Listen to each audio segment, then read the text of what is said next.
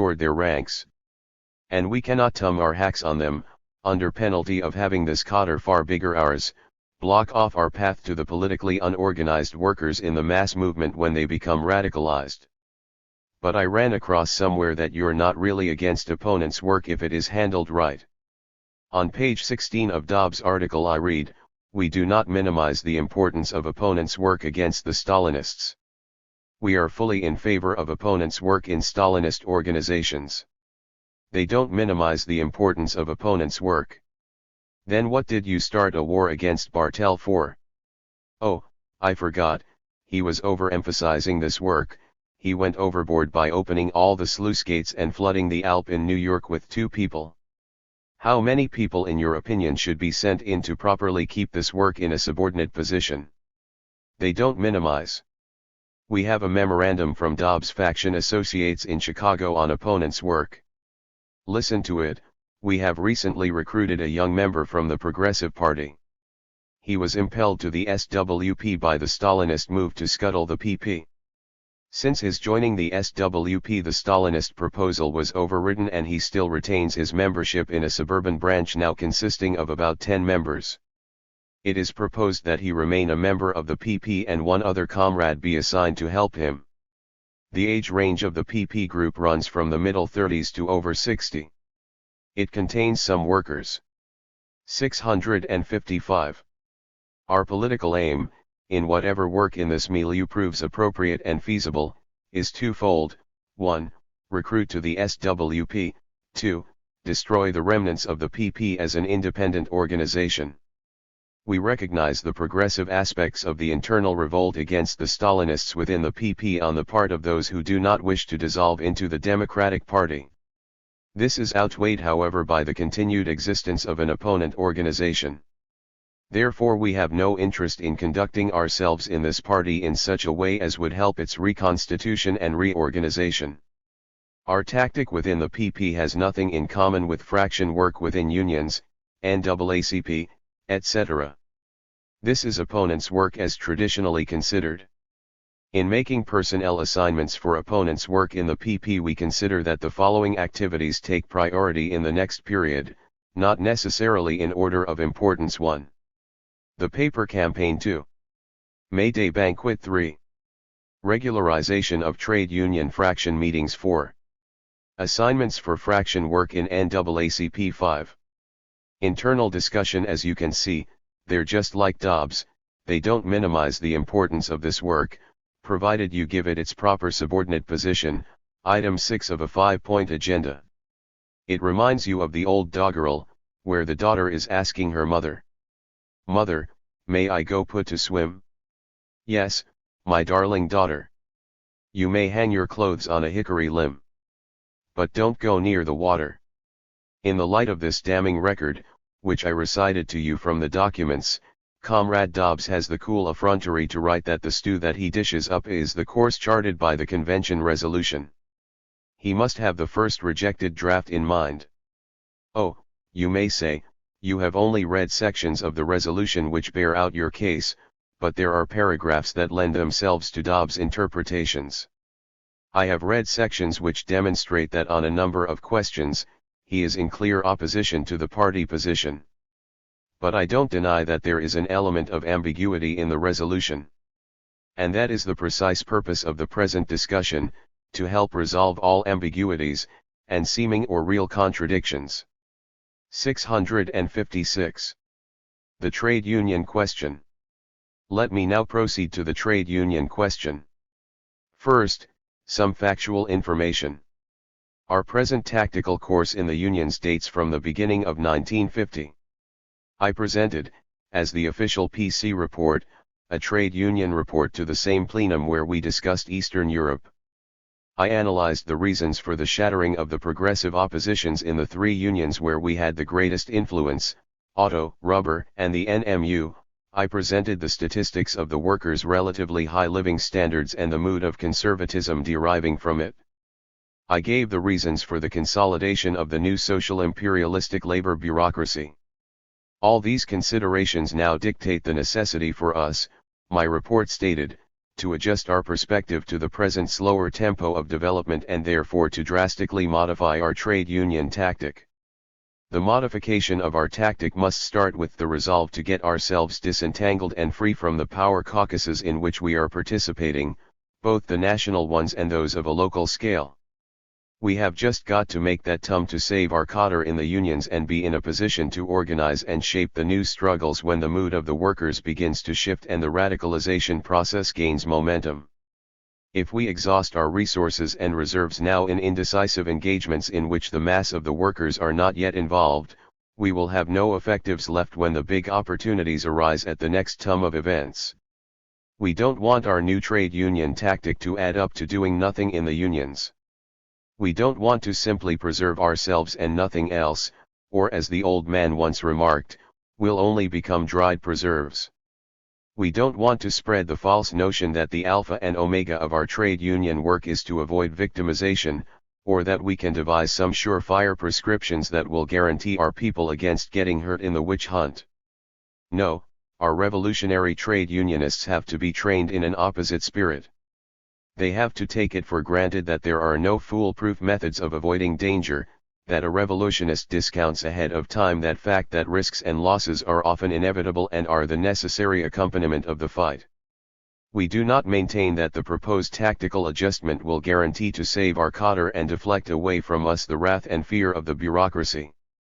All we can safely claim for the new tactic is that it will make it harder for the bureaucracy to pick us off and will provide us with the best safeguards against our people, or the bulk of them, getting needlessly thrown out of the unions. What is the positive content of this tactic? We're going to become for the next period left-wing political educators and propagandists instead of caucus politicians. We are going to raise on all appropriate occasions political case. 657. Shins from the shop steward system to the Labour Party to war.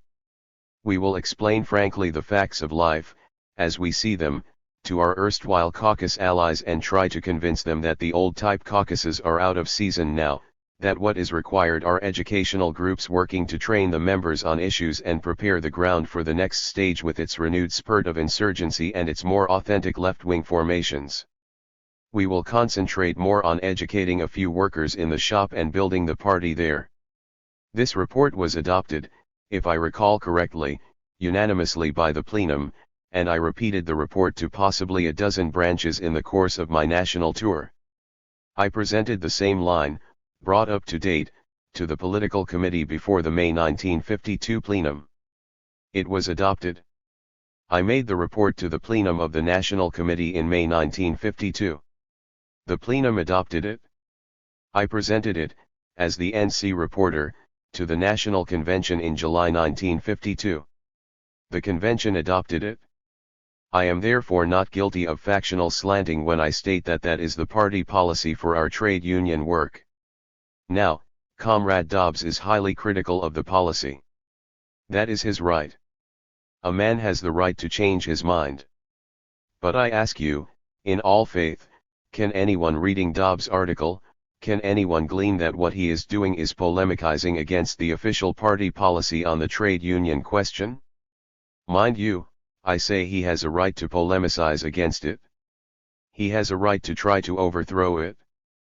But wouldn't it be in keeping with the fitness of things to make clear to the membership what he is about, and the true status of the opposing positions, before he presumes to lecture us about smuggling and sneak attacks? I hope he gets around to explaining this in his rebuttal. Infantile sectarianism.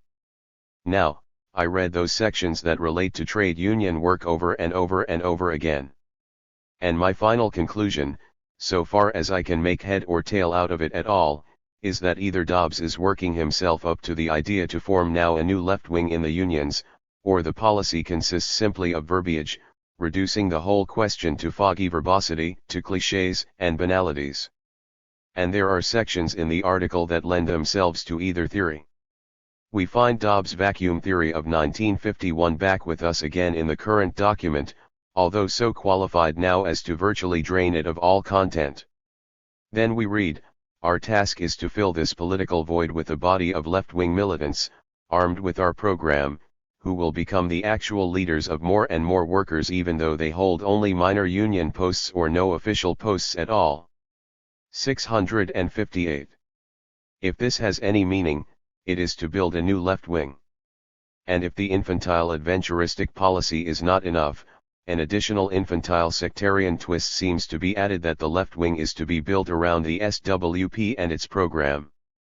I see that the organizers' report of Los Angeles issued in February of this year, and unanimously adopted out there by your co-factionalists declares very bluntly, the main task of our fractions is to work for the building of a left wing in the unions. I'll not discuss now who gave your co-thinkers in Los Angeles authority to reverse our national trade union policy. Let me say this on the question itself. If you are bracing yourself to advocating the building of a left wing in the unions today on the basis of your unreal analysis of what the score is in the labor movement, you have a policy that will disorient our cadres, and if they are sent out into the mass movement with this YPSL adventuristic line, they are guaranteed to break their necks. And I warrant you that our leading trade union comrades, who have over 15 years of variegated experience in the battle, will rise up and repudiate any such imposition upon them, and upon the party. You write, we have been excessively preoccupied with power blocks in the unions to the point that our policy has in reality tended to impair recruitment. You can't make a sweeping assertion like that without attempting to prove it. Do you think Marxist analysis simply consists of pompous proclamations? As an overall proposition, I question the correctness of the criticism. The criticism leaves me with the feeling that the problem of party recruitment is torn away from the context of the complex of our activity in the class struggle and viewed too exclusively from its administrative side. Let us take a cursory glance, for a moment, of our leading trade union fraction, the auto fraction. After our break with Homer Martin in 1938, for a variety of reasons, we were not involved, nor did we support either of the major blocks in the UAW for a period of 5 years. We concentrated instead on trying to create local left-wing groupings, pushing our programmatic demands, distributing literature, analyzing the broad trends in the union, and recruiting workers. We did yeoman's work along these lines for 5 years, but our successes in recruiting were quite modest. Only in the latter part of 1943 did we begin to cooperate with the left Rutherites, which developed into our cooperation with the No Strike Pledge Caucus the following year, and then the support of the Ruther Bloc during and following the GM strike of 1945-46. Contrary to Dobbs' impressions, it was precisely in this latter period that recruiting into the Michigan organization reached its highest point. We recruited more workers from the unions in the 1943 to 1945 period than we had. 659. At any time before or since. I could relate a similar story by describing the work of our leading fractions in the other unions. This was the period, as everybody knows, that recruitment nationally was at its zenith.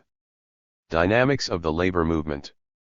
There is no mystery about the reasons if you understand the ups and downs and flow of the labor movement. The trade union has a life of its own. The most virile, the most intelligent members of the union inevitably get caught up in the activity and the political life of the organization. They become the local activists, the shop stewards, the chairmen of various union committees and bodies, the officers, the strike leaders, and in a period of inter-union struggle, the leading forces of the factions.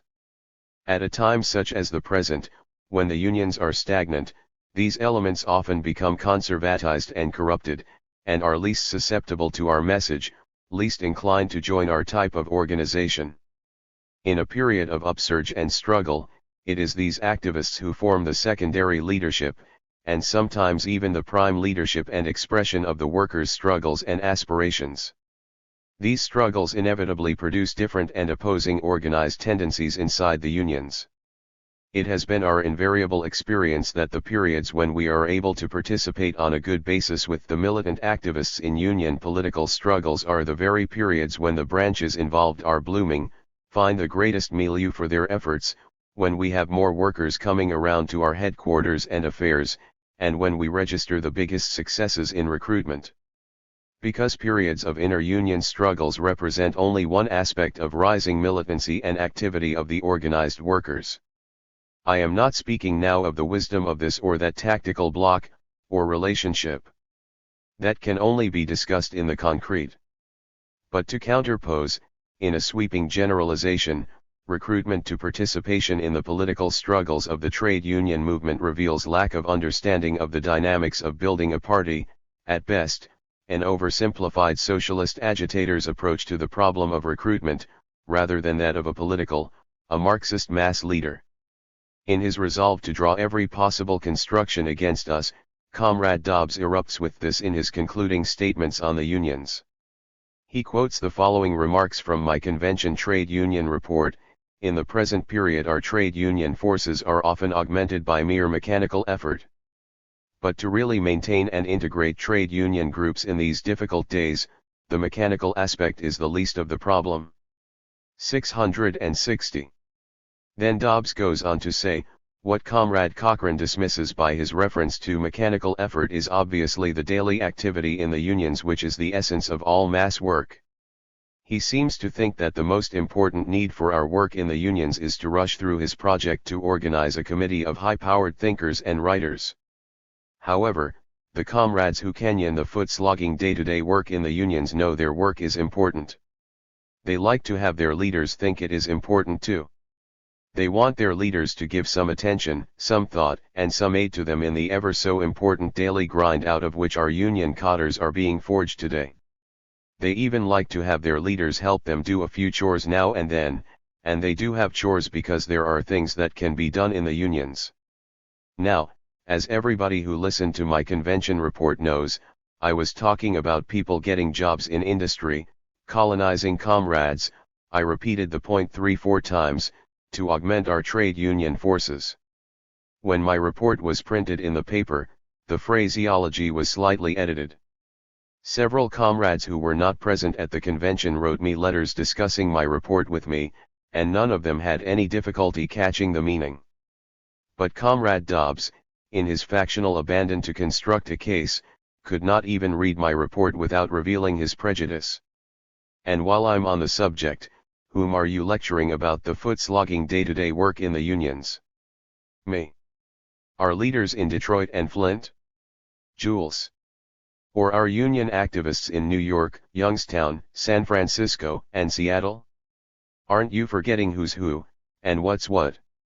Do you really think that after 15 to 20 years of experience in the mass movement we have to have a report made presenting us with the revelation that, oh, yes, work can be done in the unions, such as taking up a grievance, or talking about the Kutcher case? And do you think our leading trade union comrades are going to buy that kind of a report as presenting any kind of a line or policy for our work? Above all, what stands out in your report and remarks is the lack of any unified conception, the absence of any guiding thread running through your random observations, which sometimes border on the preposterous. And this final outburst will impress itself least favorably on our trade union leaders, who may conclude that beneath the solemn exterior is concealed a woeful lack of grasp of the dynamics of the labor movement, and an attempt to reduce all big questions to schoolmasterish exhortations and homilies. We cannot win workers today by demonstrating our program in action. Therefore, in the main, we have to win people by our ideas, our solutions, our ideological perspective.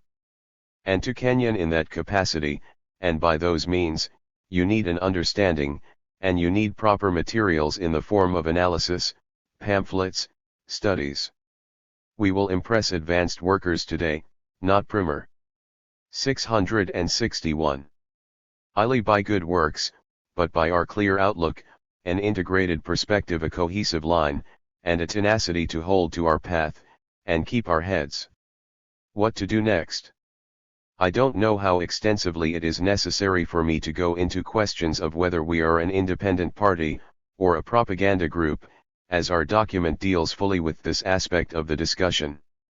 We have heard in the past months the pronunciamento delivered dozens if not scores of times that our strategic aim is to build an independent mass revolutionary party, as if some new profound message is being uttered. We all know about that. We are all for it. That is why we are members of the Socialist Workers' Party. But when you have stated this proposition, you haven't disposed of the question. You are just at the starting point. All kinds of people wanted to build an independent mass revolutionary party in this country. Oehler wanted to build it. Weisbord wanted to build it. Must wanted to build it. But they did not know how. The question inevitably arises, after you have established your aim and program, what to do next, what to do at every stage of the game to advance you toward your objective, how to seize hold of those threads available in the actual movement that will enable you to move forward toward the realization of your final goal. We had to make that decision, time and again, when we fused with the Must Group, when we entered the Socialist Party, when we left the Socialist Party, when we executed a proletarianization policy, when we supported and blocked with groups in the mass movement. If we contented ourselves with simply proclaiming the independence of the party, and agitating the broad masses in favor of socialism, that would have netted us very meager results, and very possibly we would not have even survived. Now, we are up against this very problem today: what to do next, what to do now. The country is in the grip of reaction and the witch hunt. We are isolated from the masses. And despite all the revolutionary chattering in our midst, no one knows exactly how long reaction will persist. Our strategic orientation is toward the mass trade union movement, because it is in that movement that the big struggles will find expression, and out of those ranks that the effectives for the Revolutionary Party must come. But that does not dispose of the question. Today this movement is quiescent. Today we are unable to recruit those workers, except for isolated individuals. We cannot, we do not, approach the general mass, or sizable sections of the mass in the unions. We approach individuals. If all the factors that go to make up the present situation do not cry out. 662. Allowed for a thoroughgoing propagandistic approach to build in this period a significant cadre in the mass movement, then just what is the proper approach to the labor movement today? The United States is the country par excellence of capitalist ideology and mode of thinking. Marxism has no standing in any sector of the population. The working class is hostile to it and views it as an alien philosophy. The youth in the colleges are brought up today in the spirit of militant anti-Marxism. A combination of circumstances, into which enter the treacheries of Stalinism, have conspired to bring Marxism to the lowest state in its American history. To organize a mass party in a vast and advanced country such as this one is a big and complicated work. It will never be done by simple socialist agitation and good works alone. Other tendencies, with a more realistic grasp of the dynamism of the mass movement, will inevitably overwhelm the simple Simon socialist do-gooders. To talk seriously about organizing a mass revolutionary party in the United States means that you have to establish a definite political physiognomy for yourself. You have to conquer your enemies in ideological struggle. You have to win intellectually the most advanced elements of the working class and of the radical intelligentsia, especially the youth. The task is still ahead of us, not behind us. Those who do not understand this had better stop talking about our tradition and Trotsky's teachings. A propaganda campaign. Well, it is in line with this approach that we proposed that the party organize a propaganda campaign, and devote sufficient thought, effort, and finances to ensure its proper execution and success.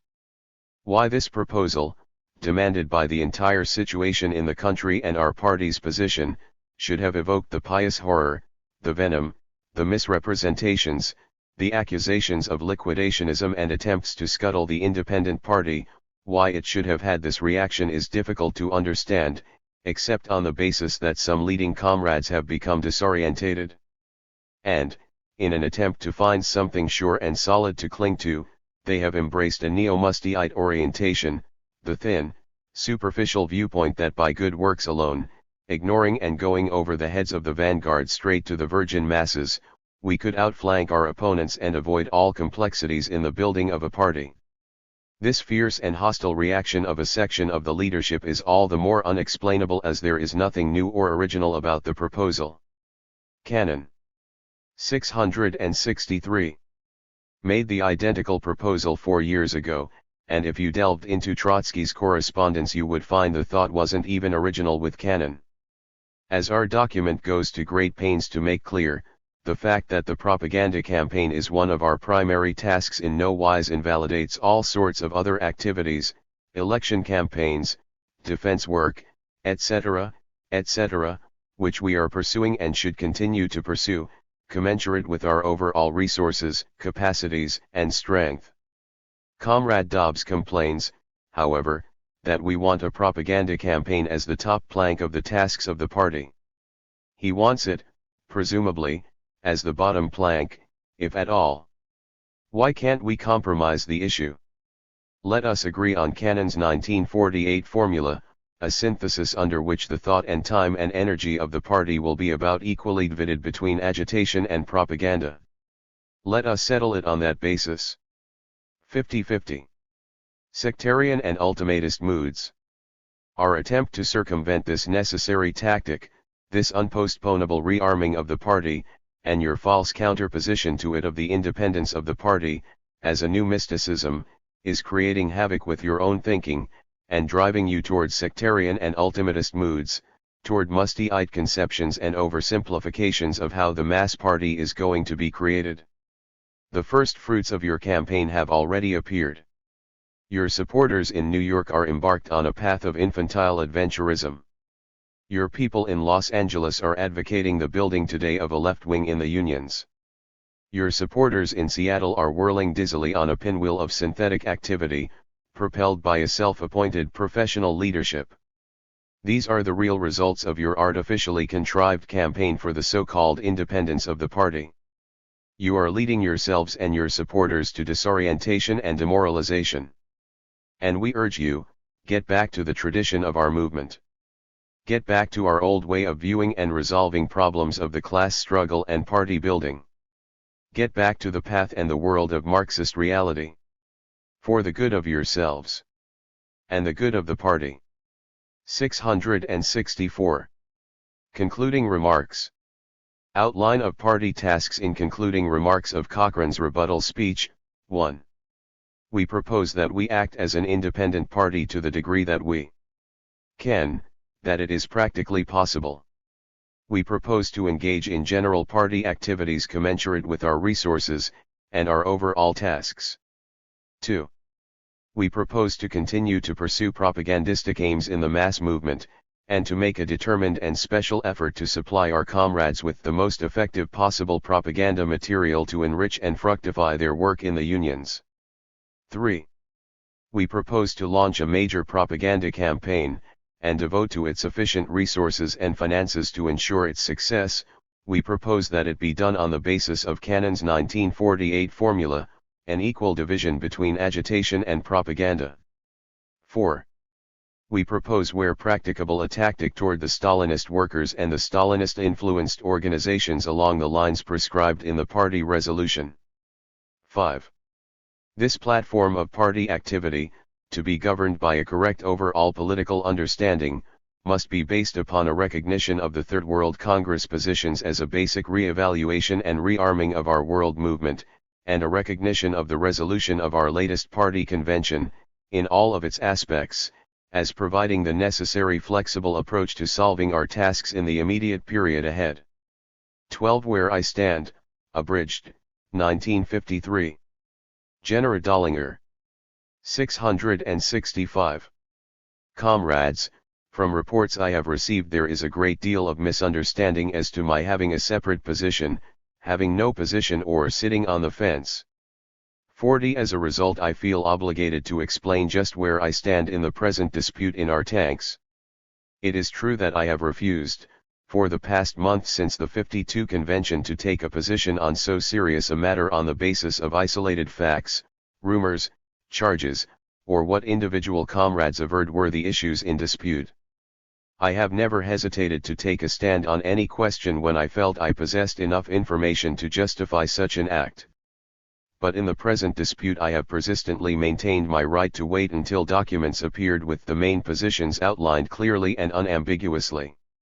When comrades on the NC, and at least one on the PC, state frankly they don't know just what is involved. It certainly stifles the neutral independence of a comrade in the field when such a serious controversy is even indicated until he or she has carefully studied and weighed the opposing positions.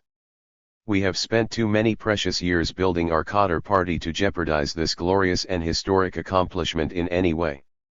We have broken off too many comfortable personal relationships in the past when these associations have become inimical to the welfare of our revolutionary program to lightly let ourselves be personally influenced by comrades, even those whom we revere deeply and respect highly for past contributions to our movement. For 16 years the party has been my life and the comrades my closest and dearest travelers along this chosen path. It is not easy to take a principled stand against some of my comrades of long years, but then it was not easy to watch our former comrade Grace abandon our great cause and become again a part of the biggest single fort of reaction and oppression. Every adult is forced to make important and difficult decisions in his life, and a principled person professing to be a Bolshevik cannot decide issues on the basis of special friendships, nor waver nor hesitate when the facts are laid on the table. 40 Dollinger 1953. 666. For these reasons I refused adamantly to take a position until I had in black and white the fundamental facts and the statements of the opposing sides on something more than possible embryonic differences. This, I can assure you, is not a popular position to take either, but it is the only honest one. From the bulletins on the New York discussion I first got a glimmer of what was involved, but I awaited the statements in the national dispute before I felt I could evaluate and compare from my own understanding and experiences. First let me state categorically and emphatically that when the thesis of the Third World Congress appeared I accepted it as a truly gigantic and historic document, a great signpost and marker that will go down in the history of world Trotskyism. This Congress, meeting in the period of world confusion, for the first time threw the spotlight of clarity on such difficult questions for us in the march of world events as Yugoslavia, the Eastern European states, and China. It gave me reassurance that Trotskyism is a living, breathing, dynamic force in spite of its present numbers. When Pablo's popularization of these theses was issued I read and reread it. Pablo's contributions to this new orientation, this fundamental realignment of our forces in the struggle toward our final goal, has been the most profound and, without doubt, the greatest of all since the death of our leader and founder. It never occurred to me once that the magnificent achievements of the Third World Congress could be otherwise considered than just that, by the world movement or any part of it.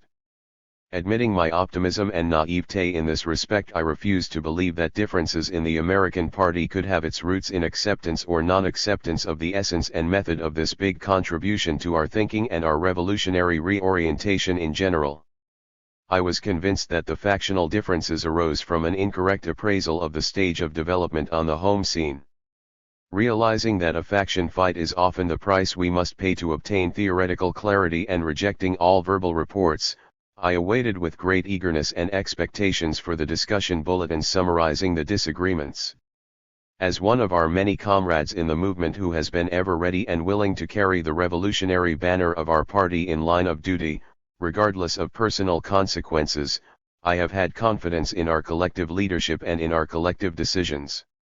Never having had any illusions about the infallibility of any individual leader of our party, I have watched while they, like I, have made mistakes. But those minor mistakes over the 16 years of my party membership have been corrected before they became major ones, and my confidence in the collective leadership has only been strengthened through these experiences. 667. The World Congress and Comrade Hansen. When Comrade Hansen's article in the first bulletin arrived, I read it with anticipation, hoping that some light would be shed on the differences that every comrade knew existed, at least from the 52 convention on. Leaving aside Hansen's synthesis of the opposing position, which one could not think of accepting as legitimate, the obvious lack of agreement with the Third World Congress thesis was most apparent. It stood out in bold relief in Hansen's paraphrasing of their emphasis on the nature of Stalinism in the present period. And this is his famous summary statement that he thinks our co-thinkers abroad would possibly agree with. To quote from what the New York discussion has revealed on pg 13. Stalinism can no longer betray with the same facility, my emphasis, GD, as when it could maneuver between opposing imperialist powers and make perfidious deals with one camp or another. But the same general conditions that narrow the possibility of a long-term deal also foster revolutionary movements which the Stalinist caste fears. Hence the betrayals of Stalinism tend to take other forms besides open deals with imperialism at the expense of the proletariat. It is evident that in the period now facing us of settlement of final accounts, the Soviet bureaucracy will provide with some demonstrations of the most abominable betrayals ever perpetrated by it against the world socialist revolution. My emphasis, GD. This last sentence is but one of the main keys to Hansen's rejection of the whole intent and purpose of the theses. Contrast these quotes from Pablo's interpretation of the same thesis: the relations between the Soviet bureaucracy, the communist parties, and the revolutionary movement in each country, are in the process of changing under the effect of this new dynamism of the proletarian revolution. We have already seen what changes have been produced in the specific relations between the Soviet bureaucracy, the communist parties, and the revolutionary movement of the masses during the recent war and since, both in the Yugoslav example and in the case of China. Under pressure from a situation which is evolving toward war and the decisive and final struggle, wherever they maintain a genuine mass influence, the opportunism of the Stalinist leaderships is obliged to yield less to the arbitrary swings ordered by the Kremlin, and thus to transform itself into centrism. The Coming World Showdown, pages 46-7. To me, Hansen's summary is a complete contradiction and rejection of the present nature of Stalinism, which the theses took such pains to evaluate and explain to the world movement as justification for the reorientation and redeployment of its forces. 668. In this period, world events are not long in substantiating or refuting a position. Stop and reflect for a moment on the developments of extreme significance that have taken place in the Soviet Union and the Soviet bloc just since the death of that infallible leader Stalin. All recent reports in the world press indicate an accelerated process of fermentation in the Soviet world, the jockeying for positions on the part of the collective leadership of the Soviet bureaucracy, the freeing of common prisoners and the lowering of prices, the public repudiation of the latest Moscow Purge frame-up, its significance and resulting consternation in the Stalinist parties of the world, the enhancement of Mao Zedong's prestige, the hesitation and wavering of the Stalinist bureaucrats all over the world. What does all this mean but more elbow room, to use a Union term, for the masses under their leadership? This is proof renewed that Stalinism is in a state of crisis and change. And given the flow of objective world circumstances, the depth of this crisis, the tempo of this change will tend to become more rapid, and will sound the end of Stalinism. The period has passed when the Kremlin bureaucracy, or Stalinist reaction, can create an absolute bureaucratic obstacle in the path of inevitable revolutionary upsurges. Indeed, Pablo is 100 times correct when he says in a certain sense Stalinism died before Stalin. Add to this the all-out drive of imperialism against the Soviet bloc that cuts off the possibilities of durable deals with the imperialist nations. Agreed that Stalinism, until its rotten carcass is buried by world revolution, is capable of gross betrayals. Where does the certainty of the most abominable betrayals ever perpetrated by it against the world socialist revolution fit in?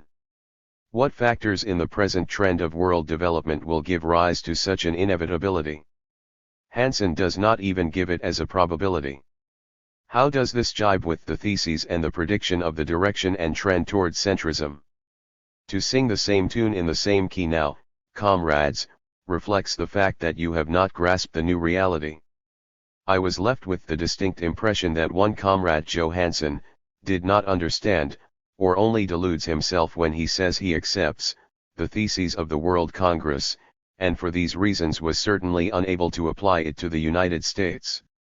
I am waiting for the so-called majority to officially repudiate this lack of understanding or, in my opinion, this outright rejection of the changing nature of Stalinism. The articles of the majority have only carried on this theme in a different and more disguised form. Much space has been devoted to erecting a smoke screen to hide the real issues. 669. Independent party. What is meant by this? There has been so much said about giving up our role as an independent party, and yet I, for one, cannot understand the sense in which it is used by spokesmen for the majority. Cannot an independent party emphasize its propaganda activity, or even consider itself a propaganda group under circumstances such as the present, if the needs of the times so dictate, without losing its identity and independence? What determines the type of party we shall be? Objective circumstances and the consciousness of the American workers is going to determine basically whether we are going to have a propaganda group or a little, medium, or big party of mass action. We cannot get around this. Certainly, if all that was necessary to have a mass action party is our desire, our will, or our determination, we'd have it without delay. It is not for us to worry that we might degenerate into a small propaganda group if present objective conditions do not permit us to operate as we did in 1945 or 46, but to adapt ourselves realistically to the limitations imposed by the period. Comrade Dobbs tells us all the ways worker militancy can be generated by objective circumstances. I agree with him. And all of us know that it is inevitable that the American workers will move in due time and in their own inimitable fashion. All my adult life I have done little else but work, eat, talk and live with mass production workers. After the privilege I've had of living through and actively participating in the great days of industrial union organization, there is nothing, absolutely nothing, that can shake my confidence in the American working class. And if one needed any further optimism in this respect, my years active role in the NAACP and Negro work has only enhanced my confidence in the American working class and this particular section of it. But for the whole past period and today and tomorrow we can't proceed on the basis of the inevitable upsurge of the American workers. The majority spokesmen speak much of molecular processes going on in the American working class, but they pose this question in an entirely vacuous fashion. It is given no content and has no particular use for us when posed in such a manner. When we speak of a molecular process, it has significance only insofar as it is used concretely within the framework of the experiences of the American working class. A molecular process has an entirely different significance when used in understanding the present developments in the English working class than when used in gauging the present developments of the American working class. The differences may be one of degree, but that degree is what makes the qualitative difference and determines the nature of our tactics in these two countries. 670. The mills of the gods grind exceedingly slow but exceedingly fine. And from my experience the American workers are slow to move, but once moved they are exceedingly volcanic. Is Comrade Dobbs afraid that we'll be organizationally unprepared to detect or take advantage of the beginnings of awakening of this quiescent giant? Does our past record give any indication of this? Does the record, for instance in auto, show this? This section of the party, the auto fraction, has proven its ability to rush into the slightest possible opening in the union movement to put forward our transitional demands. Recall our work, and our tiny forces in this huge union, on the Labor Party, No Strike Pledge, the Detroit Cadillac Square demonstration against the Taft-Hartley Act, the sliding scale of wages known as the escalator clause, which still has the Stalinists gasping and grumbling, to mention only some of our accomplishments. These parts of our program were put into effect by our experienced and trained comrades taking consistent, and often very rapid, action, and sometimes under the most unexpected circumstances. Recall, please, that this whole proletarian section of the party is now being charged by Comrade Dobbs with drawing pessimistic conclusions from the present ascendancy of reaction and the ebb in the class struggle here, and having an incorrect attitude toward perspective and present possibilities lodged in the class struggle in America, by Hansen. Comrades, the danger is a clear and present one now. In the past it was not too difficult, although it took some powerful persuasion on more than one outstanding occasion, to convince the leadership of what was the indicated course of action in a given period. But today the majority leadership refuses to listen to the rank and file worker comrades operating with all their experience and training in the movement. Or if they listen, they give no indication that they have heard. Instead, these proletarian cadres are charged with pessimism and looking for substitutes. For many years, Michigan comrades have requested that our role in the organization and building of the UAW be published in pamphlet form. This record of ours is one of no small accomplishments in the world's largest and most progressive union. It could be used to full advantage, not only in the auto section, but by all comrades and sympathizers in unions, and particularly in such a period as we face today. This request was not acted on until the faction fight broke out in earnest, and then not done in anything resembling a serious manner. The comrades of the leadership made the gesture in acceding to the demands of the Michigan comrades for the writing of such an important pamphlet by proposing a comrade for the task who has never been in auto and knows little of the past history of the UAW. This, in spite of the fact that we have fully qualified people available to do a thoroughgoing job. It's an unfortunate. 671. Commentary on the attitude of the leadership toward those possibilities that really are open to us today. Is it heresy to want to educate workers in the Trotskyist method by means of such an instructive pamphlet? If objective conditions make us what we are, in reality today, a propaganda group in the working class movement, should we not publicize our role and accomplishments in former mass actions, in preparation for the next upsurge of the workers? Again I repeat, objective circumstances and the consciousness of the American workers is going to determine basically whether we are going to be a propaganda group or a little, medium, or big-size party of mass action. And I reiterate that the charge of pessimism is facetious against comrades in this section of the mass movement who are not writing their views far removed from the class struggle, but facing living reality every day of their lives.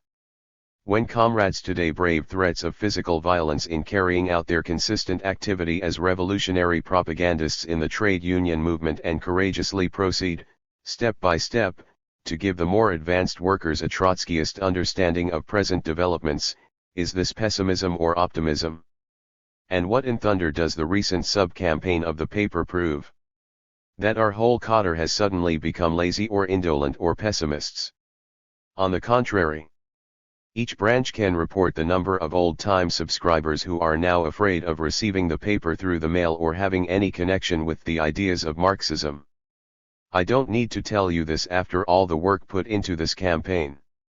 Yet the results might better have been announced in letters to the branches. Worker militants here express surprise that we advertised our weakness. In a coast-to-coast campaign we didn't get subscriptions and renewals expected in the state of Michigan alone. Ordinary unionists know that there are times when publishing an actual strike vote would be a mistake and weaken their cause. Certainly, for good reasons, we don't have to advertise that we are so small with so few actual readers of our weekly press. And yet, after such free advertisement we're deadly afraid of being called a propaganda group. The so-called unprincipled bloc. Now I wish to raise just one final point in this short and by no means complete article. The grave charge of the minority being called an unprincipled bloc. A faction fight is not known for praising the work or contributions of individual comrades. A faction development presupposes political differences. 672. And actions substantiating these disagreements are ferreted out to prove the line of demarcation. But an unprincipled bloc is a serious charge against a faction as a whole. Certainly there will not be complete agreement on every question raised on either side. However, unprincipled bloc means none other than grouping together for unprincipled and un-Bolshevik reasons. I take my stand openly and frankly with the minority faction because it is a principled grouping within our party based on a principled Marxist position. The minority comrades are basing their whole program and winning adherence to this position on the basis of a correct understanding and appreciation of the theses of the Third World Congress. The comrades of the minority have demonstrated by their official position and their writings that they have a more thoroughgoing and penetrating understanding of the American working class and its present stage of development, the relationship between this stage of development and our world perspectives, and flowing from this understanding a more realistic program of action for our Trotskyist cadre here in the United States. This and this alone binds together the comrades of the minority tendency. I can assure you, comrades, that I was not won over by any means calculated to win friends and influence people. Quite the contrary. The statement of position signed by 10 leading members of our party titled "The Roots of the Party Crisis, Its Causes and Solution" is what decided my place in this dispute. It is the tendency that I endorse completely and wholeheartedly. And due to my revolutionary optimism, both in regards to the proletariat and its advance guard, the American Trotskyist Party, I firmly believe that this position will become the majority position of the party. I am firmly convinced that the worker comrades will cut through all the subterfuge and detective story drama and pre-swinchel reporting of comrades' reactions and facial expressions, the slanderous denigrations, and decide on the basis of the issues involved. And those of our top leadership who have grasped the essence of the theses of the Third World Congress and have consulted the vanguard ranks as to the American climate, will be with us. We all remember Lenin's remarks about major turns of the Revolutionary Party. Events will not be long in showing the correctness of our tactics flowing from our understanding or Marxist principles. In this respect, some of our comrades may be saved from old habits and going afield in a sectarian manner. A great step in the right direction would be a repudiation of the Hansen method. In spite of Hansen's throwing around words, phrases, and quotes with ease, and apparent abandon, he uses formal logic and produces nothing but confusion when we so sorely need the dialectical materialist approach to aid us in solving the big problems that face us and the bigger ones to come. 673. I look forward to the discussion proceeding on a higher level, to a further education of our party in the principles of Marxism, and to a qualitatively better trained American cadre as a result. The Third World Congress has shown us the road in the present period. Let's not hesitate to diligently assimilate the lessons contained in this political reorientation and apply them to the reality of the American scene in any given period. In this way and only this way will we be armed for the American Revolution, the decisive phase of the decisive coming world showdown. 674. 13. Internationalism and the SWP, abridged, 1953. James P. Cannon. We have heard that the Cochranites are claiming in the party that they have the support of what they call the international movement. 41. Some comrades have asked, what about that? Now we are internationalists from way back. We started our movement 25 years ago under the banner of internationalism. The thing that brought us to Trotsky, and got us thrown out of the Communist Party, was our belief in Trotsky's program of international revolution against the Stalinist theory of socialism in one country. Our very first impulse, when we found ourselves out on the street in 1928, was to begin searching for international allies with whom we could collaborate. We couldn't find many of them, because the opposition had been completely smashed in the Soviet Union. Trotsky himself was in exile in Alma-Ata. And in America, as far as we knew for sure, we were about the only representatives on the international field of the banner of the exiled Trotsky. But eventually we established contacts with some German and some French groups, and in the spring of 1929 Trotsky was deported from the Soviet Union to Constantinople. We wrote to him there as soon as we heard about it, received an answer from him, and in cooperation with Trotsky began to tie together the first threads of the new, and what eventually became the Fourth, International. On the record, I believe the American Trotskyists can be described, above all others, as internationalists, to take a phrase from Comrade Joseph Hansen, through and through. 41 Canon 2001. 675. International collaboration. The question of the attitude of the international movement toward us is an important one, with this understanding, that we are a part of the international movement, despite the fact that we have no formal affiliation, and we are going to have something to say about what the international movement decides on the American question, and every other. We don't consider ourselves an American branch office of an international business firm that receives orders from the boss. That's not us. That's what we got in the Comintern. That's what we wouldn't take. And that's why we got thrown out. We conceive of internationalism as international collaboration, in the process of which we get the benefit of the opinions of international comrades, and they get the benefit of ours, and through comradely discussion and collaboration we work out, if possible, a common line. Now it isn't possible that the international movement supports the minority in this fight, any more than it is possible that it supports the majority, because the international movement, as we understand it, that is, the membership in all comers of the world, hasn't yet heard about the fight, is only just beginning now to get the first bulletins, and cannot possibly have decided the question. The thing narrows down to the claim, if what we have heard is correct, that the International Secretariat, which consists of a few people in Paris, supports the minority. If that's so, we know nothing about it. We haven't been told that. And we don't like the very suggestion that the ones is taking a position on the American question behind the backs of the official leadership. The very suggestion that that is possible casts an insult upon the ones, upon its responsibility, and even upon its integrity. Because it is not possible to function as an international organization without proceeding through the official elected leadership in each and every party. As I said, we know nothing of any such decision there. They have never even intimated anything of the sort to us. In the 8 years since the international organization was reconstituted after the war, with headquarters in Paris, they have never once intimated any serious conflict or any lack of confidence in the American party and its leadership. On the contrary, they have always recognized the SWP as the firmest base of political support of the international leadership. And that has been the case ever since 1929, when the new international took its first embryonic, to use the Cochranites' term, form. Ever since 1929, when the international leadership was a man named Trotsky in Constantinople and half of his troops in the whole world were those we had organized in the United States, the international has been, in the essence of 676. The matter, not just a mechanical combination of different parties and groups. There has been an axis in it, an axis of leadership.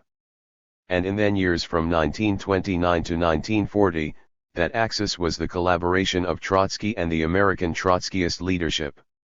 That's the essence of the matter. Trotsky made no secret of it. We were his firmest base of support. We weren't by any means hand-raisers, as Burnham said in The War and Bureaucratic Conservatism.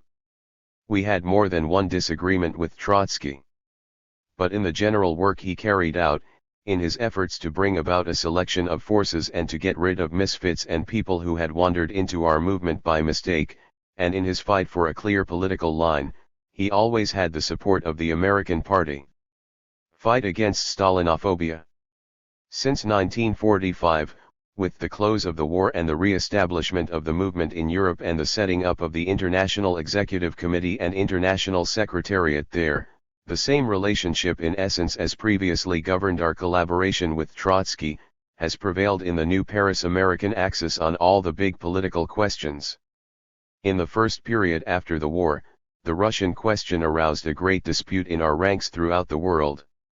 There was a big wave of Stalinophobia, which had understandable reasons. For with the end of the war, the terrible stories about the Stalinist slave labor camps and the monstrous conduct of the Stalinist armies in Eastern Europe and Eastern Germany came out.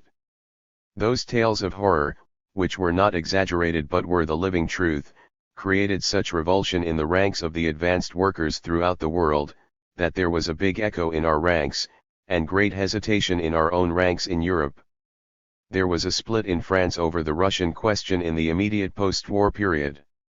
Comrades said, "We can't any longer call that a workers' state. That's a slave labor state," and so on.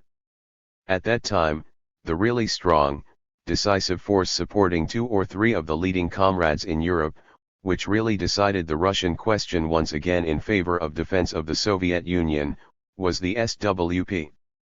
As far as I know, the first really outspoken, categorical, unambiguous declaration on the question came in a speech by me, made in agreement with our party leadership, on the anniversary of the Russian Revolution, in November 1945 in New York. This speech was printed in the paper and was supported as a program by our co-thinkers in Europe. It was a factor in stopping all hesitation and in clarifying, Once again, the fact that we were defenders of the Soviet Union. 677. I did not defend the Soviet Union slave labor camps or any of those horrors. I said, paraphrasing Trotsky, we do not defend what is degenerate and reactionary. But we see, in face of all of that the power of the nationalized economy was strong enough to prevail during the war and still stands. That's what we see, that's what we defend. That is how we defined our position on the Russian question at that critical time. In 1947 there was another wave of Stalinophobia, especially in the most advanced circles. We began to get reports not only of what had happened in Europe but what had happened inside the Soviet Union itself. What those monstrous, unbelievably treacherous scoundrels had done. We began to get such stories as those of Margaret Huberman, the wife of Heinz Neumann, both of them lifetime communists. He was a former leader of the German CP, not a Trotskyist, and had been shot by the Russians because of some political disagreement. His poor wife was thrown into a concentration camp in Russia and kept there 3 years. And then, when the Soviet-Nazi pact was signed and the war started, she and a carload of other veteran German communists were put into a freight car, shipped to the border, and handed over to Hitler as a goodwill gesture from Stalin and his gang. And she then spent 5 more years in Hitler's concentration camps. Stories like that came out, one after another, and then began this new wave of Stalinophobia. Morrow and Goldman fell victim to it. They said, this is too much. We can no longer defend the Soviet Union as a workers' state. There were new hesitations also in Europe. That is when I wrote the pamphlet American Stalinism Andante Stalinism, which these fools are now attacking in their document as some kind of evidence of Stalinophobia. But the whole thing was directed against the Stalinophobes, page after page, chapter after chapter. It was written in reply to Ruth Fisher, who had come out in Schachtman's paper denouncing us because of our position on the Soviet Union and calling for a united front of everybody against the Stalinists. I wrote that pamphlet to show that we would unite only with genuine socialists against Stalinism, not with red baiters and reactionaries. Our relations with the leadership in Europe at that time were relations of closest collaboration and support. There was general agreement between us. These were unknown men in our party. Nobody had ever heard of them. We helped to publicize the individual leaders, we commended them to our party members, and helped to build up their prestige. We did this, first because we had general agreement, and second because we realized they needed our support. They had yet to gain authority, not only here but throughout the world. And the fact that the SWP supported them up and down the line greatly reinforced their position and helped them to do their great work. 678. We went so far as to soft pedal a lot of our differences with them, and I will mention here tonight some of the many differences, known for the most part only in our leading circles, that we have had in the course of the last 7 years. Differences with Pablo leadership. One difference was a tendency on their part toward Cominternism in organizational matters, a tendency to set up the International as a highly centralized body on the order of the early Comintern, which could make decisions, enforce orders, and so forth in the old Comintern fashion. We said to them all the time, you can't do that. The International is too weak, you are too weak. You can't have that kind of an international under present conditions. If you try it, you will only end up in weakening your own authority and creating disruption.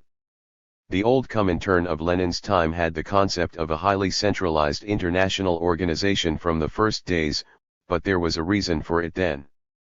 The reason was that there had been a revolution in Russia, and the whole world movement of socialism was reacting to it. The leaders of the Russian Revolution had an absolutely decisive moral and political authority. There were Lenin and Trotsky and Zinoviev and Radek and Bukharin, new great names that the revolutionary workers of the world were recognizing as the authentic leaders of the revolution. These were the men who set up, with the aid of a few others, the Comintern, the Third International. They had state power in their hands. They had unlimited funds, which they poured out generously to subsidize and support the foreign parties. When there was a difference of opinion in any party, with 2 or 3 factions growing up, they could subsidize delegations to travel from any part of the world to Moscow. The differing groups could have full representation before the executive body to discuss the issues. The international leaders could get a real picture on the spot, hearing the representatives of the different tendencies themselves, before offering advice. And that's what they mainly offered in the early days, advice, and very few orders.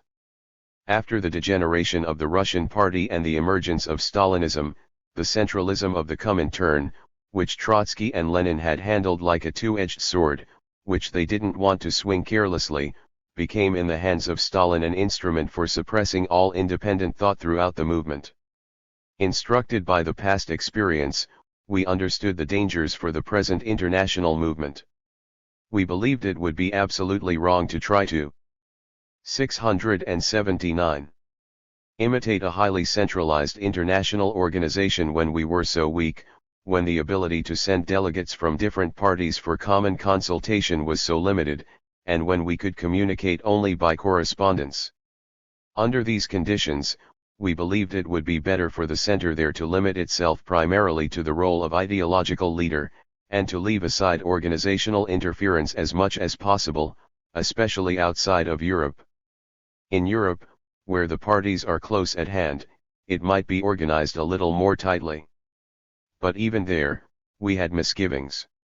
Comrades who were there several times had misgivings about the tendency toward organizational centralization and discipline, even as applied to the different national parties close at hand in Europe. That's one difference we had, a sort of running, smoldering difference. We did not press our criticisms to the very end, although we had many. Such interventions as they made in this country were unfortunate.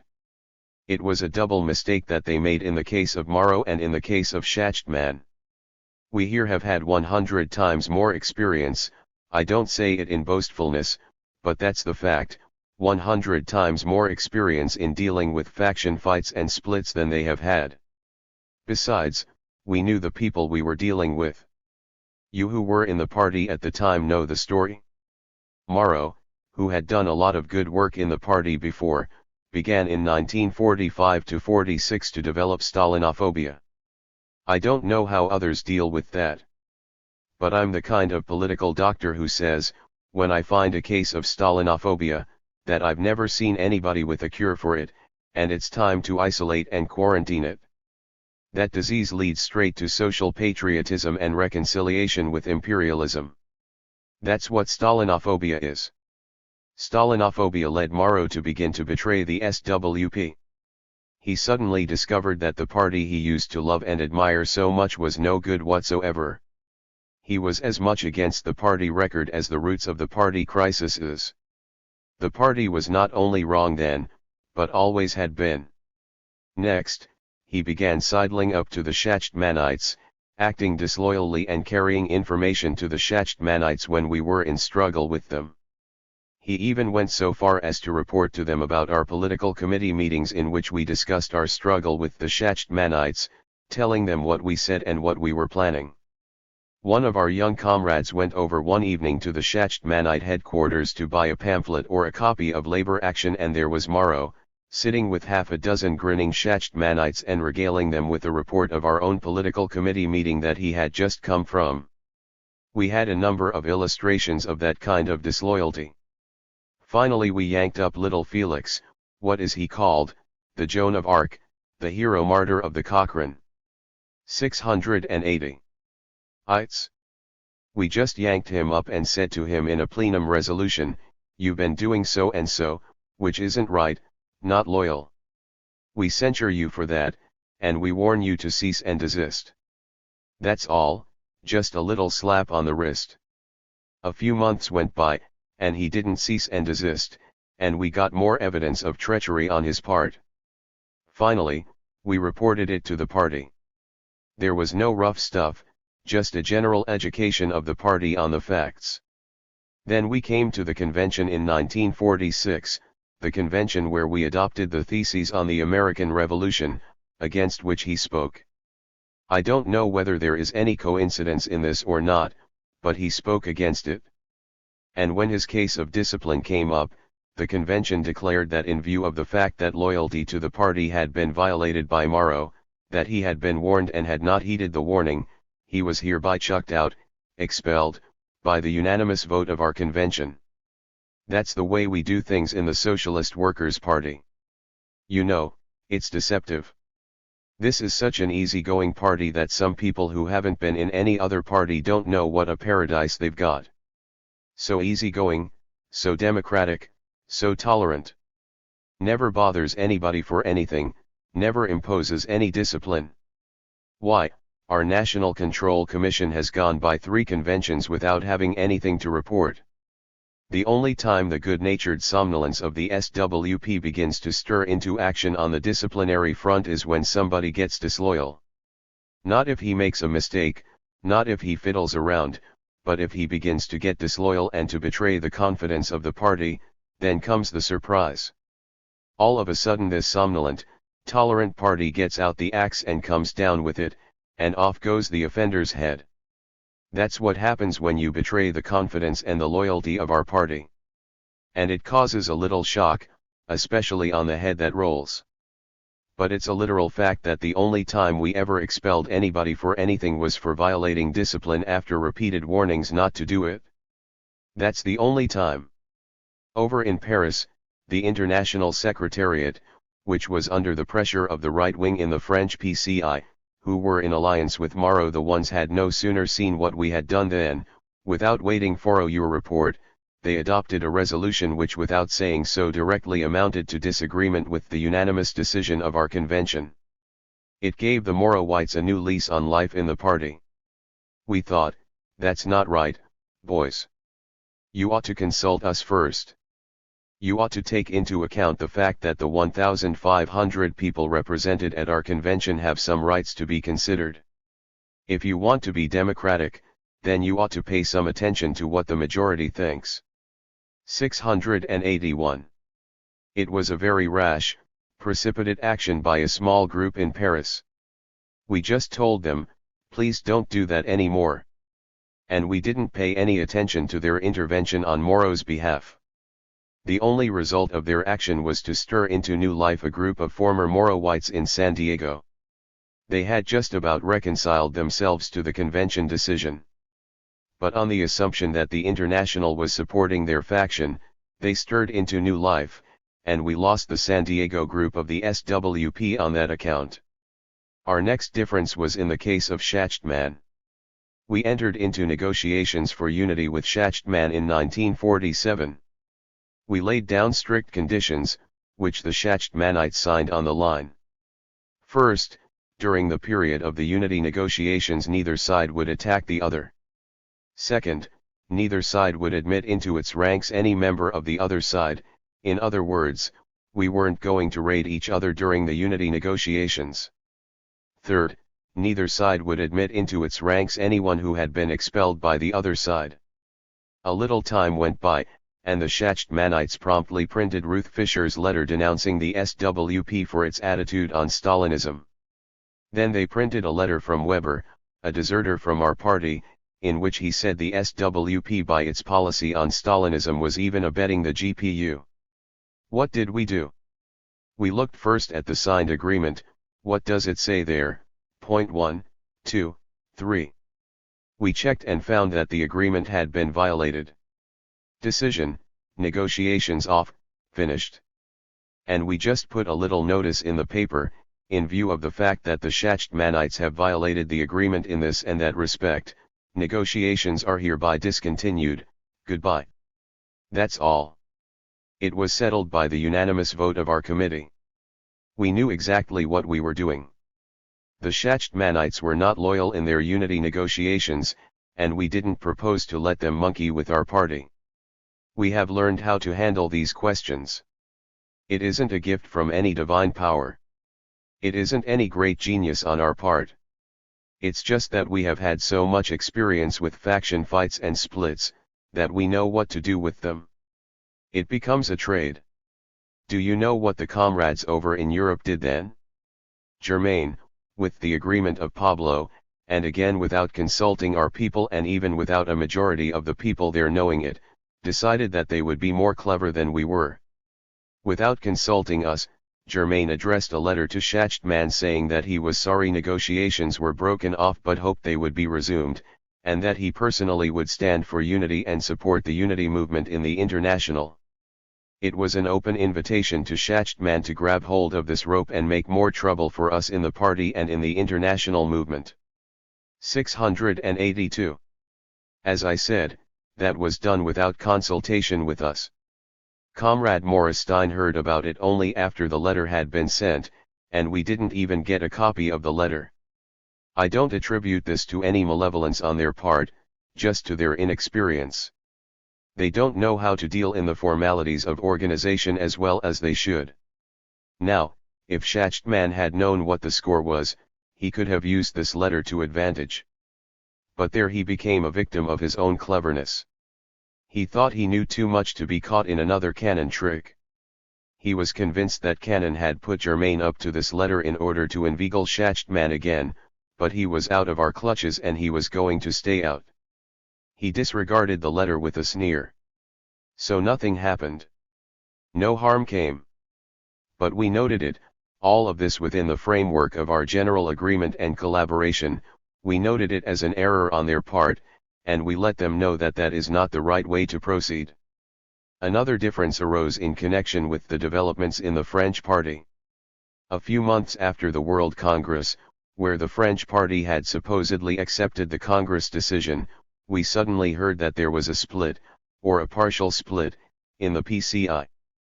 The International Secretariat had intervened, upset the majority of the Central Committee, and placed a representative of the Rs as impartial chairman over a parity committee. This meant, in effect, that they had removed the elected leadership of the French party. Did you know that that really happened? Well, when we heard that we hit the ceiling. We didn't sympathize at all politically with the French majority, which I believe was fooling around with the World Congress decisions. But we thought, how are you going to build an international if you think you can upset an elected leadership of a national party? Then there was another difference. When Pablo wrote his article about centuries of degenerated workers' states, we again had the most violent disagreement. We said, what in the world is he talking about, centuries of degenerated workers' states? In a world where capitalism is collapsing, revolution is on the order of the day, and revolution is going to be victorious. Is it going to take centuries to liquidate the bureaucratic excrescences?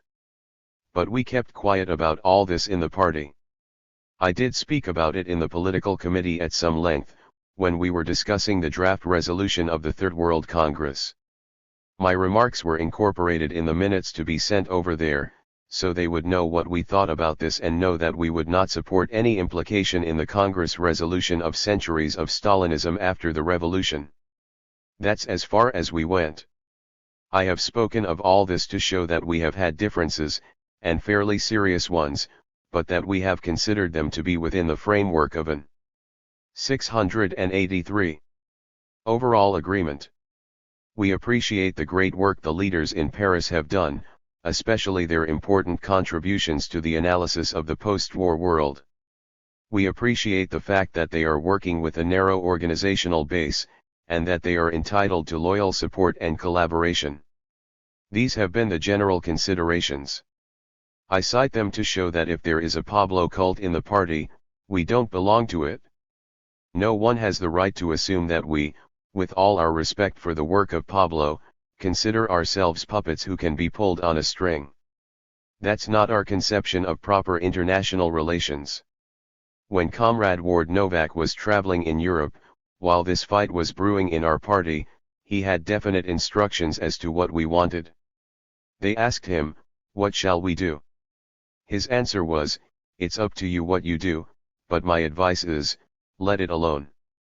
The American Party is a living organism. There are very experienced people there, just let it alone and see how it develops. Wait till everything becomes clear and then, if you want, express your opinion. But don't jump in, and above all don't make any decisions, because you might make the wrong ones. That was our general attitude. The whole implication of their questions was, What can we do to help you deal with this new faction? Our answer was, nothing, we don't need any help. And if we needed help, it would be very bad, because if we can be elected and placed in leadership only with the help of outside forces, we are not the real leaders of the party. And we won't accept leadership on that basis. These were the reasons for our not wanting intervention on their part. First, we didn't need their support. Second, we don't want leadership that is not the natural and normal and voluntary selection of the rank and file. And third, if they should intervene with any kind of decision to support the Cochranites, we would have to tell them that we would pay no attention whatsoever. Internationalism vs. Cominternism. Now don't take that to indicate some kind of anti-international sentiment, that's just putting the cards on the table. Why wouldn't we pay any attention? Because we don't believe parties that will permit proconsuls to be imposed upon them as leaders are worth a damn. We don't think a revolutionary party anywhere amounts to much until it is able to throw up a cadre of indigenous leaders who have grown up out of its struggles, who are known to its members and trusted by them. You can't monkey with the question of leadership. We came out of the Comintern, as I said, and we remembered the crimes of the Comintern. Socialism in one country was not the only crime. One of 684. The greatest crimes was the destruction of the self-acting life of the individual communist parties. The Stalinist Comintern overthrew the indigenous leaders everywhere. Where they couldn't overthrow them directly, they would conspire against them, set factions on foot with secret backing to undermine and finally get rid of all the independent characters in the leadership. That is what they did in this country. They first got rid of the so-called canon group of leaders, the Trotskyists, then they got rid of the Lovestonite leaders, and then they tamed the Fosterite leaders and reduced them to the ignoble status of functionaries. When they had reduced the whole party to a docile herd, they said who should be the leader, Browder. It was only under those conditions that Browder could become the leader. He was a man of such weakness of decision, such lack of independent character, that he couldn't fight his way to leadership. He became an appointed leader and ruled the party all these years as nothing more than a proconsul of Moscow. That he had no power of his own was proved when they got ready to ditch him, they just snapped their fingers, and out went Browder. That's the kind of business we don't like. We didn't have anything like that with Trotsky. Not at all. Trotsky wrote about this question once. I am not quoting literally because I don't have the document before me, but I remember it almost word for word, about the Comintern practice of getting rid of leaders. He didn't mean only Trotskyist leaders, he referred also to Germany, for example, where the right wing, the Brandlerites, were thrown out by organizational machinations and a new set of puppets put in. Trotsky said, leadership is the natural outgrowth of a living party organism. It cannot be arbitrarily removed by outside forces without leaving a gaping wound that does not heal. Collaboration, not orders. We regard the International Secretariat, who are a group of comrades we esteem, we regard them as collaborators, but not as masters and not as popes. We are going to speak out against the revelation of the minority that all you have to do is quote a sentence from Pablo and that settles everything. Pablo is not our pope. He is just a collaborator. He is welcome to give us advice. But what if Pablo and the IS should come out in support of the minority? If such a thing should occur, and I'm not saying it will, I'm just assuming that the absolutely incredible arrogance of the Cochranites is based on some rumor that they are going to have the support of the IS, if that should occur, it wouldn't oblige us to change our minds about anything. We wouldn't do so. 685. I was disturbed when I heard some comrades saying that if there should be a decision of the ones in favor of the minority, it might swing some of our people over to the minority. I remember what Trotsky wrote when he was fighting in the Russian party and the Comintern to mobilize the comrades to dare to have a thought and stand up for it. In his appeal to the 6th Congress of the Comintern, Trotsky said, that party member who changes his opinion at command is a scoundrel. He meant by that such a member is disloyal to the party, because the least the party can expect from the most inexperienced, the newest rank and file member is that he be honest with the party, tell the party honestly what he thinks, and not change his opinion when he gets the command from this or that leader, or this or that committee. That is not to say that the party member doesn't have to obey discipline. But one's opinions should be sacred to himself. I hope it will be this way in our party, no matter where the instructions come from the political committee, from the plenum or from the convention. No one should change his mind because authority tells him to. That is not the mark of a revolutionist. You are obliged to submit to discipline, you are obliged to carry out the decisions of the majority. But if you think you are right, then, as Trotsky said, you bide your time until new events occur and a new discussion opens up. Smiley face. A Bolshevik is not only a disciplined man but also an independent thinking man, who will raise his point of view again and again, until either he convinces the party he is right, or the party convinces him that he is wrong. We understand what the fight in our party here means. This party, comrades, is the most important party in the whole world. Not because we say so, not because we are braggarts, as Cochrane says whenever anyone puts in a good word for the party. It is because we are operating in that section of the capitalist world which is not collapsing.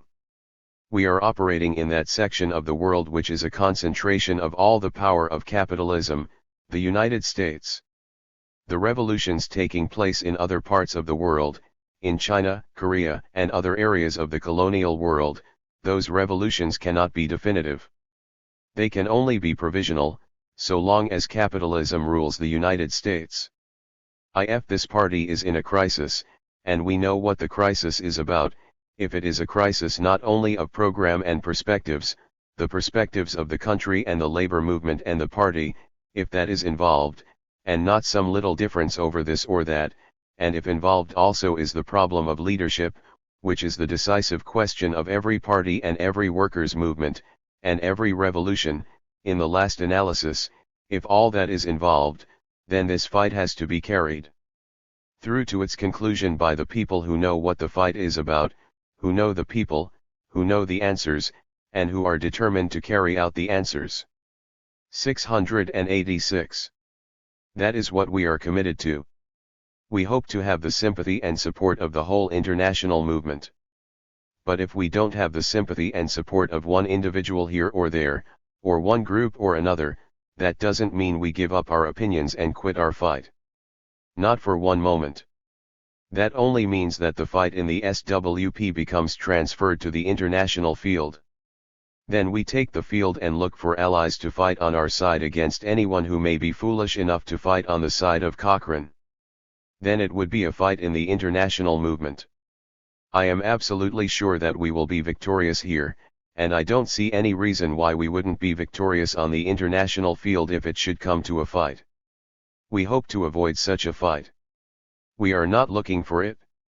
We have no tangible evidence to prove that there is any conspiracy against us, or any actions against us, on the international field. But if a fight should come, we will be prepared for it. That is the way we size this thing up. 14 Against Pabloist Revisionism, abridged, 1953. Socialist Workers' Party National Committee. 687. The draft resolution of the International Secretariat of the Fourth International on the Rise and Decline of Stalinism sets out to bring up to date the Trotskyist appraisal of the Soviet Union, the Kremlin bureaucracy and the Stalinist world movement, especially in the light of the events following Stalin's death. 42 However, its method of analysis misrepresents the real state of affairs and leads to political conclusions diverging from traditional Trotskyist views. 3 Periods of the World Revolution. This can be seen, first of all, in its manner of breaking up world historical developments since 1917 into 3 main periods: the period of revolutionary rise from 1917 to 1923, the period of revolutionary ebb from 1923 to 43, and the period of revolutionary resurgence on a higher level since 1943.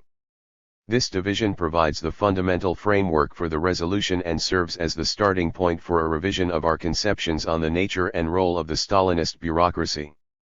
According to the resolution, the third period has created a relationship of class forces on a world scale and in the Soviet Union, which requires a new appraisal and approach to Stalinism. In this period has already had two phases. The years from 1943 to 1947 represent a transition from the second to the third period, partaking of the features of both. This was the time when the Soviet bureaucracy appeared to reach the peak of its power. The world revolutionary rise was still not powerful enough to permit the bypassing and engulfing of Stalinism. The Kremlin and its agencies.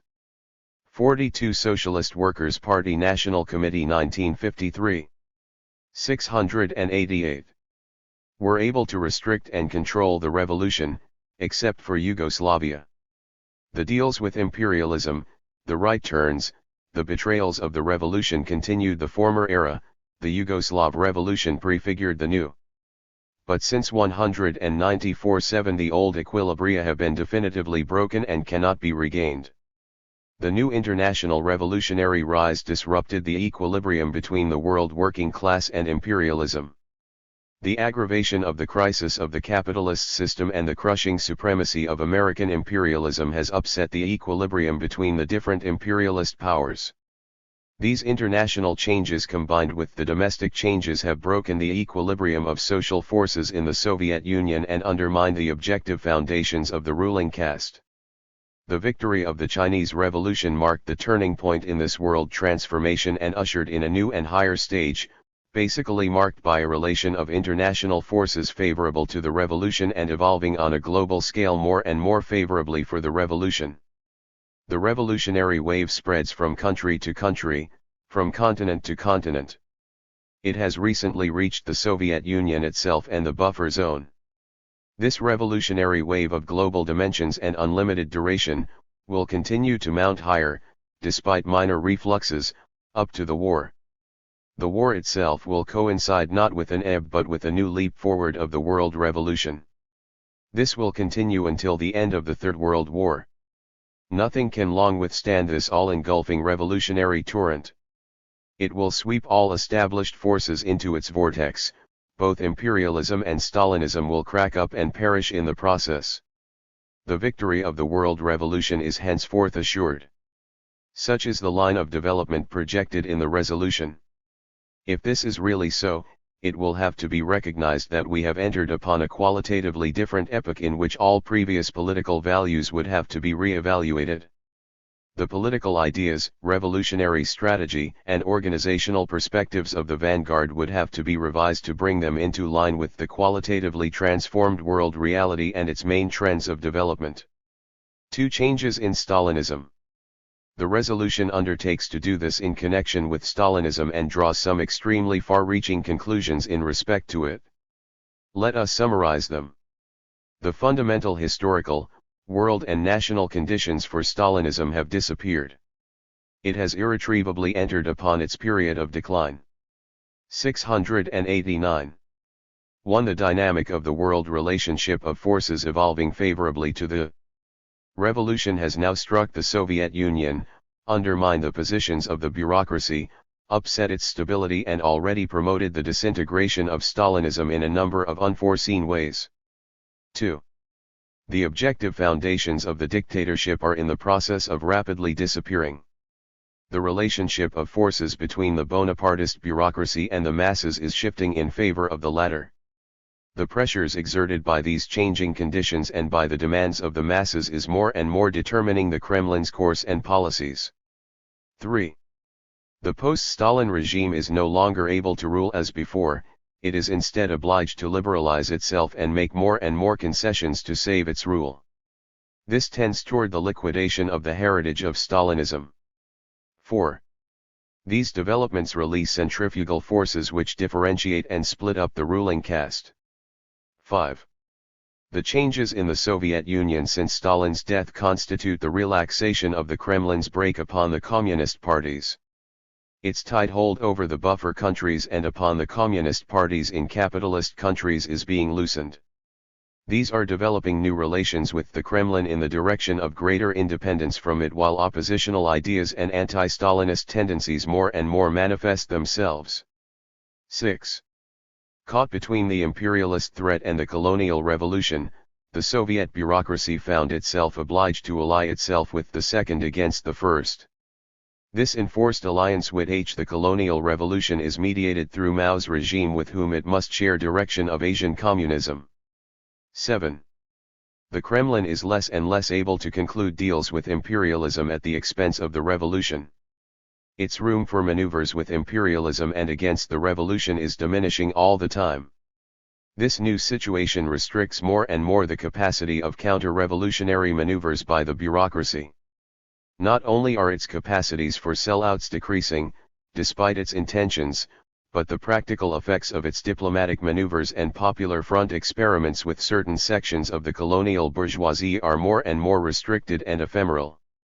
Moreover, the revolutionary tide which the Soviet bureaucracy is no longer capable of smashing and arresting is even being nourished by the methods of self-defense applied by the bureaucracy. 8. The Kremlin's capacity for repressive measures likewise grow more restricted. It is less able to proceed to repressions and purges at home, or 690. To stamp out opposition in the buffer countries, because of the drastic shift in the relation of forces. G. Just as the bureaucracy must liberalize its dictatorship, so the communist parties, despite right oscillations here and there and now and then, tend to radicalize their policies. This is the dominant tendency. In countries where the CPs are a majority in the working class, they can under pressure of the masses be led to project a revolutionary orientation counter to the Kremlin's directives. 111. To what degree have the fundamental conditions for Stalinism disappeared? To arrive at these far-reaching conclusions on Stalinism, the resolution has to present a picture of the world's situation which is not in accord with reality, and to take partial and limited changes for decisive and fundamental ones. Thus the resolution states, the fundamental conditions under which the Soviet bureaucracy and its tight hold over the communist parties developed, namely, the ebb of the revolution, the isolation of the Soviet Union, and the backward conditions of its economy, these conditions have disappeared. Let us examine the post-war world and see to what degree these sweeping assertions conform to the real state of affairs. We are here dealing with matters of fact. Let us analyze each one of these three fundamental conditions to see to what extent they have vanished. 1. The development of the world revolution. The international revolution has undoubtedly experienced a considerable resurgence since 1943. The Second World War generated a revolutionary wave of greater scope, intensity, and persistence than the First World War. The Soviet victory over Nazism, the revolutionary victories in Yugoslavia and China, the extension of nationalized property into the buffer states by bureaucratic military means, the spread of the colonial revolution have all dealt hard blows to world capitalism and enormously strengthened the anti-capitalist camp. However, this trend in the world's situation has been combined and crisscrossed with another. The immense revolutionary movement which has produced such transformations in Eastern and Central Europe and in Asia, came to grief in Western Europe during this very same period. The Soviet bureaucracy was chiefly responsible for this reversal and betrayal of the European Revolution. 691. This has generated a series of opposite effects in the unfoldment of the world revolution. The proletarian offensive was curbed, the working class became weaker, Western European capitalism was rescued, and became relatively stabilized for a period of years. This has enabled the imperialist counter-revolution directed by the US to take hold of these countries and use them as drill grounds and springboards for its war preparations and prospective attacks upon the anti-capitalist countries and revolutionary forces. Thus the revolutionary process since World War II has experienced an uneven and contradictory development. While the revolution moved forward in a number of backward countries, triumphed in Yugoslavia and China, it has undergone setbacks in a number of the more advanced countries. The victories for the revolution represent gains for the working class and oppressed peoples. But they must be considered in connection with the recession of the revolution in Western Europe and its effects in order to arrive at a more balanced and accurate reckoning of the progress of the revolution. Had the revolution succeeded in one or more of the highly developed industrial countries, from Germany to Italy, along with these victories in certain backward countries, that would have sealed the fate of capitalism in Europe and Asia and pressed the Soviet bureaucracy to the wall. The Kremlin is well aware of the threat to its dominance implicit in the European Revolution. That motivated its efforts to block and crush that development which continues up to this very day, French general strike. The prevention of an independent socialist workers' power arising in Western Europe is an indispensable condition for preserving the rule of the Soviet bureaucracy. The Kremlin can, up to a certain point, tolerate and maneuver with revolutions in the colonies and the backward countries. But it dreads the extension of the proletarian revolution into Western Europe because that means the sentence of death for it. A rounded review and realistic resume of the net result of the march of the international revolution from 1943 to 1953 leads to this conclusion. With all its great achievements and greater potentialities, the failure of the revolution to conquer in one of the major industrialized countries has thus far prevented the revolutionary forces of the working class from growing strong enough to overwhelm the Kremlin oligarchy and give irresistible impetus to the disintegration of Stalinism. There has not yet been such a qualitative alteration in the world relationship of class forces. Up to date, the counter-revolutionary intervention of the bureaucracy itself in world politics has forestalled the objective conditions for such a consummation. It caused the revolution to recede in Western Europe, weakened the working class in relation to its class enemy, and facilitated the mobilization. 692. Of the world counter-revolution. The struggle between the forces of revolution and counter-revolution is still inconclusive, and far from being settled. This very inconclusiveness, which it strives to maintain, at the present time works to the advantage of the Kremlin. To the isolation of the Soviet Union, this first factor is directly connected with the second, the encirclement of the Soviet Union by world imperialism. The post-war developments certainly succeeded in loosening and unsettling the imperialist encirclement to a certain extent and breaking through the previous tight isolation of the Soviet Union. The linking together of the countries from the Elbe to the Pacific, however much they may be bureaucratically governed and oppressed, is a strong bulwark to the USSR. The anti-capitalist states now embrace one-third of mankind, but they confront a combine of imperialist powers centralized under US hegemony being openly mobilized against them.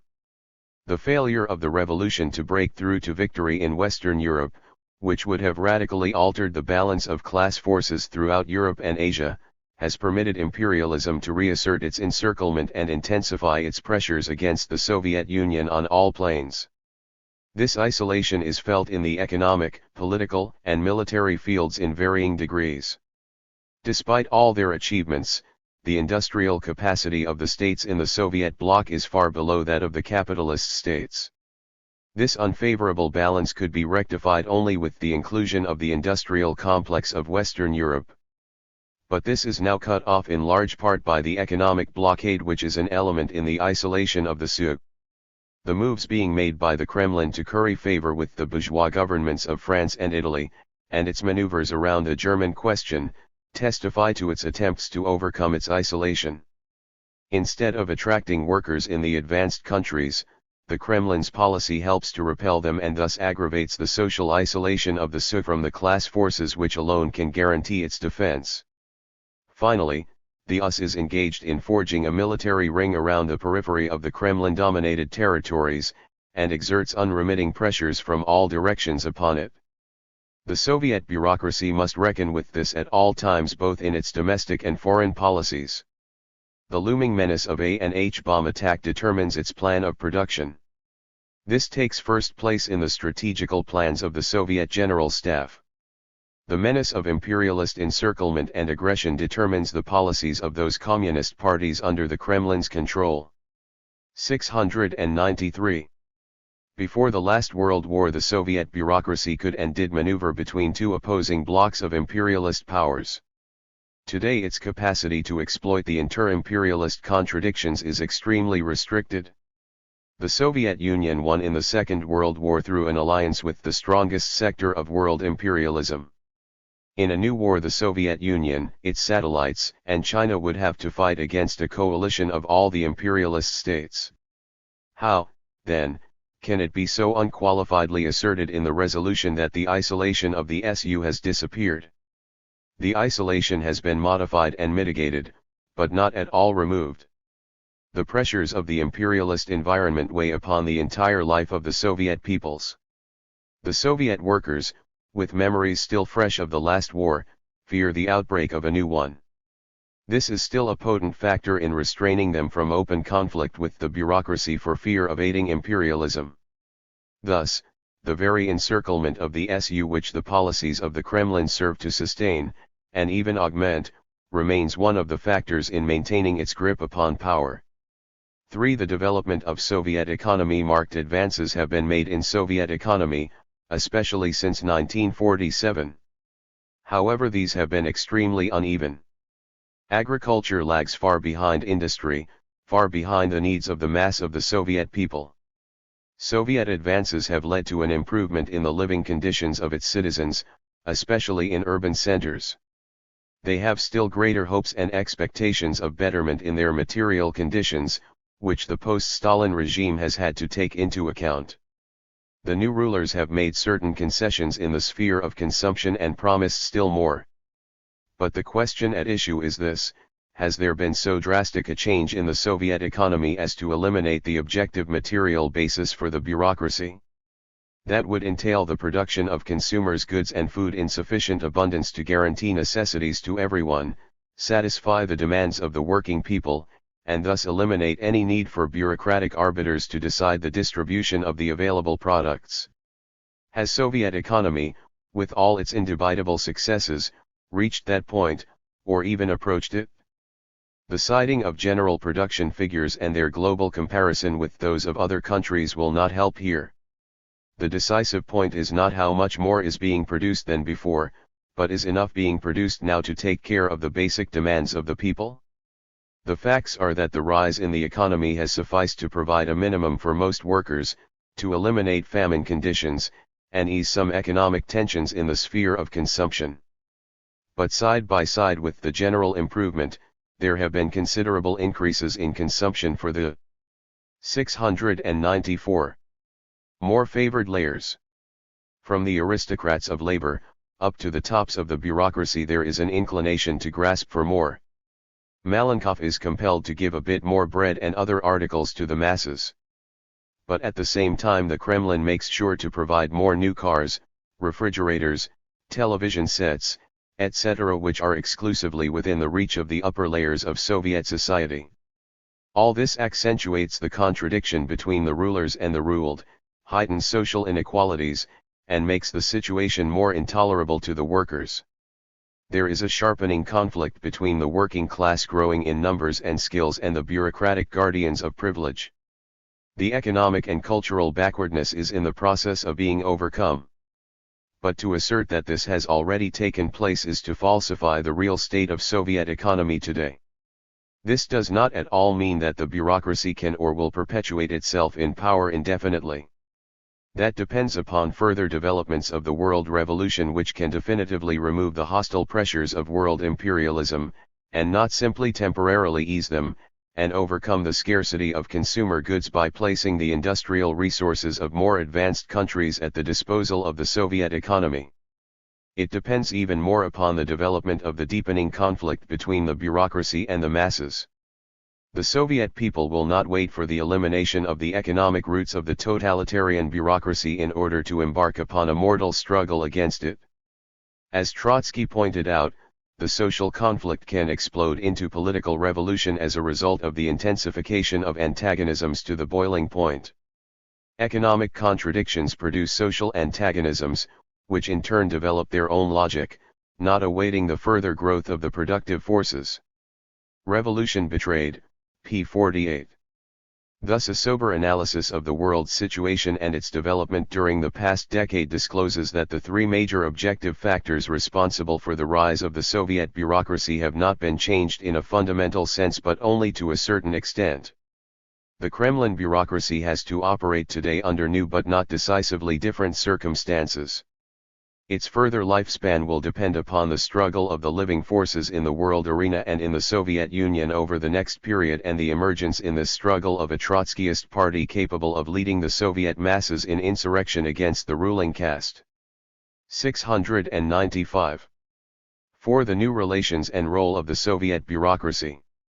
Proceeding from its wrong and one-sided estimation of the fundamental conditions in which the bureaucracy finds itself, the resolution says that the bureaucracy has acquired such new relations with imperialism, the world working class, the colonial revolution, the buffer countries and its own people that these substantially change its policies and activities and their results. The Soviet bureaucracy is objectively playing a different role than in its past. The Kremlin, imperialism, and the world revolution. This is purportedly to be seen in respect to imperialism. The resolution correctly affirms that the global balance of the Soviet bureaucracy's international policy is a reformist one, because the bureaucracy aims not to overthrow world capitalism, but simply to maintain the framework of the status quo. It has played this role of an agency of imperialism not only from 1923 to 1943 but from 1943 to the present. It is more correct than ever to say today that the domination of imperialism subsists over half of the globe only thanks to the role played by the bureaucracy and its agencies. However, the resolution contends, the victory of the Chinese Revolution marked the opening of a new phase in the world situation in which the Soviet bureaucracy finds itself. This new situation has the following features. It restricts more and more the capacity of counter-revolutionary maneuvers by the bureaucracy. And the practical effects of these attempts, to utilize the inter-imperialist contradictions, to gain the support of certain bourgeoisies in colonial and semi-colonial countries to arrive at a temporary and partial agreement with imperialism, become more and more limited and ephemeral. The actual relations between the bureaucracy and imperialism are highly contradictory. On one hand, the Kremlin has to take the necessary measures to safeguard its own positions and domain from imperialist penetration, aggressions, and attack. But the policies and methods it employs to achieve this end serve to aid imperialism and weaken and discourage the working masses, thereby undermining the defense of the anti-capitalist countries and the Soviet Union. Neither the counter-revolutionary imperialists nor the revolutionary forces fundamentally aim to preserve the existing state of affairs. Both of these irreconcilable antagonists, for opposing reasons, are driving toward a showdown which brings them into ever sharper collision. Moscow comes forward in this contest of class forces as the foremost defender of the international status quo, and therewith a key conservatizing factor in the world's situation. It does not aim to aid the revolution or to overthrow Emperor. 696. Realist rule. It is anxious to maintain the present division of the world between its own power and that of imperialism and to arrive at a new deal on that basis.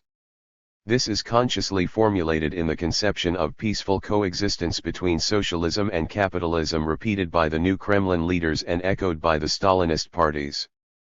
This is more than a theory, it provides the main guiding line of an active policy which predominates the diplomacy of the Kremlin and the conduct of its agencies.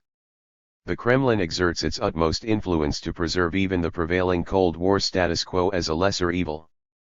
It aims to uphold this by acting simultaneously on two fronts, against further aggressions by imperialists on the one side and against any disruption of the present equilibrium by eruptions and expansion of the revolutionary movement. For fear of provoking retaliation from imperialism and becoming involved directly in war, the bureaucracy will hamstring revolutions and permit them to bleed to death. The cases of North Korea, Iran, and Malaya are instructive in this respect.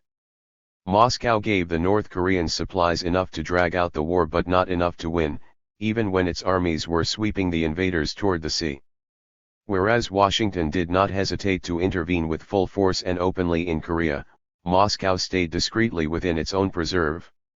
Then when MacArthur approached the Yalu, the Chinese were forced to enter the war even though they had just come out of a prolonged civil war. The narrow caste interests and protective fears of the Soviet rulers obliged the Asian revolutionists to bear the brunt of the anti-imperialist fight.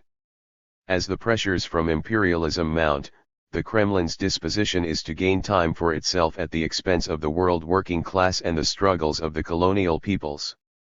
This explains the conduct of the Today party in Iran, which refrained from launching a fight for power at the peak of its mass support and thereby permitted the military coup d'état which overthrew Mossadegh and restored the Shah. The Kremlin's anxiety to prevent the upsetting of the equilibrium in this sensitive spot and avert the risk of precipitating war accounted for this triumph of the counter-revolution in Iran. The supposition that the Cold War between Western imperialism and the Soviet Union plus the mounting pressures of the mass movement restrains or prevents the bureaucracy from committing deadly treachery is not confirmed by recent events. Quite the contrary. The French CP's behavior in the August 1953 general strike shows how the Kremlin's agents will let a revolutionary opportunity pass by and ruin it. The Kremlin can stab the workers in the back, not only when it is in open alliance with the imperialists, but also when it is seeking an alliance with them. The treachery may be more devious, but its effects are as real and disastrous. 697. The inevitable outcome of all this maneuvering with imperialism and against the revolution will be the same as before the Second World War. The maneuvers will not avert the war, but the imperialists will be helped to strengthen their positions and make advances while the revolution is crippled and the workers are thrust back and disoriented.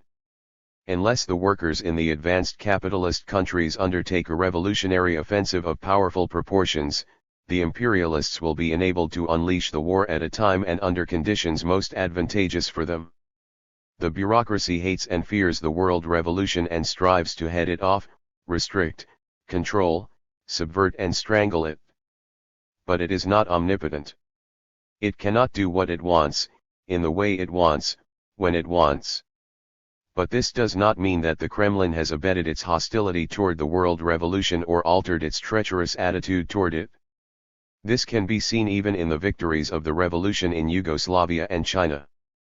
These occurred against the Kremlin's advice and in defiance of it. The Kremlin was obliged to accommodate itself to the accomplished fact. The limits to this accommodation depend upon how closely the development of the revolutions touches its most vital interests. The Kremlin went along with the Yugoslav revolution up to the point where Yugoslav influence over the Balkan countries threatened to create an alternative pole of attraction. Then the Kremlin turned mercilessly upon it. To what degree can it be maintained, as the resolution does, that the Kremlin is now obliged to ally itself with the colonial revolution against imperialism? It has had to back up China and North Korea up to a point. The victories for the revolution in Asia have so far been no direct threat to the Kremlin's domination, even though it has had to acquiesce in the co-direction of the Asian Communist movement with Mao. On the whole, they have worked to the immediate advantage of the Kremlin. China has broken the imperialist encirclement in the Far East and kept the US forces tangled in the Korean War. This drained China and tied up the United States at minimum cost to Moscow. So long as the Kremlin can use this or that sector of the colonial movement for its own ends, it will do so. But it remains a very perfidious ally in the best circumstances. It has already been pointed out that it deliberately withheld military deliveries that could enable the North Koreans to win. The current 7-year civil war in Indochina stems back to the Stalinist coalition politics in 1945–46, which handed French imperialism the positions for fighting the national independence movement. Most recently, the Kremlin sabotaged the revolution in Iran. It is true that world conditions militate against the Kremlin's consummation of any lasting deals with imperialism or its bargains with the national hour. 698. Geoacy. But the objective consequences of its attempts to maintain the status quo or arrive at such agreements have much more than limited and ephemeral practical effects. Its maneuvers help block the advance of the revolutionary movement and adversely affect the world relationship of forces. The bureaucracy together with its agencies is not simply a passive reflector and acted upon object of the world relationship of forces. The bureaucracy acts and reacts on the international arena as a potent factor in shaping the latter. For example, the Kremlin's whole post-war policy toward Germany, the key country in Europe, its participation in the division, its regime over East Germany, its diplomatic maneuvers regarding West Germany, aid capitalist reaction and facilitate the imperialist objectives. Can the effects of its attitude toward this one country be classified as limited and ephemeral, whether these are assessed from the angle of the European Revolution, the German workers, the march toward war, or the defense of the anti-capitalist states? Not only is the vanguard miseducated by this minimizing of the pernicious results of the Kremlin's course, but it is disarmed in the struggle to dispel illusions about Stalinism among the workers in order to break them from Stalinist influence. The resolution says, the revolutionary tide which the Soviet bureaucracy is no longer capable of smashing and arresting is even being nourished by the methods of self-defense applied by the bureaucracy. Both parts of this statement are one-sided and misleading. The fact that the Soviet bureaucracy couldn't smash and arrest the Yugoslav and Chinese revolutions where the revolutionary tide broke through its dikes, doesn't wipe out the fact that elsewhere, by and large, the bureaucracy succeeded in turning the revolutionary tide in the opposite direction. This has influenced the relationship of forces for an entire period. Nor do its methods of self-defense necessarily nourish the revolutionary tide, even where the revolution has come to power. The Kremlin's methods of self-defense drove Yugoslavia into the embrace of imperialism and has made China more and more dependent economically upon it. It is not clear just what is specifically meant by methods of self-defense which can nourish the revolutionary tide. Does that refer to supplying arms to China and North Korea? Or to its action in defense of the Soviet Union in case of attack? But even in these instances, its methods of self-defense do not in all respects coincide with the self-defense of the workers' movement and can even go counter to it. We have always recognized that when the bureaucracy defends the Soviet Union against imperialist attack, it can under certain conditions give an impulsion to revolutionary struggles in capitalist countries. It will be obliged to do this still more in the event of the Third World War. But now when it is seeking 699. A modus vivendi with imperialism or trying to create rifts amongst the capitalist nations, its methods of self-defense do far more to drain than to swell the revolutionary wave. In several places there is the implication that the bureaucracy, faced with the war danger, will have to be more tolerant of independent revolutionary developments and refrain from proceeding against them. For example, the resolution says that the Kremlin's preparations for World War II was accompanied by a halt of mass purges. Actually, the purges were part of Stalin's preparations for war. He aimed to eliminate all potential centers of opposition to the regime. The beheading of the Soviet General Staff, which led to the military fiasco in Finland, showed to what lengths the bureaucracy can go in preventive measures against even potentially independent forces precisely when war loomed. Later, the resolution attempts to explain the campaign against Yugoslavia on the ground that it was above all able to indulge in such a counter-revolutionary attitude because the preparations for the capitalist war were only in their preliminary stages, etc. This will not hold water. The break took place at a time of high tension between the USSR and the capitalist world. But the overriding caste interests of the Kremlin took precedence over the practical need of defending the USSR, although that meant alienating the one country with morale and armed forces reliable and powerful enough to furnish genuine aid for that purpose. B. The significance of the events in the Soviet Union since Stalin's death. The Kremlin regime has been characterized by our movement as a regime of crisis. The parasitism of the bureaucratic caste continuously conflicts with the productive relations established by the October Revolution. As the product of a political counter-revolution arising from the delay of the World Revolution and the backwardness of Russian economy and culture, the totalitarian bureaucracy could maintain its power only by repressive measures directed against the Soviet masses. The extension of the Kremlin's rule over the buffer zone countries, the Yugoslav and Chinese revolutions, and the growth of Soviet economy and culture have confronted the bureaucracy with many new acute problems. As a result, the objective factors for a mass uprising against the bureaucratic power are ripening in the Soviet Union. The working class especially, which has grown considerably in numbers, culture, skill, and social power, is becoming impatient with insistent demands for continual exertions and sacrifices, enforced by the bureaucratic apparatus and its agencies. The privileges of the bureaucracy appear ever more monstrous, unjustified and intolerable in their eyes. 700. The bureaucracy is extremely sensitive to this developing danger. The new rulers act on a higher level, and under different and more difficult circumstances. The resistance and resentment of the masses against the relentless pressures exerted upon them which Stalin periodically encountered. Stalin coped with these situations not by purges alone. He resorted also to temporary relaxations and propaganda campaigns centered around promises of concessions, improved living conditions, and a happier life. As Trotsky pointed out, Stalin is compelled from time to take the side of the people against the bureaucracy, of course, with its tacit consent. Revolution Betrayed, p. 271. Stalin's death unquestionably released a flood of hope among the people that with the death of the dictator they would get a new deal. The bureaucracy had the twofold problem of re-establishing the hierarchy of the top command, while preventing the masses from intervening in the situation with their own demands and independent actions. The inheritors of power hastened to create the impression that the masses would get a genuine New Deal as a gift from the top. They promised a series of political and economic concessions, a broad amnesty, the revision of the criminal code in 30 days, no more purges, more consumers' goods, etc. It would seem that the political concessions would be easiest to make since, unlike improved living conditions, they do not require large-scale economic reorganizations. However, these have yet to materialize. There has been another large reduction in prices, the fifth since the war.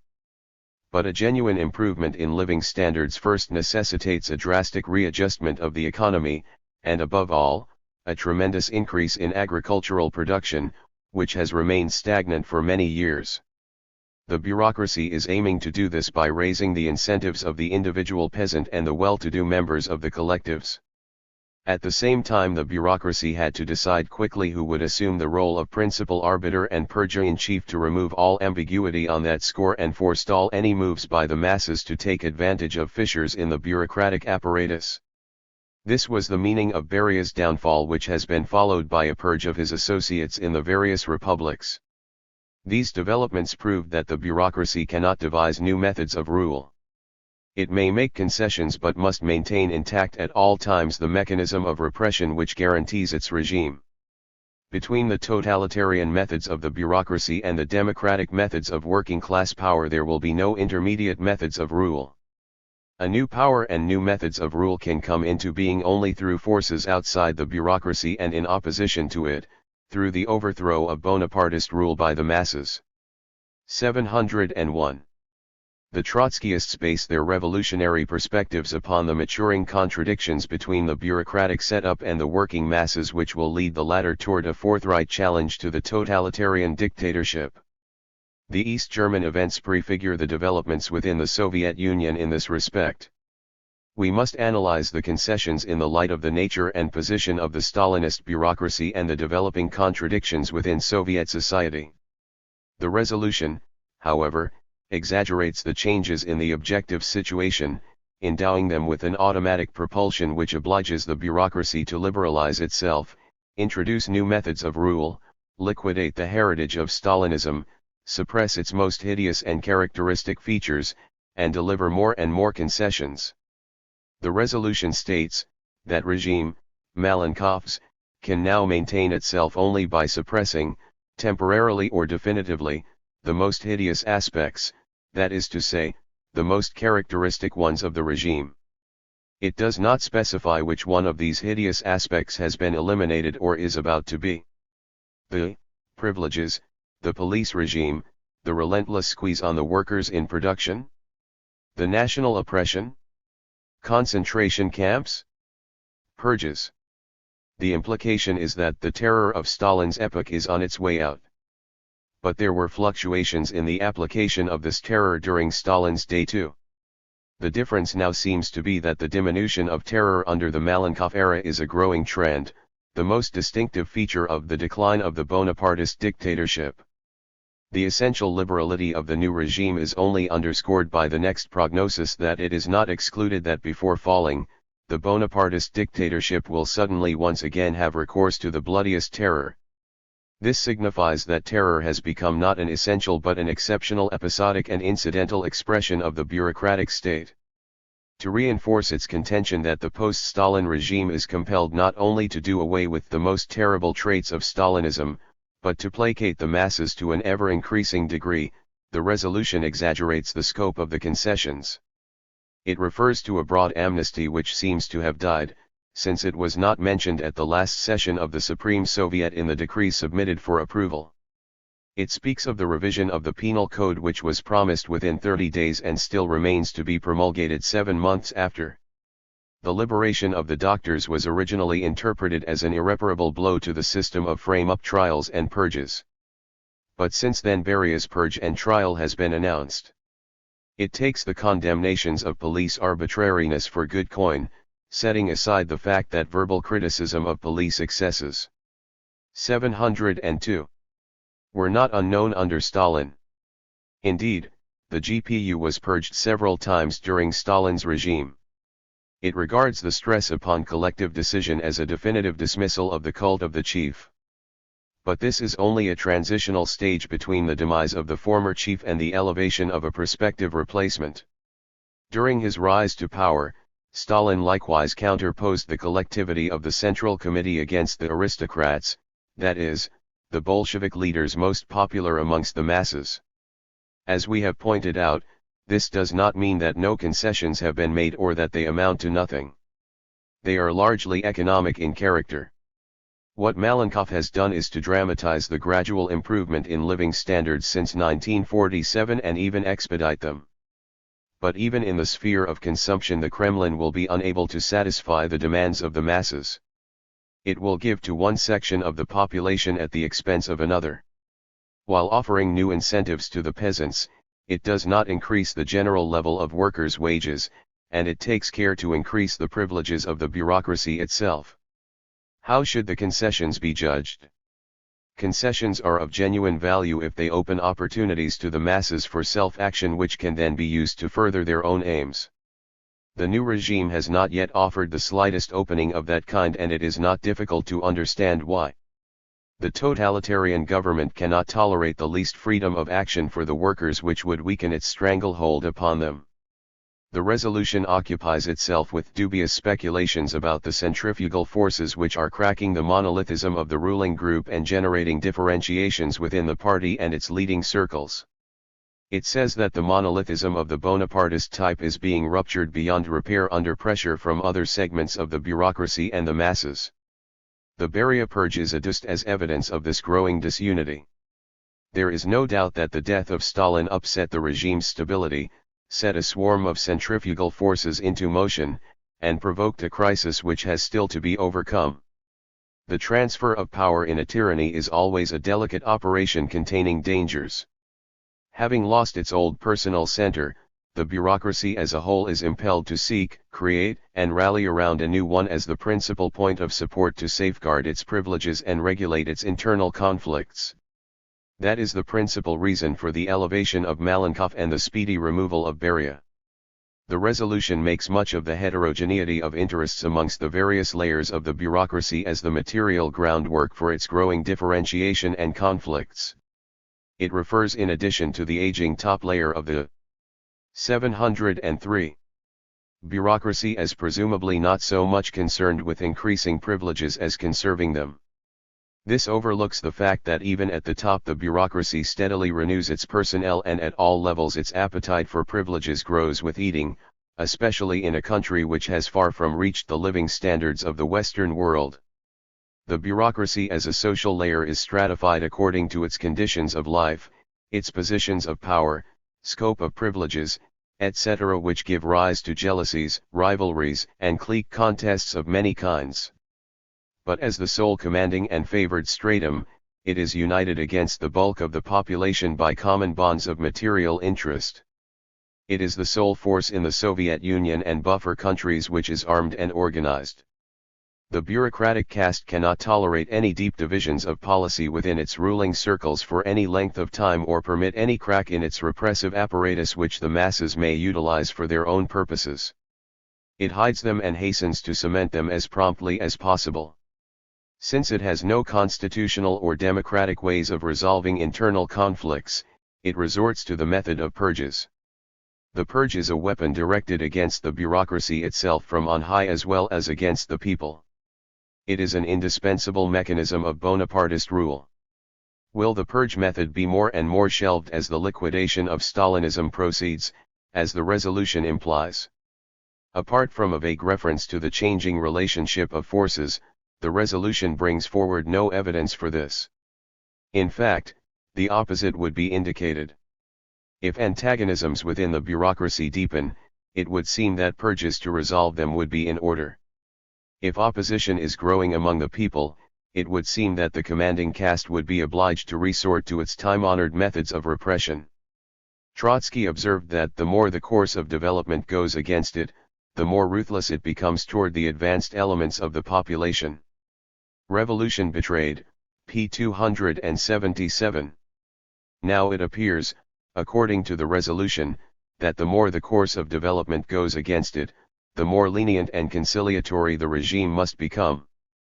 The resolution revises Trotsky's basic concept of the Soviet thermometer, which viewed the Stalinist bureaucracy as representing the first stage of bourgeois restoration.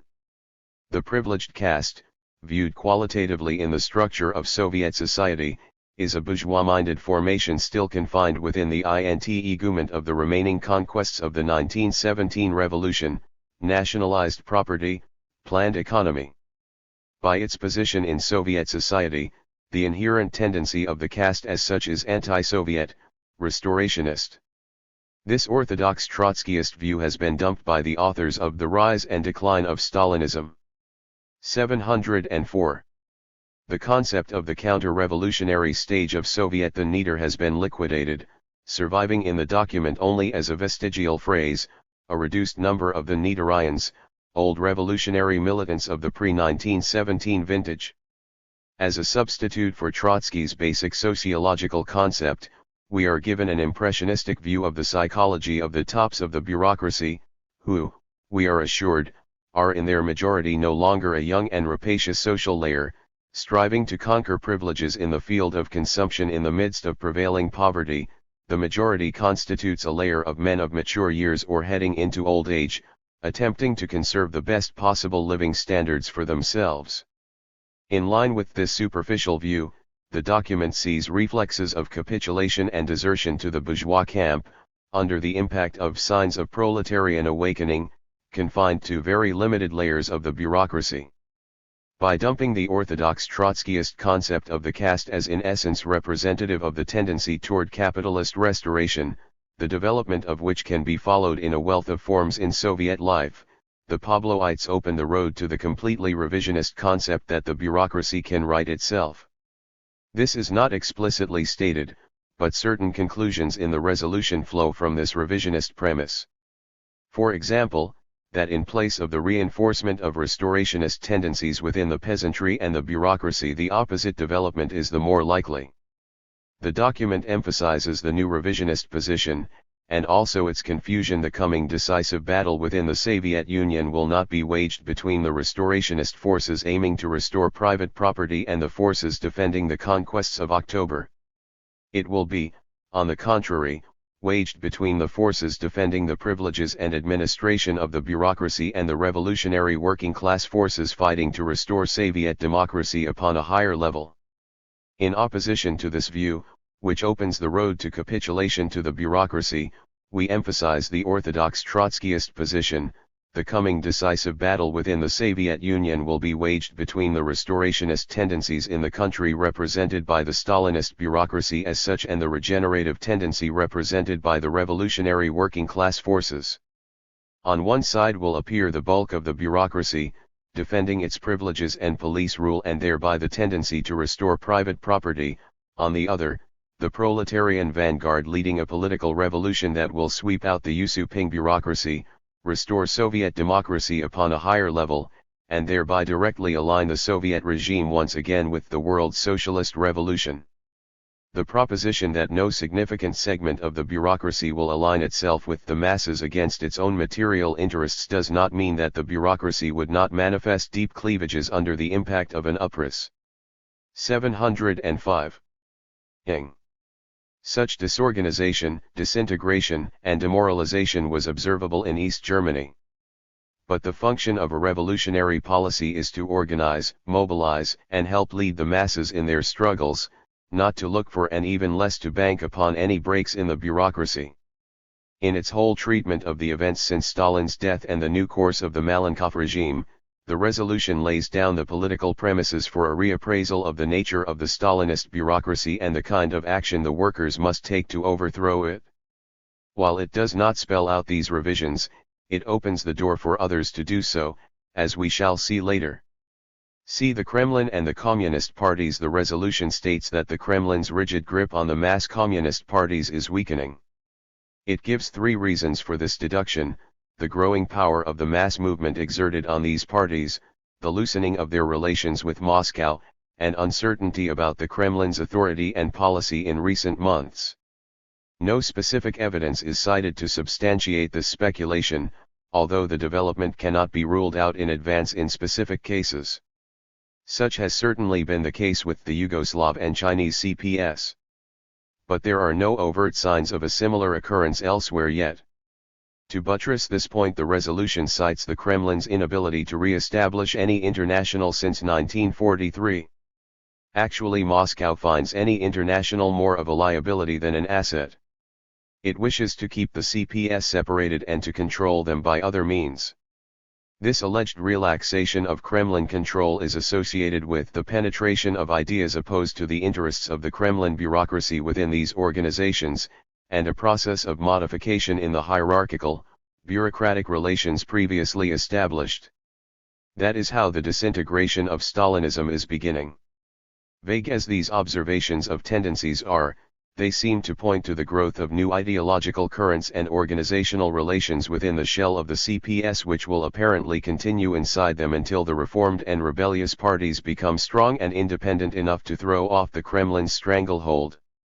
Does this not project the perspective of such reformed Stalinist parties escaping the Kremlin's clutches and proceeding on the road to revolution? This conclusion receives reinforcement from the assertion that the mass communist parties are forced to radicalize their policies more and more. This is the fundamental and inescapable course of their policies. The resolution grudgingly admits the possibility of the mass communist parties to carry through temporary turns to the right within given conditions, so long as the mass pressure has not reached its culminating point. The direct 706 of Stalinist policy in such parties is thus made to depend in the last analysis on the degree of mass pressure exerted upon them. Up to now there has been no such direct correlation. The history of the French CP is instructive. From 1929 to 33, when the workers were not yet energetic, it pursued an ultra-left line. In 1936, when the mass movement reached its height, the CP took a People's Front line. In 1944–47, at the crest of the revolutionary wave generated by the war, the Stalinist leaders disarmed the workers and helped de Gaulle restore the capitalist regime. In 1952, when the workers had relapsed into passivity thanks in large measure to the previous gyrations of Stalinist policy, it summoned the Paris workers into the adventure of the anti-Ridgeway demonstrations. Finally, in August 1953, during the general strike, the CP remained passive and maintained its National Front mixture of opportunism and sectarianism without radicalizing its policy an iota. This record shows that, far from coordinating their line with the rise in mass pressure, this mass CP ran counter to it. The diplomatic needs of the Kremlin got the upper hand over the demands of the masses. This does not mean that the CP can get away with anything at any time. It too must adjust itself, like other mass parties, to the radicalization of the masses, more in words than in deeds. But in and of itself, the pressure of the masses does not suffice to push the ER closer to the revolutionary road. The conception that a mass CP will take the road to power if only sufficient mass pressure is brought to bear is false. It shifts the responsibility for revolutionary setbacks from the leadership to the mass, according to the following reasoning: if only there had been more pressure, the CP could have been forced to drive for power. The interaction between the insurgent masses and the leadership is thus reduced to the simple equation: maximum mass pressure equals revolutionary performance, however inadequate, from the ER leadership. Actually, the pressure of the workers in the 1953 French general strike was formidable enough to start the offensive for power. But it was precisely the momentum of this mass power and its implications that caused the CP leadership to leap away in fright from it and prevent its organization. In this not unimportant case, instead of radicalizing Stalinist policy, the heightened mass pressure had a different effect. Obviously, there is not a direct but a dialectical relationship between the two factors. Yugoslavia and China show that under certain exceptional conditions the leadership of a Stalinist party, caught between extermination by the counter-revolution and an extremely powerful revolutionary offensive of the masses, can push forward to power. This can be repeated elsewhere under comparable conditions, especially in the event of a new world war. 707. But it would be unwarranted to generalize too broadly and hastily on this point. It should be remembered that while the Yugoslavs marched to power, the CPs in other countries remained subordinate to the Kremlin and facilitated the work of the counter-revolution. Two communist parties, the Yugoslav and Chinese, met the test in one way, the others in a directly opposite manner. The specific conditions which forced the Yugoslav and Chinese CPS onto the revolutionary road must be analyzed and understood. Both parties had been in conflict with the existing regimes and operated illegally for long years. Both fought prolonged civil wars during which the leadership and cadres were selected, tested, and hardened and their forces organized. The Chinese CP had armed forces of its own for years before launching the struggle for power. The domestic capitalist regimes were exceptionally weak and imperialism was unable to intervene with any effectiveness. In any case, as the manifesto issued by the Third World Congress declared, the transformations which the Stalinist parties might undergo in the course of the most acute revolutionary crises may oblige the Leninist vanguard to readjust its tactics toward these parties. But this in no way relieves the proletariat from the task of building a new revolutionary leadership. What is on the agenda today is not so much the question of a projection of a struggle for power under exceptional conditions in this or that isolated country, but the overthrow of imperialism in all countries as rapidly as possible. Stalinism remains obstacle number one, within the international labor movement, to the successful conclusion of that task. The Kremlin and the buffer zone. The exposition of the contradictions inherent in the post-war expansion of Stalinist domination over the buffer zone countries, the resistance of the native CPS which have acquired their own state interests and material base against the dictates of the Kremlin, the clash between the regime and the peasants, the conflict between the regime and the workers is in general correctly delineated. There are, however, three main points of difference to be noted. 1. The national question. First is the neglect of any treatment of the national question in the resolution, although this is one of the most explosive issues in the Kremlin subjugated domains. There has long been bitter resistance to the autocratic Russification of the Ukrainians and other minorities. The extension of Moscow's rule, its plundering, overlordship and Russification has provoked no less intense national feelings in the buffer zone. 708. The political revolution against the Moscow despotism cannot be visualized without the rekindling of the national independence movement in these areas. This demand will be one of the keenest weapons against the Kremlin overlords. Yugoslavia has already shown how powerful a factor of rebellion this resistance to national oppression can be. The program for the political revolution must therefore include slogans for a free and independent socialist Poland, Czechoslovakia, Hungary, etc., just as we continue to call for an independent socialist Ukraine. In East Germany, split by joint agreement of the Big Three, this demand takes the form of the reunification of the German nation on a socialist basis. The unity of the German people, and above all its working class, is indispensable for the promotion of the European Revolution. Even though this demand was raised by the demonstrators themselves and was called for by the entire situation, it was missing from the IS declaration on the East German events. The omission of such a slogan in both the resolution and the IS statement requires explanation. Is the present bloc of anti-capitalist states under Kremlin dictatorship to be regarded as a solid and untouchable entity which the demand for independence disintegrates? Actually, the struggle for socialist independence undermines the grip of the Kremlin, helps unify the revolutionary forces, increasing their striking power against imperialism. This omission is all the more glaring in the light of its inclusion in the Third World Congress Manifesto.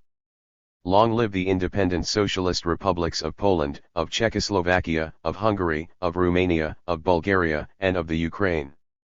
Down with the Stalinist dictatorship. To the East German events. Second, in place of the dubious hypotheses advanced in the resolution on possible variants of development, the revolutionary perspectives for the buffer zone countries should be based upon concrete events from which lessons can be drawn and applied.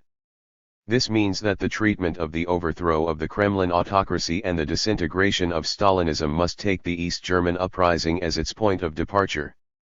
This uprising demonstrated in life how the political revolution against Stalinism originates and unfolds. A correct appraisal of the East German events has the utmost importance for our movement because it provides the opportunity to check our program with the actual events and see whether and in what respects it was verified and wherein it requires correction and amplification. Important divergences in appraisal are equally significant. Briefly, what did the East German uprising reveal? 1. It showed that the working class was the initiating and decisive force in leading the people to revolt. 709. 2. It disclosed the colossal power and potentialities of the workers' movement which united all currents of labor opinion in massive protest. Virtually the entire working class opposed itself to the regime and all its agencies, beginning with the CO. 3. The unpopular government was sprung into mid-air without any support amongst the people. Its main props, the party, the police, and the top bureaucracy, crumbled and collapsed under the impact of the uprising. 4. The advanced workers broke in action with the government party, the CO. 5. They evinced determination to overthrow the regime, not to reform it. This repudiation and rejection was implicit in the demand for a metal workers' government. The sum total of the other demands were incompatible with the continuance of the dictatorship. 6. The general mass political strike, sparked by immediate economic demands and directed against the government, became the means for mobilizing the masses and pitting them against the regime. 7. The Trotskyist program of the necessity of political revolution against Stalinism by a mass uprising was vindicated and adopted in action by the insurgent workers. 8. The unarmed and unsupported masses had to fall back. They felt the need for the formation of a revolutionary leadership and a party to organize the next stages and link it up with the struggles in the West and the buffer zone countries. G. The events exposed and underscored the utterly counter-revolutionary nature of Stalinism. A. It required a series of repressive measures, mixed with concessions, to save and prop up the battered regime. Armed force and police actions against the most militant and conscious elements had to be used to subdue the insurgents. B. The occupying Soviet troops rescued the regime and pushed back the revolution. C. The Stalinists launched a despicable slander campaign against the workers as fascists. D. The CO undertook a purge of its personnel who proved weak and conciliatory. Contrast the above appraisal with the aspects stressed in the IS resolution written after the East German uprising. The resolution singles out 3 points. A. Special economic conditions caused the resistance of the masses to culminate in open revolt. Actually, they touched off the rebellion which had profounder causes. 710. B. This revolt accentuated the new course which includes an improvement in economic conditions for all layers of the people and a softening of the atmosphere of extreme tension in the mass organizations. C. This new course is designed to strengthen the grip of the Stalinist parties by making them more flexible, less rigid. This is the sum total of the principal lessons drawn by the resolution from the East German uprising. 3. Entreism into the camp in the buffer zone countries. Third, the resolution recommends an application of the entryst tactic toward the communist parties in the buffer zone countries. In these countries, our forces must seek to realize their tasks, which are in general similar to those we have in the Soviet Union, through an entryst tactic toward the CP, while remaining prepared to join quickly any other mass organization which may appear at the beginning of the upsurge. The question naturally arises why the resolution does not make a specific interest proposal for the CP of the Soviet Union, if the tasks are in general similar. This becomes still more puzzling when we are given as one of the motivations for entreism in the buffer zone countries, that the more the outbreak the revolutionary rise is retarded, the more will the young generation awaken to political life. This generation will have known no form of political organization other than the CP, and the latter will tend to become the natural arena in which the leadership of the new revolutionary rise will develop. Several young generations have already awakened to political life in the Su, knowing no other party than the CP. If this becomes a decisive criterion, the interest tactic should be applied there above all places. Why doesn't the resolution call for it? Why is such a glaring contradiction permitted? Can it be because the transitional program opens no door for an interest tactic toward the CPUSR? It insists on the contrary, that the Soviet masses must be mobilized to rise up against the bureaucracy under the leadership of the Soviet section of the Fourth International. But the way is being paved to get around this in stages. In quoting the transitional program, the resolution drops out the above clearly stated programmatic conclusions. It substitutes the vaguer proposition that the conditions are being created for the reconstitution and the upsurge of the Bolshevik-Leninist Party. There is no explicit reference to entry, but it is not excluded. In addition, the resolution prescribes an interest tactic for the buffer zone countries which is so motivated as to apply with greater force to the USSR. Such an interest proposal is fundamentally different from any other adopted by our movement in the past. 711. Up to now, the Trotskyist movement has practiced three types of entry. The first involved reformist or centrist parties which, under the impact of events, gave rise to a significant leftward moving tendency. A Trotskyist grouping or party may temporarily give up its organizational independence to enter such a movement to promote the crystallization of a principled revolutionary tendency and augment its own forces in the process. The size of the party is not of decisive consideration in an entry of this kind, which is a temporary detour on the road to the construction of the revolutionary party. It serves the twofold purpose of gathering forces and, if possible, disposing of a centrist rival in the arena of the class struggle. This was the sort of entry the Trotskyists carried through in the Socialist Party of the United States in 1936. The second type of entreism involves parties enjoying the allegiance of the working class in its entirety, like the British Labour Party. Trotskyists enter such a movement because within it is concentrated the political life and development of the decisive elements of the class. Basing themselves in their activity on the contradiction between the socialist aspirations of the working class and the capitalist-minded party bureaucracy, the Trotskyists articulate the fundamental interests of the ranks, give them leadership and programmatic expression, and collect the forces for the revolutionary party in subsequent stages of struggle for socialism.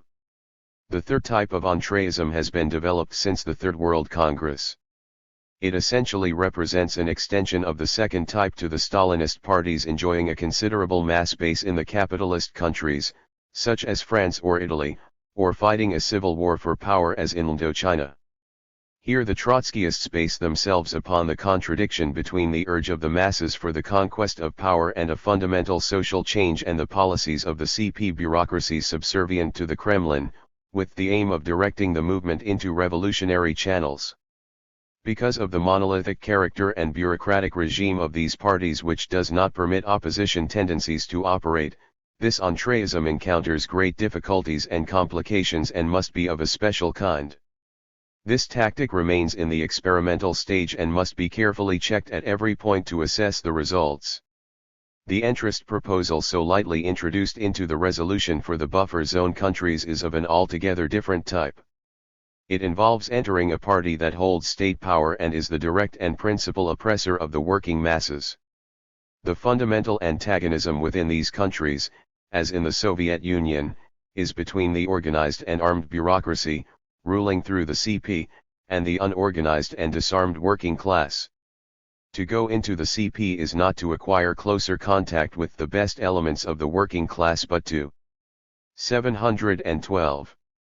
Become identified with the bureaucracy in the eyes of the most militant workers.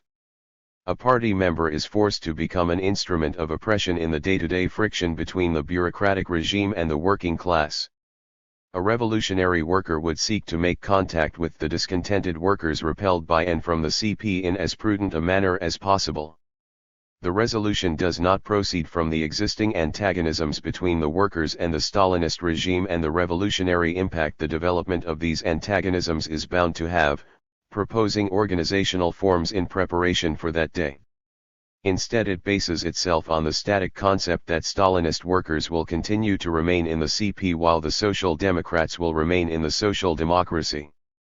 Or on the conservative concept that the youth will flock into the sole party they see at hand. The revolutionary wave which, according to the resolution, is spreading from country to country and continent to continent will evidently engulf everything except the traditional parties. It will engulf Stalinism, but leave the CPS intact. There is something wrong here. One effect of powerful revolutionary uprisings is to break the ties of the workers to their traditional organizations, disrupt the old parties, and lift up from obscurity the most revolutionary elements. The East German uprising did not reinforce the SED or bring workers closer to it. It dug an unbridgeable gulf between the rebellious advanced workers and the SED. It prepared the conditions for creating a new leadership and bringing forth a new party which alone could guarantee the victory in the succeeding stages. It is wrong to prescribe a blanket policy of entry in general.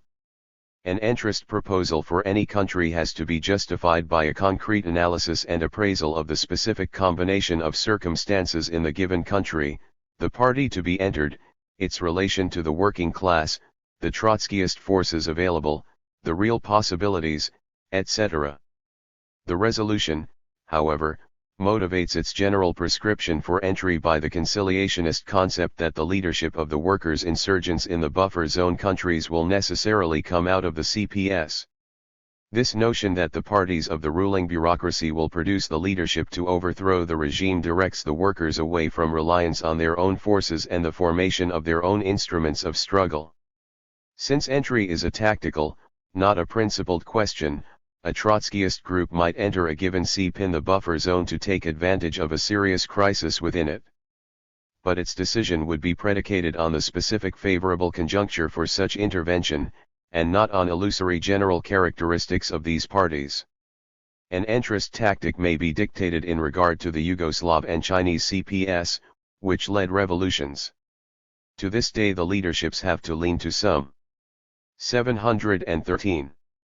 Extent upon the masses and appeal to their self-action to undertake some of the uncompleted tasks of the revolution. The bureaucratic stratum is not yet petrified and is not regarded by the workers as an instrument of foreign domination. They still believe the CPS can be the vehicle for their revolutionary aspirations. It should be noted that the Third Congress Manifesto explicitly calls for the formation of new parties in the USSR and the people's democracies. At the same time, the Fourth International resolutely supports all proletarian movements of opposition to the police dictatorship of the Soviet bureaucracy and fights for the constitution of new Bolshevik-Leninist parties in these countries, parties which will take the leadership of the necessary political revolution for freeing socialist development from its bureaucratic shell. There is no such call in the present resolution. A shift in position has been introduced without explanation. V. How the line is being applied. The recent writings by Pablo and Clark on the East German uprising and the events in the Soviet Union since Stalin's death show how the line of the resolution is being applied, how it distorts the real situation, disarms the FI and would disorient its ranks. A Pablo and Clark on the East German uprising as the first proletarian revolt directed at the overthrow of the Stalinist bureaucracy and its agents.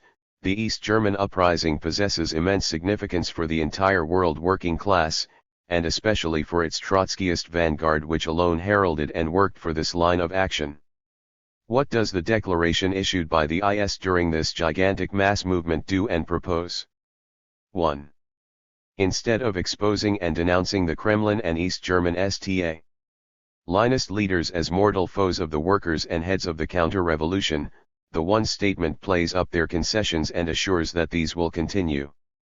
they have been obliged to continue along the road of still more ample and genuine concessions to avoid risking alienating themselves forever from support by the masses and from provoking still stronger explosions. From now on they will not be able to stop halfway. They will be obliged to dole out more concessions. This is tantamount to telling the workers that they can expect ever greater concessions from their oppressors, not that these will be limited to the minimum and withdrawn unless the workers exert their full powers of resistance and follow through to the end. 714. 2. Instead of warning that the Stalinist apparatus will inflict repressions and stop at nothing to defend their dictatorship, the IS statement promises a general and growing attitude of appeasement of the masses by the Stalinists. 3. There is no clear call for the overthrow of the Stalinist bureaucracy through the organization, strengthening and consummation of the uprising. 4. Instead of a program specifically adapted to the conditions and needs of the East German workers, a general program for the political revolution in the Soviet Union and all the people's democracies is put forward. 5. This program raises the slogan for real democratization of the communist parties as though these organs of the police regime could and should be transformed into vehicles for the revolutionary actions and aspirations of the masses. At the very time they are breaking in action with this party, the Stalinist workers are directed to seek its reform. 6. By implication, since this program is presented as applying to the Soviet Union as well, the slogan to democratize the Communist Party would be on the order of the day for the CPUSSR too. This would be a direct break with the established position calling for the formation of a Trotskyist party in the Soviet Union. 7. On the other hand, while there is a demand for the legalization of other working-class parties, there is none for the formation of a new revolutionary party around the Trotskyist program. 8. There is no call for the withdrawal of the Soviet occupying troops which shot down workers and served as the ultimate prop of the shattered regime. G. Although demonstrators themselves put forward the demand, there is no slogan for the reunification of Germany on a socialist basis. The need for unity is concentrated instead upon the solidarity of the Soviet Union and the people's democracies as a bloc.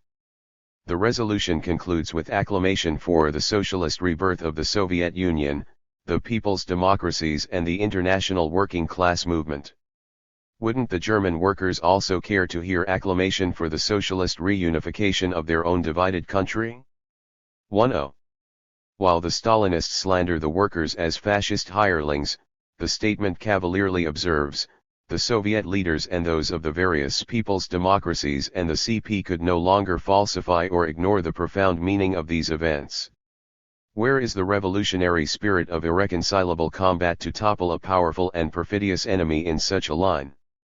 It is not designed to focus the attention. 715. Of the masses upon the need for a new revolutionary leadership. At the very time when the workers are in revolt, it is permeated with a conciliatory attitude toward the bureaucracy. Clark's article on the East German events in the March-April magazine displays equally conciliatory features. He plays down the counter-revolutionary intervention of the Kremlin as well as of its puppet regime. He takes careful note of the moderate conduct of the occupying forces but fails to point out their counter-revolutionary function in rescuing the regime and blocking the workers' bid for power. He does not bring forward the inescapable necessity for the mass uprising to get rid of the Stalinist bureaucracy. Nor does he assert the need of a revolutionary party in order to lead such a mass uprising to victory. Much is made of the split in the bureaucracy, although no definite conclusions are drawn from this development. It is clear that the CO bureaucracy became panic-stricken and differences set in on how best to handle the situation and that the movement found sympathy and support among certain elements in its lower ranks. This happens in every revolutionary uprising and it would be wrong to deny or ignore such developments. But the question is, what place and significance do they have in the process of the revolution? They are not and cannot be the decisive factor or the central line of the struggle. The R's preoccupation with these subordinate aspects of the struggle tends to shift the axis of revolutionary strategy from the mobilization of the workers as an independent class force relying on their own strength and organs toward reliance for leadership from elements within the bureaucracy. The excessive attention given to the differentiations and splits within the bureaucracy, the embellishment of their concessions, the failure to stress their repressive and counter-revolutionary role, can be explained only by illusions that, under pressure from below, a section of the Stalinist leadership will head the movement for the liquidation of Stalinism, at least in its earlier stages. There is a sharp break with the traditional Trotskyist concept of the decisive role of the independent mass movement under its own revolutionary leadership. B. Pablo and Clark on the Post-Stalin Developments. Pablo's article on the Post-Stalin's New Course in the March-April magazine proceeds along similar lines. He grossly exaggerates the scope and significance of the Malenkov concessions. He says that in addition to measures affecting an improvement of working conditions, there has likewise been an extension of the democratic rights of the masses, with less labor discipline and speed up for the workers under the dictatorship. 716. He does not prescribe any limits to the concessions. On the contrary, the bureaucracy will have to quicken and extend them. In reality, events will oblige them, as is being demonstrated in Eastern Germany, and partly in Czechoslovakia, to quicken and extend the concessions to keep the impatient masses in the other buffer zone countries and in the USSR itself, from taking the road of action. This is leading to the liquidation of the entire Stalinist heritage. The dynamic of their concessions is in reality liquidatory of the entire Stalinist heritage in the USSR itself, as well as in its relations with the satellite countries, with China and the Communist parties. It will no longer be easy to turn back. Once the concessions are broadened, the march toward a real liquidation of the Stalinist regime threatens to become irresistible. He thereupon raises the question, what form will it, the march toward a real liquidation of the Stalinist regime, then take? Will it be that of an acute crisis and of violent interbureaucratic struggles between the elements who will fight for the status quo, if not for turning back, and the more and more numerous elements drawn by the powerful pressure of the masses? Pablo does not answer the question, but the very posing of the question in this tendentious manner implies the answer. In his article in the January-February magazine, Clark introduces other variants. He writes, will the process take the form of a violent upheaval against bureaucratic rule in the USSR? Or will concessions to the masses and sharing of power, as was the long course in the English bourgeois revolution in the political relationship between the rising bourgeoisie and the declining nobility, gradually undermine the base of the bureaucracy? Or will the evolution be a combination of both forms? That we cannot now foresee. The inherent and unavoidable need for the mass uprising against the Kremlin bureaucracy, he offers simply as one of several variants of development of a political revolution. That is not all. He then counterposes the diametrically opposite variant of the progressive reform of the bureaucracy. These are two mutually exclusive variants of political revolution. The one insists upon the political expropriation of the bureaucratic rulers by the Soviet masses, the other, as Clark tells us, envisages the sharing of power. The idea advanced by Clark that the Kremlin bureaucracy is capable of sharing power with the Soviet people challenges both the program of political revolution for the Soviet Union as well as the Trotskyist concept of the nature and role of this parasitic caste. This idea runs counter to reality. The bureaucracy needs its totalitarian apparatus of terror and repressions precisely because it cannot share the power required to maintain its privileges, income, and unbridled rule. Its police regime acts to oppress the masses, keep 717 them politically expropriated, and deprive them of the slightest chance or intervening in political life. It leaves the masses no alternative but to take the road pointed out by the transition program. Clark does not say by what ways and means the Kremlin despots will share power with the masses. Through what existing governmental and party institutions can the bureaucrats share power? Through the completely bureaucratized party? Through the secret police or the army? The masses will gain a say in the country again only through the revival of their own mass organizations, which will signalize, not the sharing of power with the Kremlin gang, but the inception of the political uprising against it. Pablo and Clark see in both the German uprising and the post-Stalin developments the emergence of a deepening conflict between the Standpatters and a leftward-moving wing within the bureaucracy which tends to tear it apart into contending factions. In the showdown the reform elements appeal to and lean upon the masses in turn, it is implied, should back them up and look to them for leadership. This is presumably the beginning of the path to socialist regeneration, which is already discernible in the new course. This shifts the axis of the development of the political revolution away from the self-action of the masses and focuses it upon the rifts inside the bureaucracy.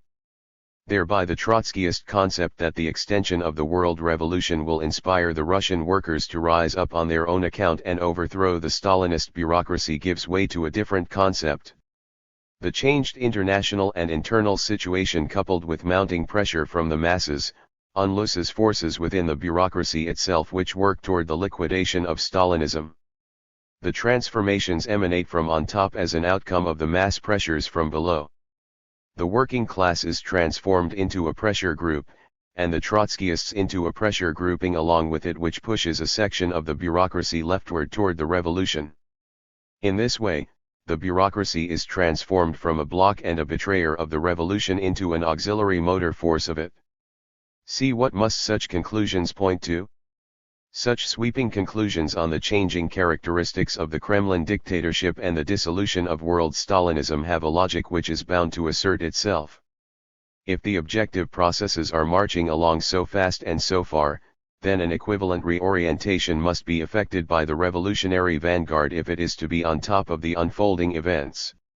A general tum would have to be made toward the communist parties and into the communist parties too. 718. Help along the disintegration already proceeding at an accelerated rate and take full advantage of the transformation and impending breakup of Stalinism. The conclusion of Pablo's article on the post-Stalin new course envisages such a perspective for the immediate future. Pablo writes, "What is now clear is that the decline of Stalinism in the form of the iron grip of the Soviet bureaucracy over the Soviet masses, the buffer zone countries, the communist parties, is henceforth speeded up, and that the renovation of socialist democracy in all these countries, as in China, as well as the renaissance of the international workers' movement is now on the order of the day." How is this to be accomplished? In the years visible ahead, the junction of the ideas and forces of the Fourth International with the revolutionary elements until now organized or influenced by Stalinism will realize in part this first stage of this renovation. Isn't this a signpost toward a general entry into the Stalinist movement? The recent writings by Pablo and Clark go beyond the stated positions of the resolution on the rise and decline of Stalinism. But the point to be emphasized is that the resolution contains, or at least indicates, the political premises for their more extreme conclusions. These premises are not clearly and fully expressed in all respects. But they are there. Tendencies conciliatory toward Stalinism have begun to emerge in several Trotskyist organizations. These have recently culminated in splits in the United States and Ceylon. A resolution on Stalinism must take cognizance of this dangerous development and guard against any ambiguities from which it can draw sustenance. For example, the question of the political revolution against the Kremlin bureaucracy is now in dispute. How does the resolution treat this problem? In citing the transitional program for the political revolution in the Soviet Union, the resolution stops short of the following: only the victorious revolutionary uprising of the oppressed masses can revive the Soviet regime and guarantee its further development towards socialism. There is but one party capable of leading the Soviet masses to insurrection, the party of the Fourth International. These categorical statements leave no room whatsoever for different interpretations of what is meant. However, they are replaced in the text of the resolution by two vaguer propositions that, the conditions are being created for the reconstitution and the upsurge of the Bolshevik-Leninist Party in the Soviet Union, and later on, the task of smashing the dictatorship and the privileges of the bureaucracy, the task of a new political revolution in the Soviet Union remains more burning than ever. This may well have gone unnoticed and uncriticized if an attempt had not already been made by Clark to substitute new concepts of the political revolution. 719. For the established positions. The ambiguities in the resolution lend themselves to such revisions, whereas the clear and unmistakable terms of the transitional program preclude them. Complete clarity and precision on all these questions are indispensable to arm the movement for effective revolutionary intervention in the mounting crisis of world Stalinism. 720. 15. The 25th Anniversary Plenum of the SWP, abridged, 1954. James P. Cannon. Our 25th Anniversary Plenum, November 7–8, 1953, reviewed the developments of the internal situation since the May Plenum and based its decisions upon them. 43. The May Plenum had followed 5 months of discussion on a national plane. It was quite an extensive discussion, as you know. More internal bulletins were published than even in the great fight with the petty bourgeois opposition in 1939–40.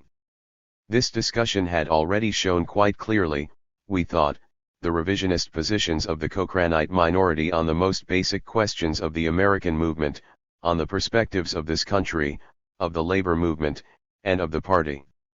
The minority had shown a revisionist position on the crucial question of the role of the party, a tendency to transform our organization, which from the very beginning had striven to become a revolutionary action party of the masses, into a propaganda group of critics, renouncing all aspiration to be the future party of the working class.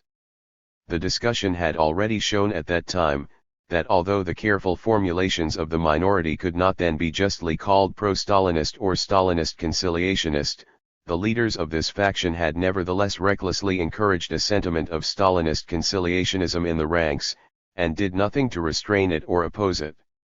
They permitted people of their caucus to state openly in branch debates, their conviction that the Stalinists could no longer betray. In one of my letters published in the Internal Bulletin, I stated that the sentiment of Stalinist conciliationism had been most glaringly illustrated in Seattle. That was before the May Plenum, and before the Seattle development of later months, when 4 members of the branch passed over from the minority faction to the camp of Stalinism. 43. Cannon 1954. 721. Finally, before the May Plenum, the minority had shown a revisionist position on the organizational principles upon which we have built our party. The minority faction attempted to set up a dual power in the leadership, exercising veto power over the majority and denying the right of the majority to do anything without their consent and approval. That's what the discussion had shown politically at the time of the May Plenum. At that time we also had a clear indication of the relation of forces in the party. It was demonstrated, both at the plenum and in the reports from the branches, that the minority was a quite small minority. It could make no pretension that it was a leadership enjoying the support of the majority of the party. That's the way things stood, both as to the development of political positions and as to the relation of forces in the party at the time of the May Plenum. Why we saw no need of split. We were of the opinion at that time that the positions of the minority were not fully developed. They had started on a certain course, but it remained to be seen whether they would draw back, or develop their positions to their logical conclusions. We wanted to give them time to do the one or the other, and we wanted to give the party an opportunity to see more clearly what the line of development would be. For that reason we saw no need of split at the time of the May Plenum. Despite all the talk of the minority about the majority desiring a split, our position at the May Plenum showed the contrary. We had not advocated a split and had no intention of taking the initiative to bring it about. We wanted to test things out in the course of further discussion and experience in the party activity. While the minority was half disposed for a split, or half expected that they were going to be thrown out of the party, we took no such position. On the contrary, on the basis of our political position and our organizational strength, as demonstrated at the plenum and the reports from the branches, we made our truce proposal. That proposal, which we offered to them and which they finally accepted, was nothing new, as I've explained here before. It was exactly the same proposal we made to the Musteite minority in the 1936 convention after we had settled the fight in the party ranks over the question of entry into the SP. This proposal, accepted by the Musteites at the time, secured the unity of our organization during the entire period of our work in the Socialist Party. 722. Our truce resolution at the May plenum was almost identical with the proposal we offered to the Burnham-Schachtman minority at the 1940 convention, that is, that they remain in the party and retain all normal rights. They could have a limited discussion after the convention in the magazine, they could have representation on the leading bodies, according to their strength, on the condition that they accept the decisions of the convention and remain loyal. The resolution adopted at the plenum in May was even broader than that, because it placed no restrictions on further discussion. The internal bulletin would be open, and they could write anything they pleased. We have a peculiar bureaucracy in the party. I don't know whether anyone ever encountered such a bureaucracy in any other movement, which does not suppress discussion, but on the contrary extends it and insists upon it, so that everything will become clear in the minds of the party members before the final decision is taken. Was it correct? Was the plenum resolution, which embodied these proposals, correct? It can be answered in two ways. I would say, the plenum resolution was absolutely correct and would have secured peace in the party, as I predicted in my concluding speech, under certain conditions which could not be judged in advance. I might say, in parenthesis, that the prediction I made at the plenum was also intended as a suggestion to the minority. I predicted that they would work loyally, that they would conduct a friendly struggle of rivalry to show that they were better party builders than we were, and that we would have a free, calm and objective discussion. It was not merely a prophecy, it was also a suggestion to the minority as to what the best course would be. The resolution would have worked out on the following conditions, as we see it now in retrospect. First, that the issues in dispute between the majority and the minority were only national issues, and that the factions were only national factions. We had discussed, up till then, only on a national plane. We, for our part, had not raised any international questions. We tried, for 5 months, to confine the discussion to the problems of the American SWP, which are fairly important in themselves and well worth a discussion. The second condition for the resolution to work out successfully was that the minority was, as we urged them to be, and predicted that they would be, a loyal minority. That is, that they would be content with their democratic rights of discussion and their representation in the leading bodies, and that they would 723. Do their share of the party work and conduct themselves in general as a loyal minority. I believe it was correct for us to assume that that would be the case and to give the minority the benefit of the doubt. We never considered ourselves merely as the leaders of a faction. As leaders of the party, it was certainly correct to give the minority the benefit of every doubt and every opportunity to conduct themselves in a loyal manner, to develop their positions fully and freely in a democratic discussion, and to let the members finally decide. I don't know where or when or how a minority of any party could be offered a better proposition than that which the resolution of the plenum gave them, the right to continue the discussion in the internal bulletin and in the branches, the right to representation approximately according to their strength, no harsh characterizations of their position, which we had written into our original draft resolutions and later deliberately took out, in order not to exacerbate the situation. Everything that a minority could legitimately ask was provided for in the plenum resolution. If we should be a minority in some other party or organization at any time, or in our own party, if we should sit down to compile a list of demands of what a loyal minority wants, we couldn't include more than we gave freely to the minority at the May plenum. Why the truce didn't work out? But still the truce didn't work out. Both assumptions, upon which the resolution of the plenum was based, proved in further development, to be false. The minority, as we know now, and as it was clearly revealed in the period from May to November, was not simply a national faction.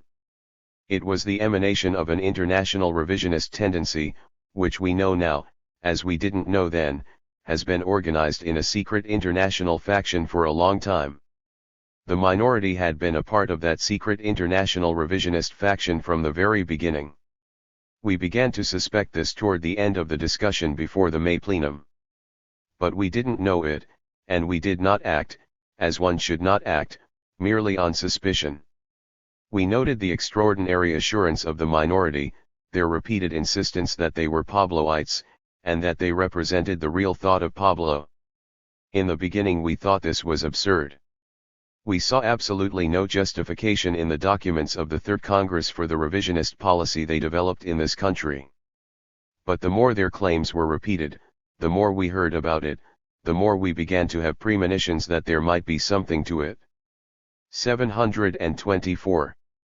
A couple of weeks before the plenum we received a statement from Comrade Stone in New York, who had belonged to the minority caucus, and had changed his position and joined the majority. He gave us a statement that one of the main themes of discussion in the minority caucus, upon which the caucus had been recruited and held together, was the assertion that Clark was the real agent and representative of Pablo. He wrote this statement for us and signed it. I sent a letter to Pablo under the date of May 22, a week before the plenum, in which I quoted the statement of Comrade Stone, a statement that the minority in our party, fighting to overthrow the leadership, was claiming to represent him. At the plenum I took the floor after Clark had spoken and asked him a number of questions, whether he had received any instructions in Paris to begin a factional struggle against the majority of our party, whether he had been told that if he organized a faction against the leadership he would receive the support of the International Secretariat. I asked him a half a dozen questions on this theme from various angles. And what do you think Clark answered? He stood on his constitutional rights and said, I decline to answer. I didn't press him. I said, that's your privilege. But we took his evasiveness into account, that, confronted with this frank interrogation as to whether he was acting independently or whether he was an agent of an international faction, he declined to answer. At this same plenum, Clark in the course of his speech, admitted that a series of amendments which our National Committee had sent to him prior to the Third World Congress, never reached their intended destination. He said he did not bring them to the attention of the Congress, but on the contrary, had burned them. That was admitted by Clark at the plenum. Right after the plenum, on June 4, I wrote a letter to Comrade Tom in England, which has been widely commented on. In the course of this letter I told him our conviction in putting all things together, that the SWP had been the guinea pig for some experiments in duplicity and intrigue, that the minority faction in our party was receiving clandestine support, and that we didn't like that. In that letter I referred to the answer of Pablo to my letter of May 22, which we received a day after the plenum. The answer evaded the question raised by the statement of Comrade Stone. That put the finishing touch on the mysterious business. It transformed our suspicions about the role of Pablo in our American faction fight into a conviction. My letter was a wide-open invitation to Pablo to openly repudiate the claims of the minority or anybody else to represent him in a factional way. Instead of that he hummed and hawed and evaded the question. That convinced us that he was in reality acting in collusion with this faction all the time. This was Fr. 725. They're confirmed by his admission in this letter, that he had been corresponding with the minority faction behind the backs of the official leadership for a long time before. The experience in England. Then, after the plenum, the majority of the National Committee began to feel that it was accumulating overwhelming proof that our revisionist minority in the SWP, which we had tried to debate on national grounds, and prevent it spreading into the international, was in reality the American extension of an international revisionist faction. The Pabloid operations in England gave a striking demonstration of that. The British movement has scored magnificent successes in recent years, after a long, hard faction struggle to separate the Trotskyists from the charlatans and adventurers of the Haston gang. When Bums, the foremost builder and leader, took an outspoken position in sympathy with the majority in our party, Pablo responded by organizing a faction against him in England. That's not all. He promised Bums, if he would withdraw his support for the majority in our party, that he would let him alone. At the same time he threatened Bums, that if he supported the majority in the SWP, they would make trouble for him in his own party. This crooked and cynical procedure, right out of the Commentum book, finally culminated in an ultimatum which Pablo sent to Bums in England, demanding that he act in the British Party, before his own national committee, as a disciplined member of the IS in Paris, that his criticism of the draft resolution prepared for the Fourth Congress should not be made known to the members of his own national committee, to say nothing of the members of his party, that he remain under discipline of the IS and present only the IS position. Well, that, of course, caused us to explode, because that's precisely the device the Stalinists used to corrupt the Communist International. To impose committee discipline on members before their own rank and file, to take a majority vote in a committee and then bind all the members to it, not, as is quite correct, against the outside world, but in discussion with one's own members, that absolutely deprives the rank and file of the party of any real information and discussion. The leaders are more informed on the questions in dispute, they discuss them in committee, and if a minority in a committee is bound by committee discipline during a discussion, that means the absolute stifling of any real democracy. We told Bums our opinion about that we, for our part, would throw any such instructions into the wastebasket. 726. All these things, taken together one after another, convinced every single member of our national leadership in New York, and the plenum members throughout the country, that the minority in our party had been secretly inspired by Pablo from the beginning. We had been fighting in the dark up to the time of the May plenum. It was only between May and November that we got the real score. Junk the old trotskyism. The picture became clearer to us as a result of the disloyal course of the minority after the May plenum, a course which could not be otherwise explained. We couldn't understand why the minority so soon, within 2 weeks after the plenum, had immediately resumed the most violent factional attitude. In Clark's speech on the plenum at the New York membership meeting, I think you heard it on the tape recording, he brought forward the slogan, "Junk the old Trotskyism." That was a much bolder assertion than we had ever heard before. All the old Trotskyists began lifting up their ears when they heard that, because they don't want to junk any part of Trotskyism. Then we heard about the plenum reports at the Detroit and Cleveland meetings. There the minority, instead of reporting in the spirit of the plenum resolution, as Myra did here in Los Angeles, made completely factional reports, as if nothing had happened and no resolution had been signed. The same thing took place in San Francisco.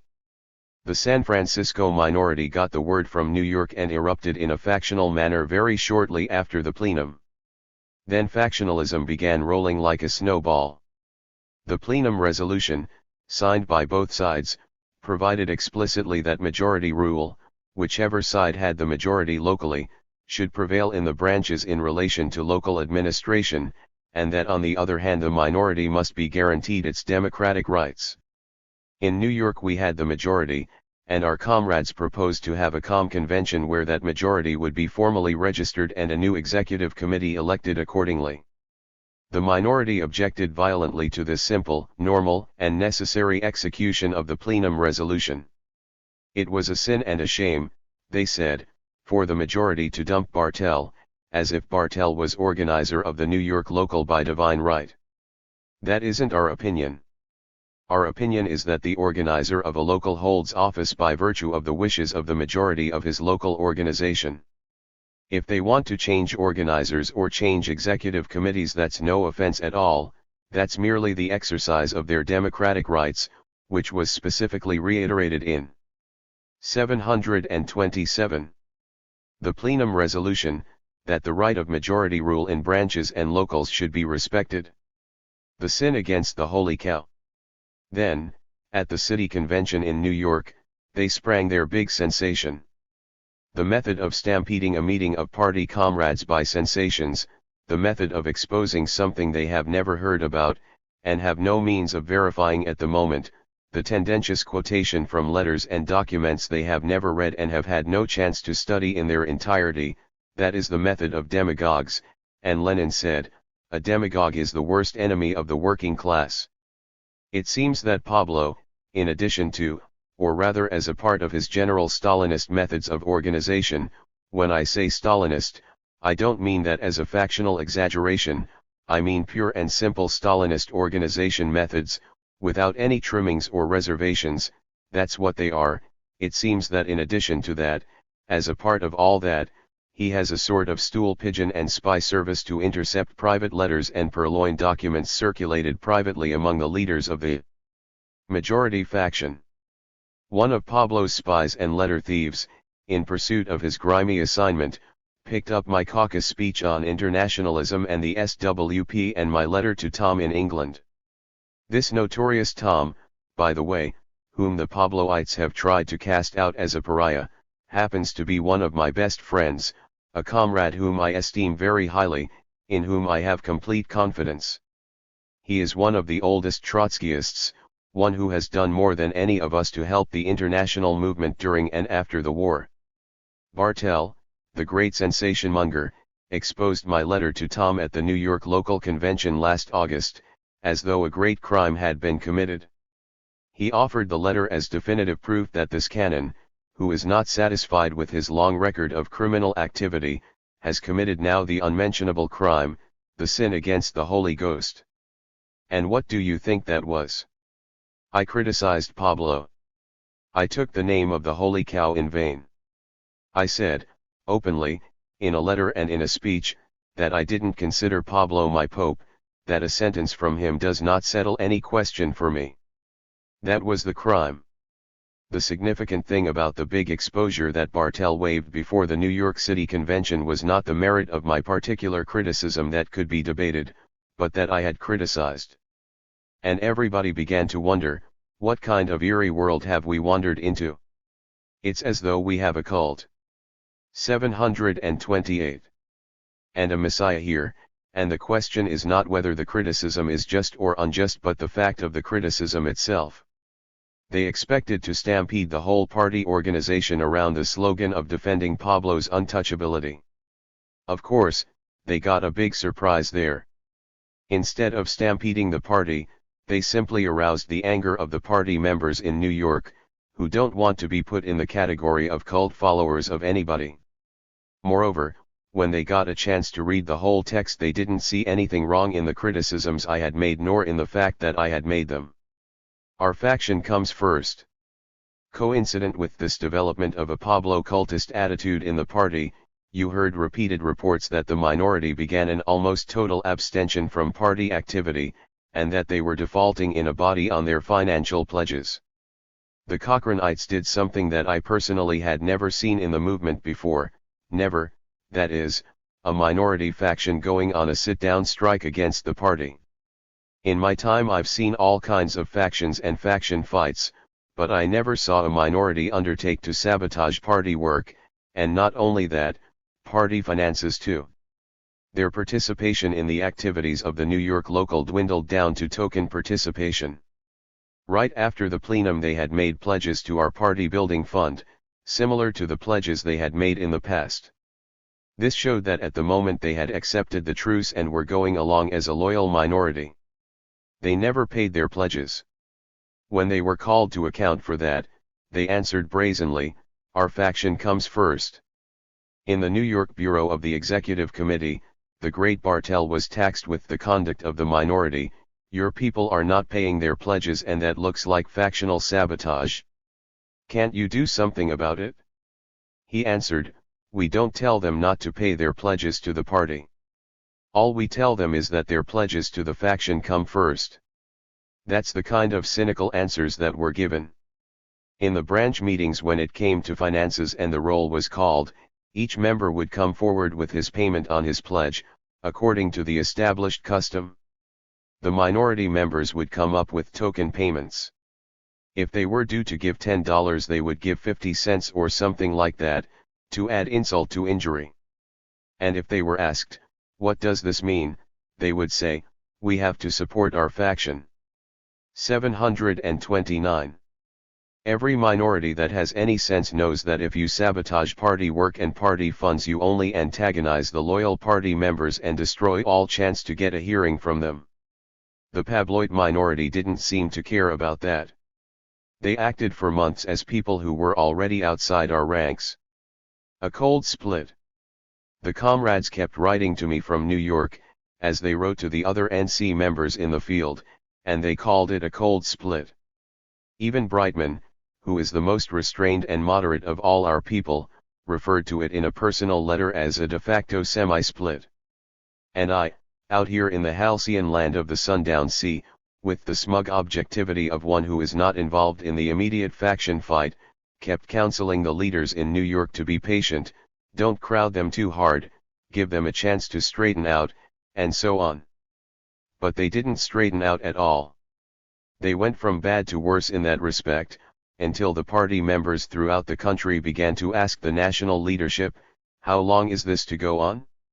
How long must we not only do all the party work and contribute all the funds, but then have to come to the branch meeting and have it thrown in our faces that they are supporting their faction before they support the party? We puzzled over the reasons for such unprecedented conduct.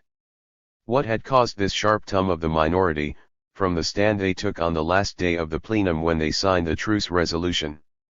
It was not any provocation from the majority, because we had no interest whatever in stimulating a factional atmosphere. Then we heard of the same kind of disloyal conduct by the Pablo faction in England. Finally, everybody had to conclude that there was only one explanation.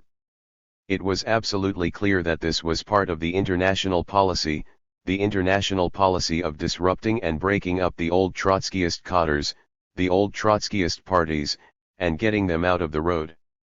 The test of events. But since the plenum, the proof of the revisionist line was revealed by events and their reaction to them. These events, which crowded one on top of another, obliged people to take positions and show what they meant by the resolutions. The first jolt came from an article by Clark on the developments in the Soviet Union since the death of Stalin. This was published in Fourth International 730 magazine soon after the May plenum. The article envisaged a possible self-reform of the Stalinist bureaucracy, and the gradual re-establishment of Soviet democracy without a revolutionary uprising of the masses led by a revolutionary party.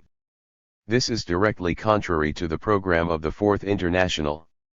This article, which raised great alarm here and throughout the world, because it appeared in such an authoritative magazine, was sneaked into print without the knowledge of the other two editors who were supposed to edit everything published in the magazine and control the policy. The real Pabloites combine treacherous policy with a certain treacherous method of working. The other two editors, and all the rest of the party leaders, found out about the article only after it appeared in print in the magazine. You should recall that when you hear accusations that we started the controversy in public. Fourth International magazine, which is sold on the newsstands, is as public as the post office. Next came the attempt to cover up the counter-revolutionary course of the Stalinists in East Germany. Then the whitewash of the Stalinist betrayal in the French general strike. All this is documented in our letter to all Trotskyists issued by our 25th anniversary plenum. It was on the basis of these three concrete events and the line taken by them, that our national committee made up its mind definitively about the real policy of the Pablo faction.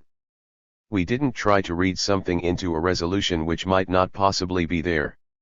We didn't interpret doubtful paragraphs out of proportion.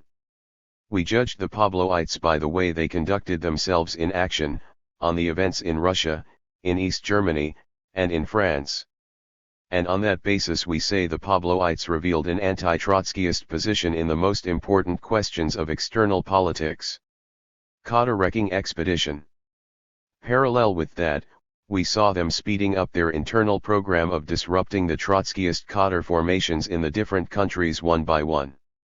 That may seem like an utterly fantastic accusation to make, that people in the central leadership of the International would set out deliberately to break up the historically created cotters who are the living carriers of the doctrine, our sole link to the past and the sole forces capable of leading us into the future. But that's exactly the way it looks to us. It is now clear that the cotter-wrecking expedition of the Pablo faction began, not in our party, but more than 2 years ago in the French party. It appeared to us then, that the fight in France was merely a fight over tactics, as to what extent. 731. And how deeply the Trotskyists should penetrate into the workers' movement controlled by the Stalinists, including the Stalinist party. Now, as you know, we have no sectarianism in our bones at all. We may be convicted of other faults but never of that. We are mass workers by instinct, experience, and training, as well as by theory. We're in favor of getting into the mass movement no matter who leads it, or what country it is. It appeared to us, taking it merely as a tactical question, that the majority of the French party was a little hesitant in this respect, and we stated so in the letter I wrote to Comrade Renard. It is clear to us now, as it was clear to the French already then, that what was involved was far more than tactics. The majority of the French party was stubbornly resisting the liquidationist course, and for that reason there was a deliberate, sustained, factional campaign to break up that cadre. We became convinced of that later, especially after the French general strike, in which the expelled majority showed themselves to be revolutionists in action, and the Pabloid faction acted as apologists for the Stalinists. That's why we changed our position on the French question, and did it openly, unambiguously, and straightforwardly. Tactical questions are important only after questions of principle are settled. We will not even discuss tactics with anybody until we first come to agreement on principles. In England, a real Trotskyist cadre was finally consolidated in a long internal struggle. After long stagnation of the movement there, a cadre organized by bums finally broke out of the Haston jungle of unprincipled clique politics. They got into the Labour Party in England and began doing mass work on a scale never done by any Trotskyist party in the world, possibly outside of Ceylon. Great progress has been made there. England has been the pride of the Fourth International now, for years. We in America have never even approximated what the Trotskyists have been able to do in England in recent years. We never had so favorable an opportunity. They got into the mass movement just when the left swing was taking place, and found opportunities opening up on every side. They soon became an effective part of a big left-wing movement of semi-revolutionists and centrist elements turning to the left. Right in the midst of this tremendous work, Pablo hurled a destructive faction against the leadership, for the crime of sympathizing with the American majority. All of a sudden, without previous notice or warning, Bums was confronted with a hostile faction. This faction, pronouncing themselves 100% Pabloites, demanded that Bums obey the discipline of the ones in internal party discussion, and keep his mouth shut when the draft resolutions for the Fourth Congress were up for consideration. 732. The majority of the National Committee in England told them, "We don't like this business at all. We don't like the fact that you coming up here all of a sudden with a secret faction, have an accidental majority in the editorial board. We are going to reorganize that board." That's something, I think, they may have learned from the history of the SWP. The minute the plenum of our National Committee finds that the political committee, or the editorial board or any other subcommittee is not reflecting its will, it simply reorganizes it. That's the invariable rule recorded in the history of our party. That's what we did at the October plenum in 1939, at the beginning of the fight with the petty bourgeois opposition. They had a majority in the political committee, but at the plenum they were a minority. The plenum said, "That won't work very well, will it?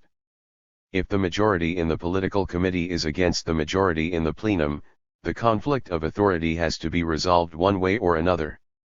And since the political committee has no authority to reorganize the plenum, then the plenum has to reorganize the political committee. So some of you boys are out." Oh, they hollered, "Blue murder. Bureaucracy." But we said, "No, that's democratic centralism. You'll have to get used to that. The majority has to rule. That's democracy, isn't it? At least, that's the first principle of it." The British majority seemed to have the same idea. So they reorganized the editorial board and made a few shifts to bring subcommittees into line with the NC majority. Then, what do you think happened there? A comrade, who had been dropped from the subcommittee, as we dropped several of the Burnhamite minority from our political committee in 1939, challenged the right of the elected majority of the National Committee to remove him. He said, I am going over to Paris and see what my position is. And he wasn't laughing. So he goes to Paris, and comes back, and announces that he can't be removed, that the IS says he should stay. This monstrosity was justified on the ground that the Fourth International is a world party with international discipline, and IS discipline is higher than national discipline. This great principle of international organization is prostituted in the present faction fight to mean, in practice, that Pablo's factional agents have special rights in the national sections, that they can run wild and the National Committee can't discipline them. The National Committee, which is elected by a conference and is responsible to the rank and file, is deprived of all power and might as well resign. And then came Pablo's ultimatum to Bums that he himself had to obey the higher discipline of the IS and that he defend the line of its majority until the Fourth Congresses. Simultaneously with that, within recent weeks, the Pabloid minority in the British section began to openly violate the discipline of their National Committee in the mass movement.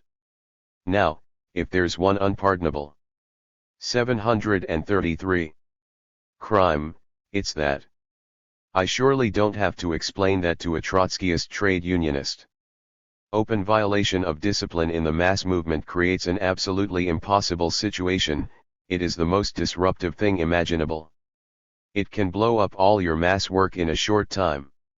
That's precisely what the British Pabloites undertook to do, and this brought the struggle in the British section to a head very quickly. Confronted by open and provocative violations of discipline, the leadership had to decide, either the National Committee must abdicate, or it can remain in office only as a puppet of a madman in Paris, and say, we have no rights. Or, as a third alternate, it can throw the disruptors out of the organization for violation of discipline. That's what was done in England, and we heartily applaud the action of the British majority. The split, made unavoidable by these provocations, was consummated in England in about 2 weeks from the time of the first violation.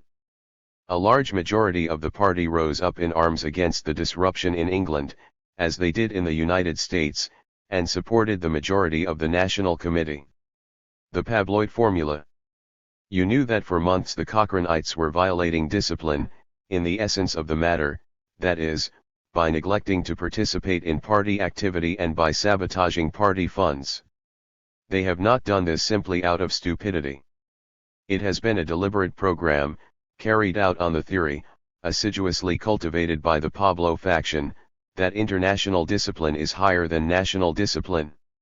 Now, formally, that's right, if the ones is a really representative body, and there is some control over it, some way of checking it.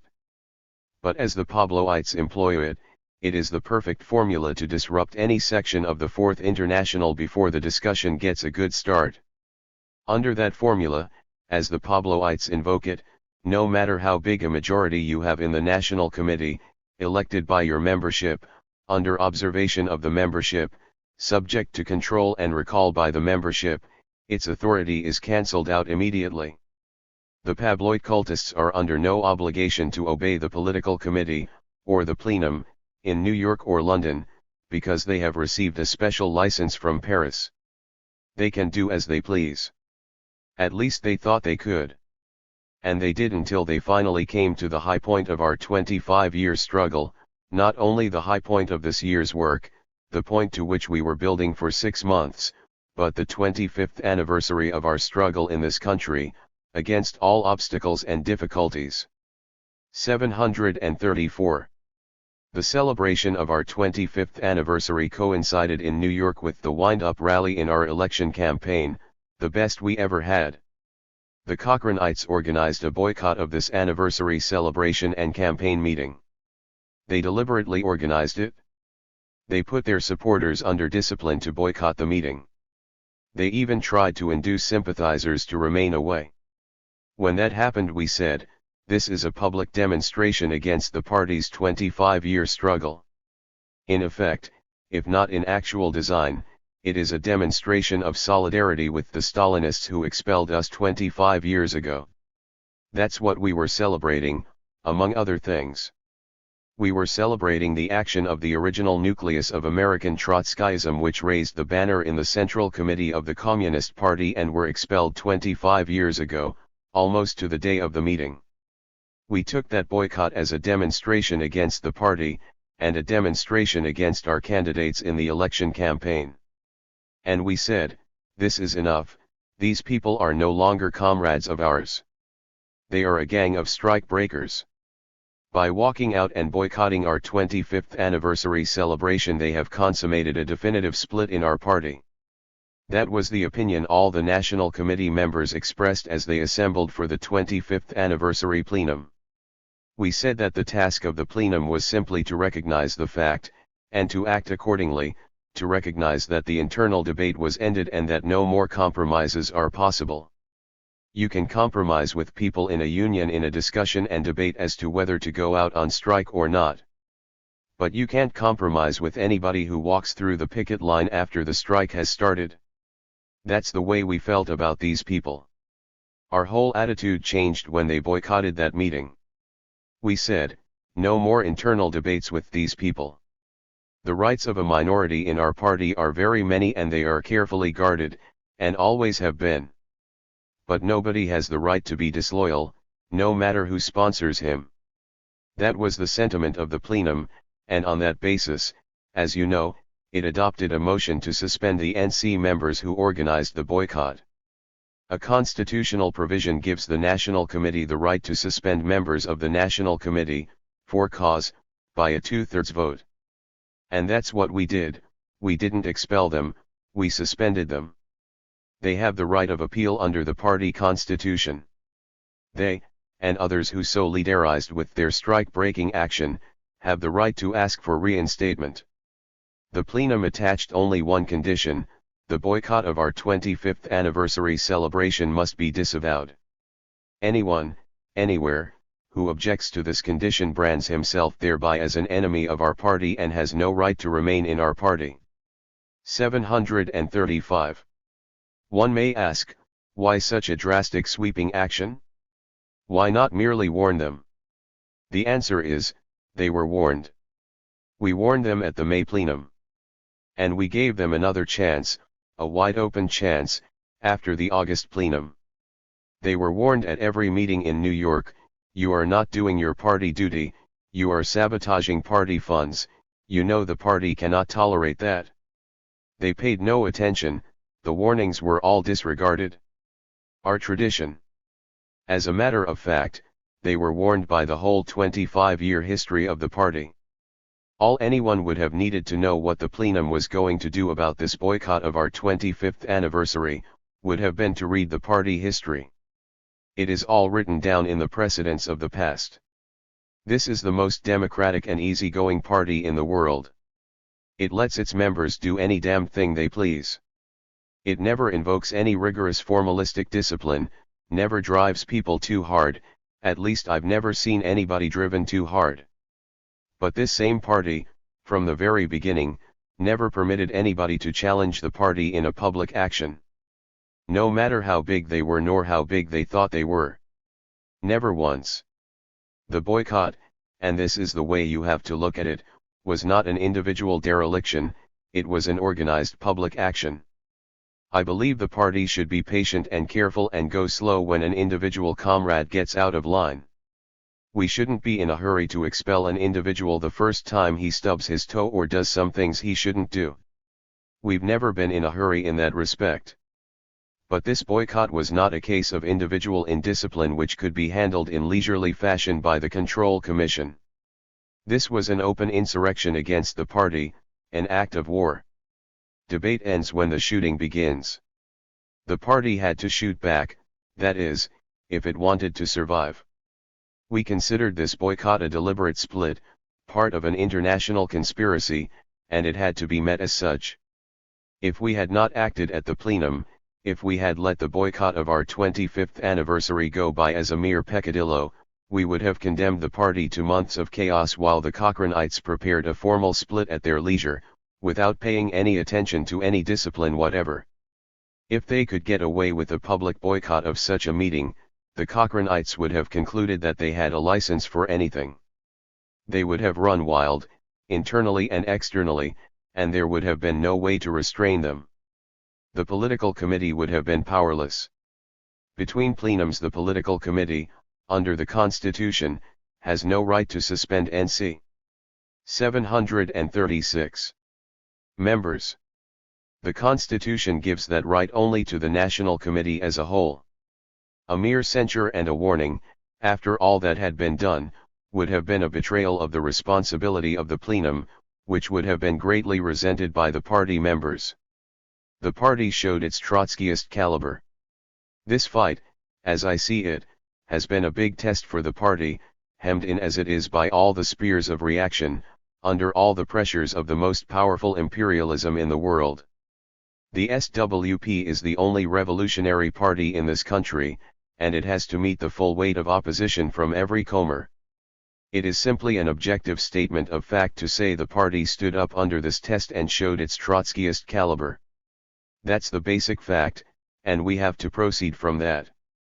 From that standpoint, at the moment of concluding the internal struggle and facing the revisionist splitters as a rival and enemy organization externally, and simultaneously opening a struggle for Trotskyism on the international field, I think it would be out of order to divert attention with the carping criticism of the leadership, or any section of it.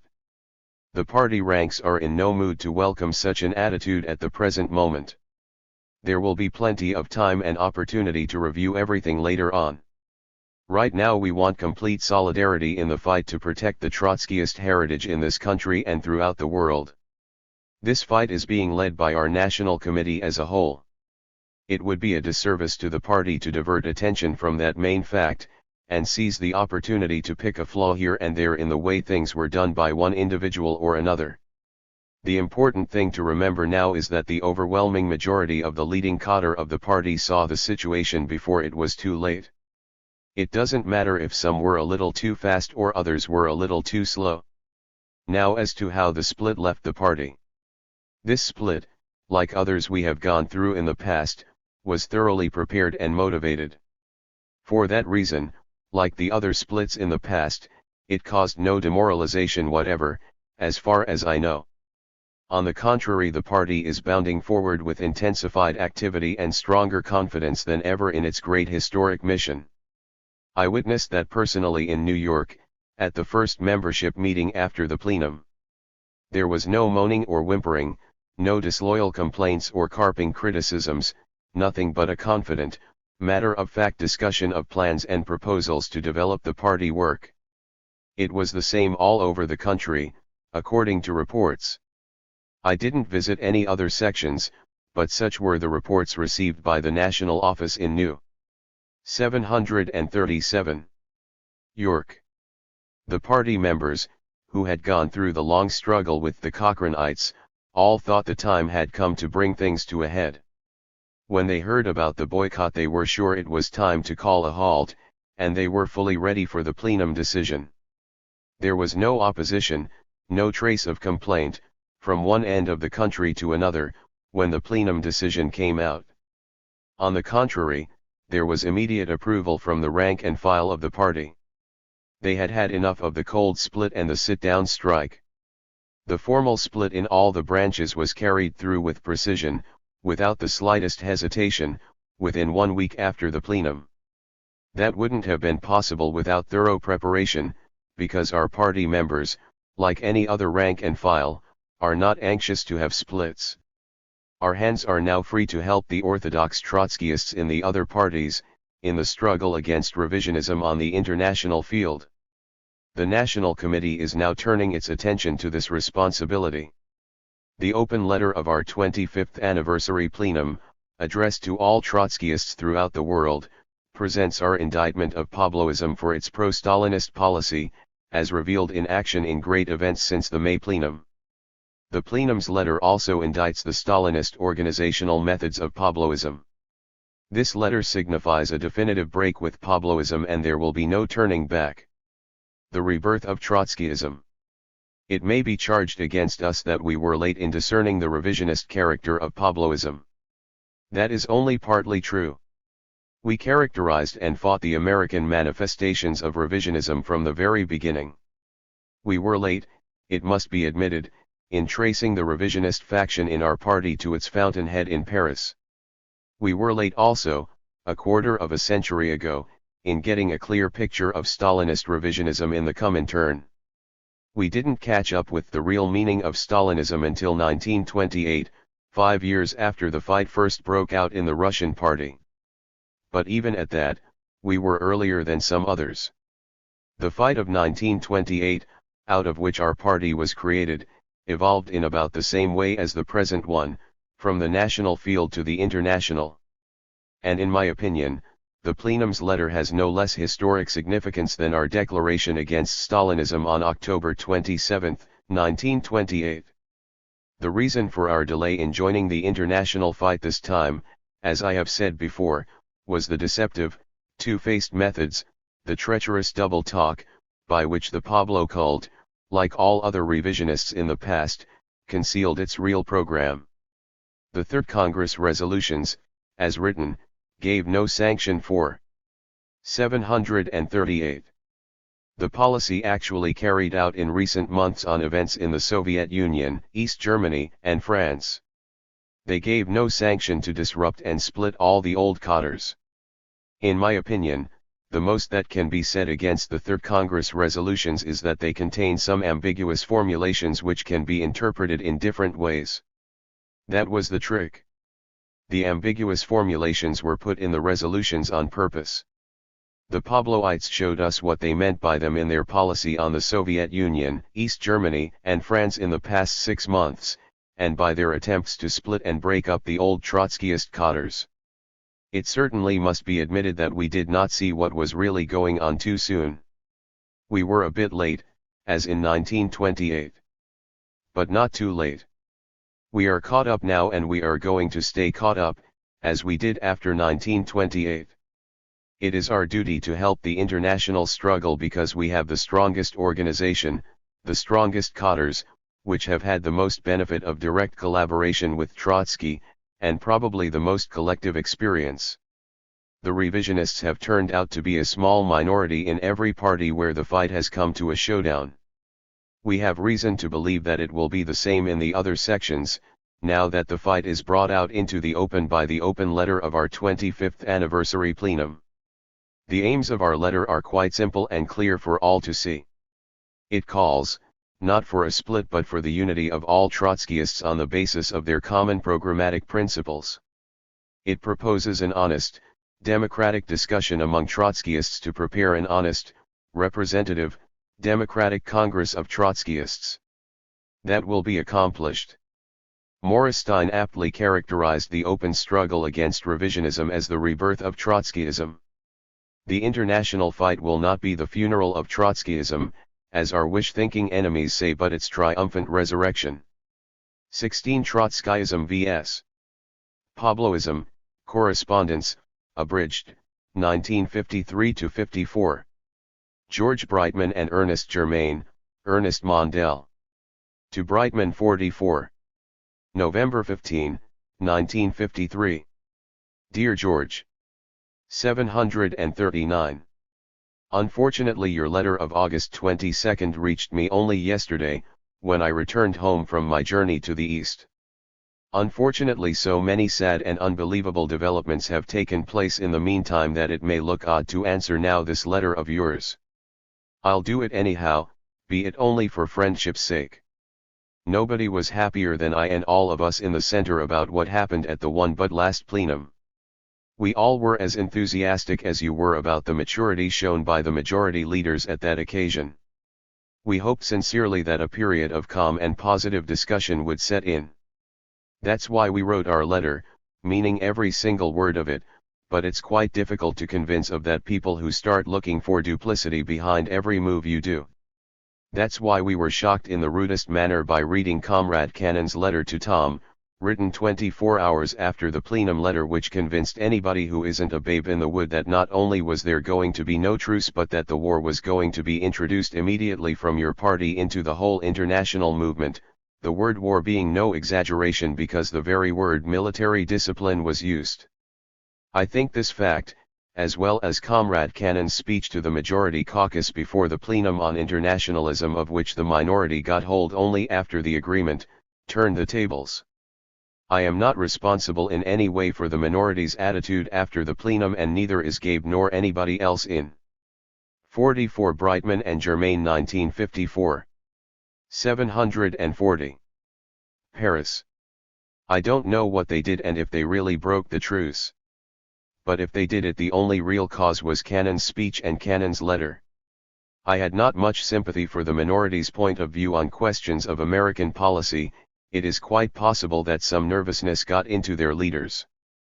But it seems to me clear as day that after the majority openly attacked the International's line, the minority had no interest whatsoever to leave the party, at the contrary. That is why I cannot accept the charges made, at least not to the extent they have been advanced. The minority had now finally succeeded, through no merit of their own, to get into the position, to appear before the membership as the defenders of the International, in political association with the International, against a tendency, which was brutally and violently attacking and insulting the International's line, leadership, and discipline.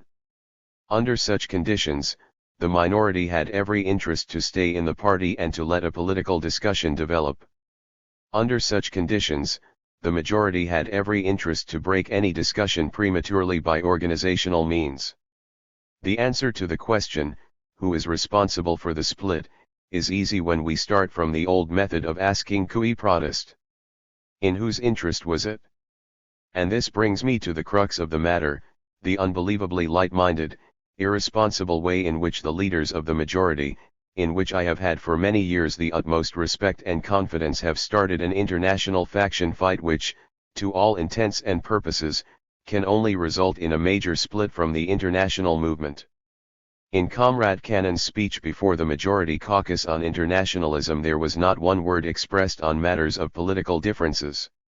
Even in Comrade Cannon's letter to Tom, instructing him to build an international faction, the point was stressed that there were no political differences with the International's line. Suddenly in August Comrade Stein sprang on the movement his political thesis, obviously written in agreement with the other majority leaders, which I cannot interpret otherwise as deliberate and cynical attempt to find some political justification for an organizational struggle of power launched upon the international leadership. Comrade Stein's document is written in such obvious bad faith, and overthrows so obviously established points of policy commonly accepted by the American comrades and ourselves not only since 1951 but since 1945 that it is hard for me to see how anyone can escape that conclusion. Is it necessary to enumerate once again for you the innumerable points which show that bad faith?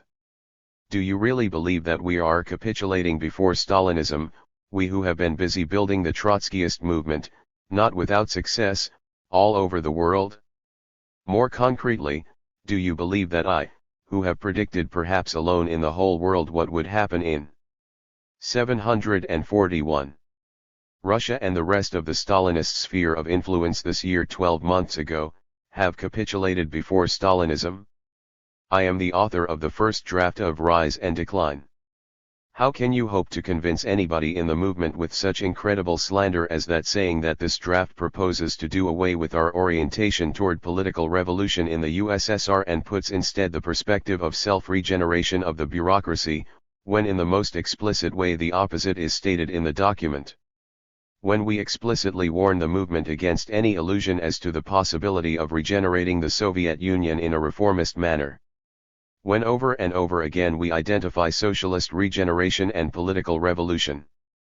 When we try to awaken the movement to the huge possibilities opened up by the new objective situation in the USSR for a reappearance of our movement and the beginning of the mass struggle against the bureaucracy. Who is rendering Stalinism a service?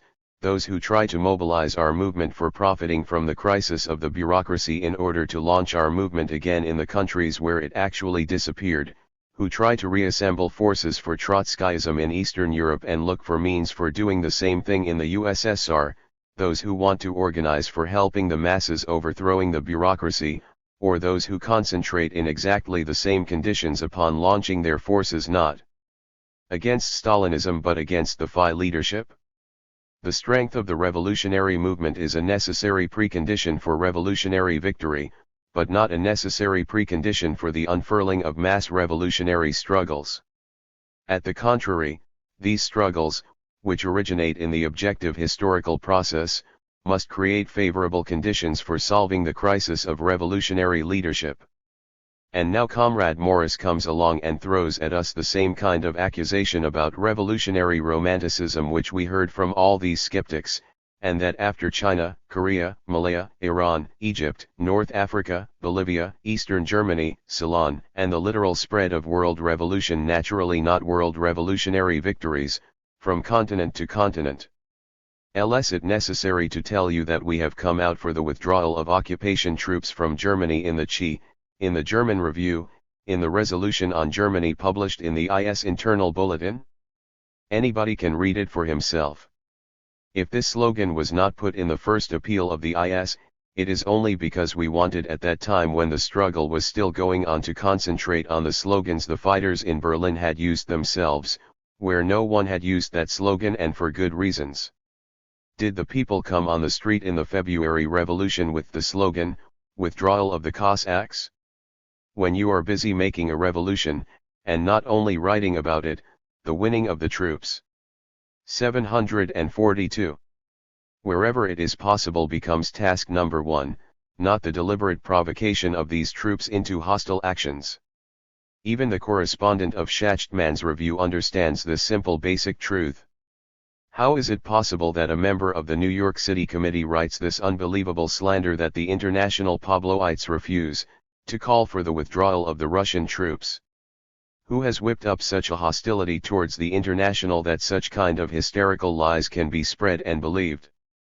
The basic thing, dear George, is that for reasons of wrong suspicions and unjustified fears, the majority leadership has launched a preventive faction fight against the international, and this faction fight, having acquired now a political basis, will develop with all its internal logic, with the immediate threat of a major international split.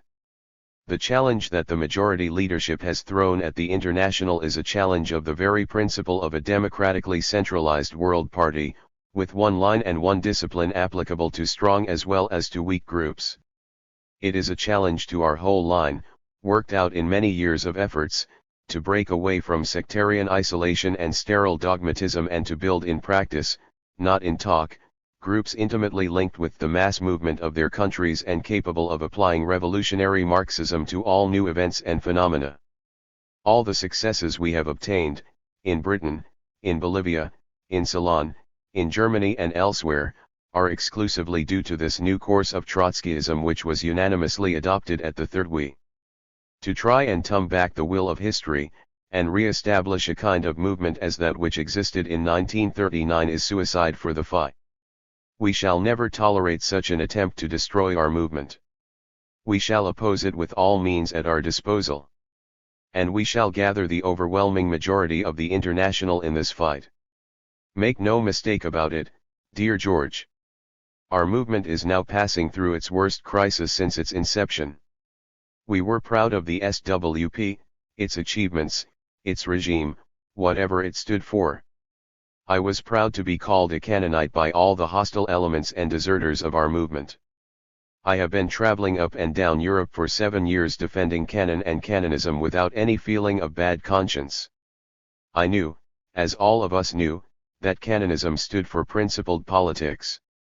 Till we received Stein's document, I would have never tolerated any intervention of the international in the SWP conflict, convinced as I was of the principled way the SWP leadership acted in the past in party conflicts.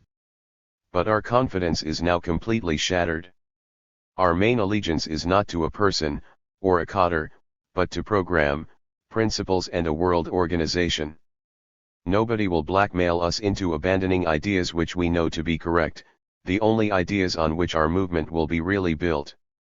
We wanted to build the movement in the closest collaboration with Cannon. We 743 shall build it, if necessary, without and against Cannon. And we petty scribblers, as these people now suddenly say, will succeed building this movement, because the correctness of our ideas, confirmed by huge historical events, will bring to us everywhere the best people from the entire labor movement. The kind of arguments which are now used everywhere against the International have a very particular smell to anybody who knows the history of the communist movement, dear George. One should be very, very prudent throwing about accusations of capitulation before Stalinism. You will have read The Militant wrote a fine story on it, Silone's anecdote about the manner in which the old man was expelled from the Third International. When Stalin wanted the EKKI to condemn the old man's letter about China, the members were asked to vote without having read the document. The Italians refused. The meeting was adjourned and old Kolarov came to see Togliatti and Silone, telling them, "What do you want to see that document for? What's going on here is in reality a fight for power between Stalin and Trotsky in the Russian party. You have to line up with Stalin, who is winning that fight, because without the support of the Russian party it is impossible to build the International, etc." In the last weeks I have heard many people repeat this kind of argument. As much as we understand the importance of cadre and leadership, we can have nothing but contempt for such arguments. Surely, Trotsky and the Trotskyists didn't break with the Soviet state in order to repeat the same type of unprincipled bankrupt politics on a petty scale. We shall never stand for it, never, never. Among the many correct things Comrade Cannon has been saying for a great many years was that beautiful sentence on the party becoming suddenly a prison for people with wrong ideas or under pressure of hostile forces. When that happens, every petty incident, every misunderstanding is used to kick up constant violent fights. I ask you, Comrade George, why has the International suddenly become a prison for the American majority? Why do they suddenly attack in a ruthless, disloyal, unpolitical, and slanderous manner a leadership with which they have been associated in the closest manner, with which they have been so intimately collaborating, and to whose construction they contributed more than anybody else? The International has neither provoked, nor attacked, nor threatened the SWP majority in any manner whatsoever. Why did this majority feel itself suddenly like in a prison in that International? Why do they undertake one step after another to break out of that prison? It will be difficult to answer that question without noticing a grave danger to the future of the SWP and its leadership, for anybody who is a principled Trotskyist. All political differences which may have been arising on matters of interpretation or tactics toward the events in the USSR since Stalin's death could 744 have been discussed calmly and easily without even leading to a faction fight. I'm quite convinced of that. Because inasmuch as there are real differences, not cynical slander, they are yet of a minor nature. Such a discussion could have been useful if it had been first led in such a manner as to prevent premature crystallization. Even after that crystallization it would have been a lesser evil. But with organizational measures, reprisals, threats, and ultimatums, the International will not compromise. Our movement, which is still very weak, will collapse before bigger enemies, if its leadership will not uphold the basic principles of its discipline and political cohesion. To the surprise of some clever despisers of scribblers, we shall show the movement that we shall be quite able to defend it in an efficient manner against any attempt to disrupt it. I'm still ready for any initiative or any move which could eliminate the threat of a major split in the International movement. If you could suggest anything useful in that line, I'm willing to listen to any suggestion, to undertake any action, privately or officially, as long as it is not a betrayal of our organizational and political principles. If anything can be done to avoid the catastrophe, it would be criminal not to attempt it. But you will believe me that I have little hope left after what happened. Warmest greetings. Ernest. To Germain. December 3, 1953. Dear Ernest. Thanks for your letter dated November 15, the same date as the letter to the leaderships of all sections by the Ones Bureau, to which you also signed your name. I answer your letter, and in part that of the Bureau, not only out of friendship's sake, but also because I have always felt closer to you politically and methodologically than any of the other European comrades, and because I have always highly valued your contributions to the movement and want you to avoid making a terrible mistake. If this reply is poorly organized, it is because I have so much to say and so little time to say it in, and I hope you will make due allowances.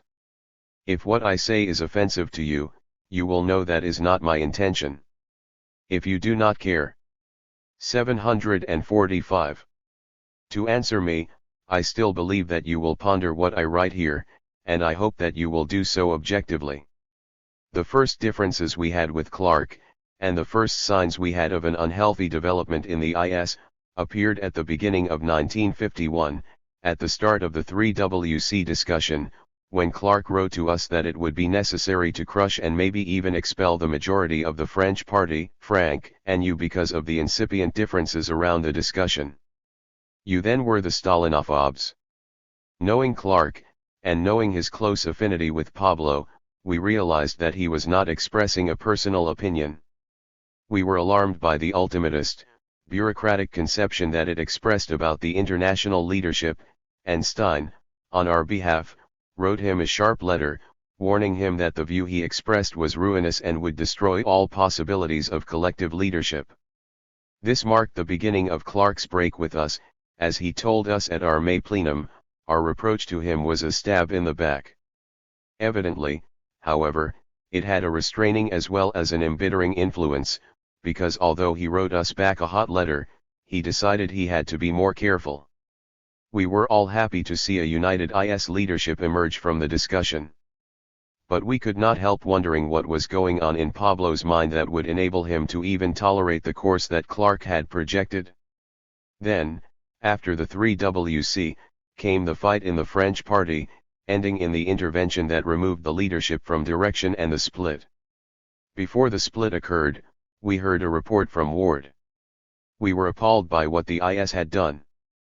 No one denies the right of the international leadership to suspend or even expel the leadership of a party, or even the party itself. But this is a power that must be used with the greatest care and discretion, when a leadership is betraying or muffing a revolutionary situation, for example, and not over tactical questions. Lightly used, or abused, as it seemed to us was done in this case, the movement can degenerate grotesquely. We told Ward of our view, and urged correction. We went along with the IS on the particular issue involved, because we agreed with it on that issue as we understood it. But we were against the organizational measures that had been so light-mindedly applied, and disturbed by the split.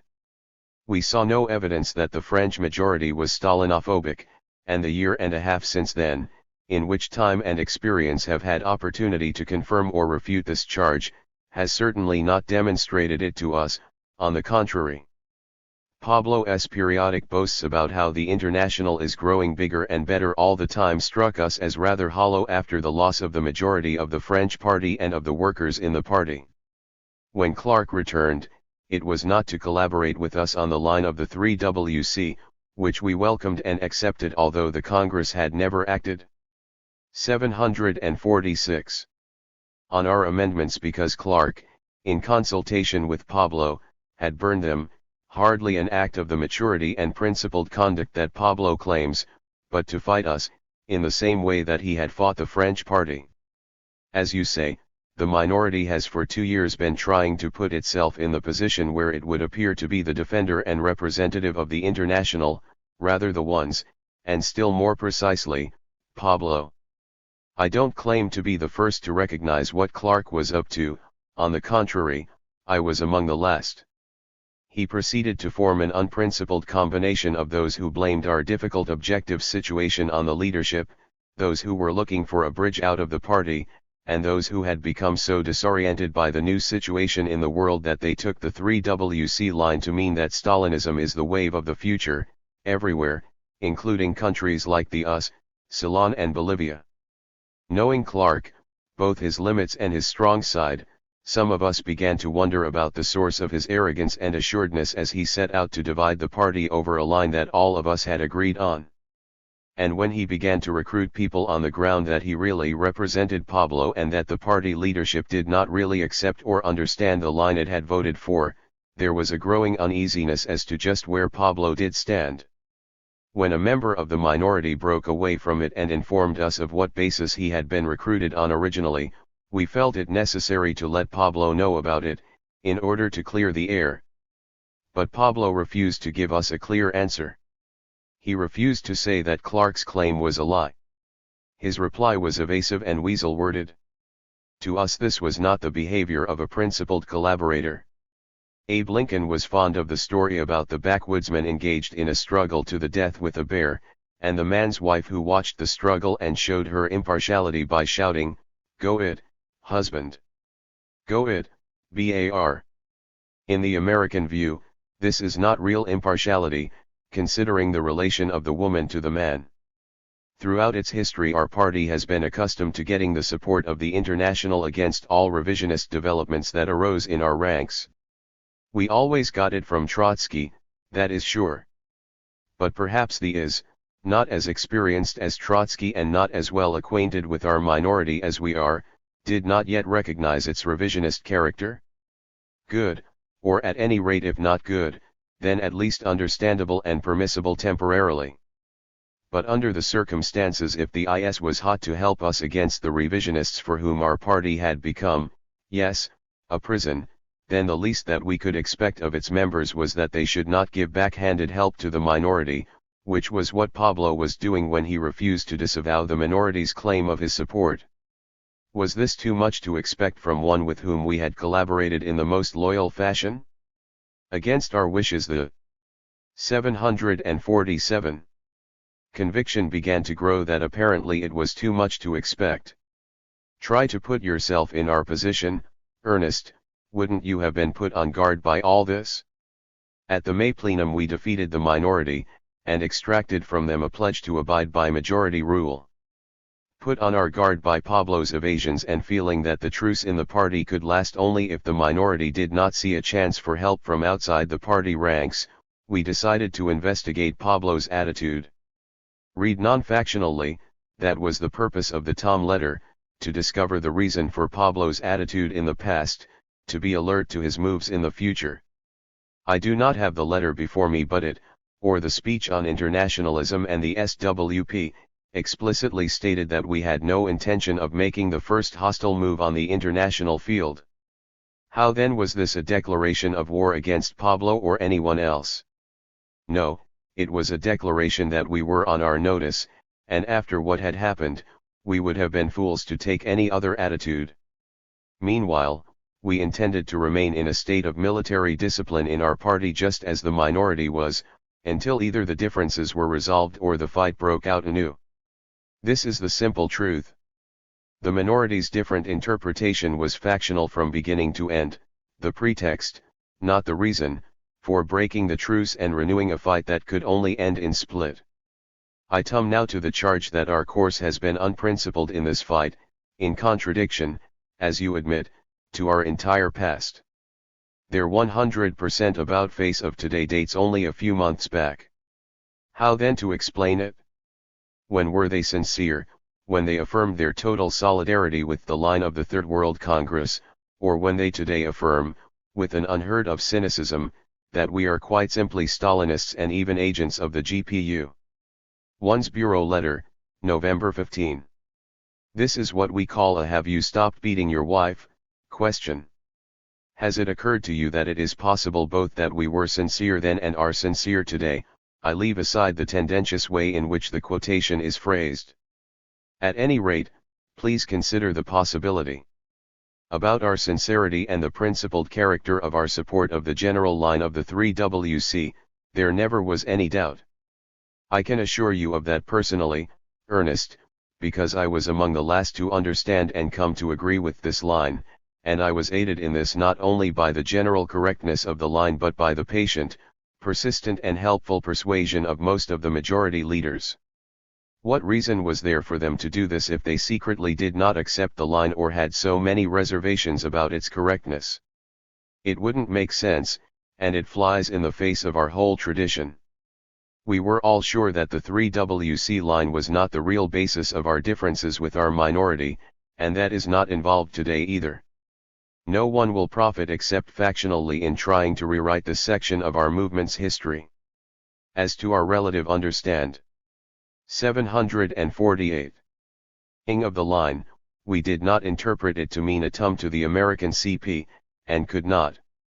The minority did, despite their protestations to the contrary, because it was so flagrantly in conflict with the text of the documents, and that will be proved now in action, and already has been proved by their first independent activity, an influx into the ALP as their major point of concentration in New York.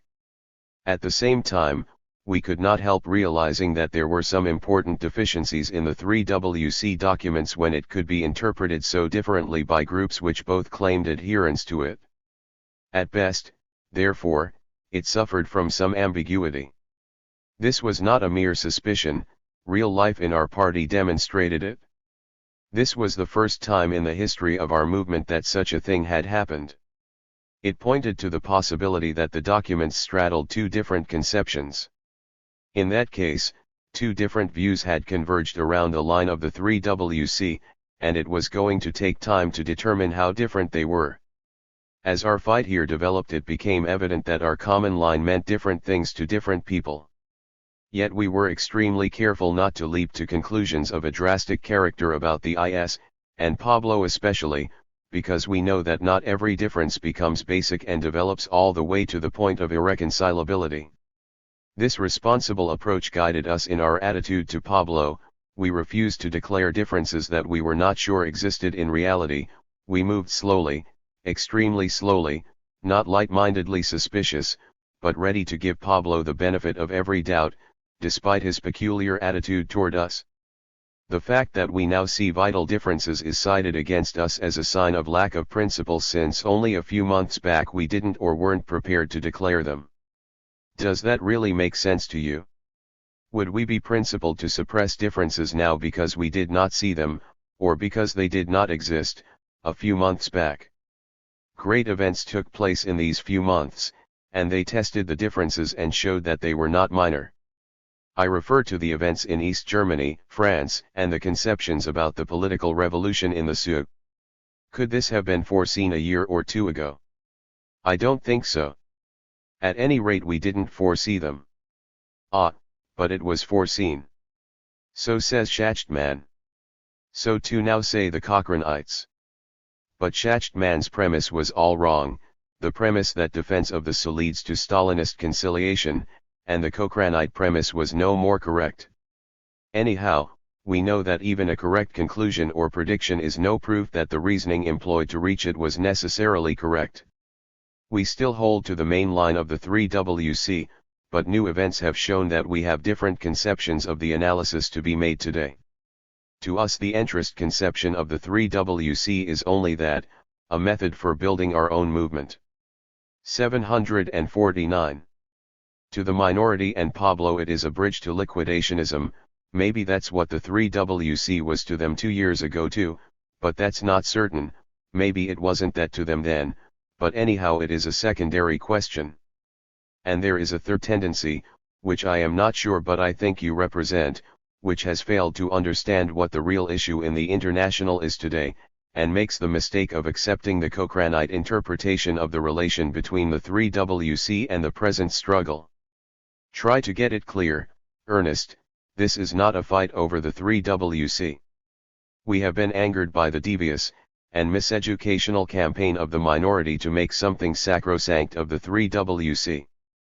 A WC is only a WC, it's not for all time. That's our attitude to all the congresses of our movement, the first, the second, and the third. Time tests all the predictions and prognoses they contain. We must retain what is still usable, and replace what is not. We hold to what is good in it, but we're not bound by every word for all time, any more than Lenin felt bound by last year's resolutions. Otherwise, we become truly sectarians and fossils.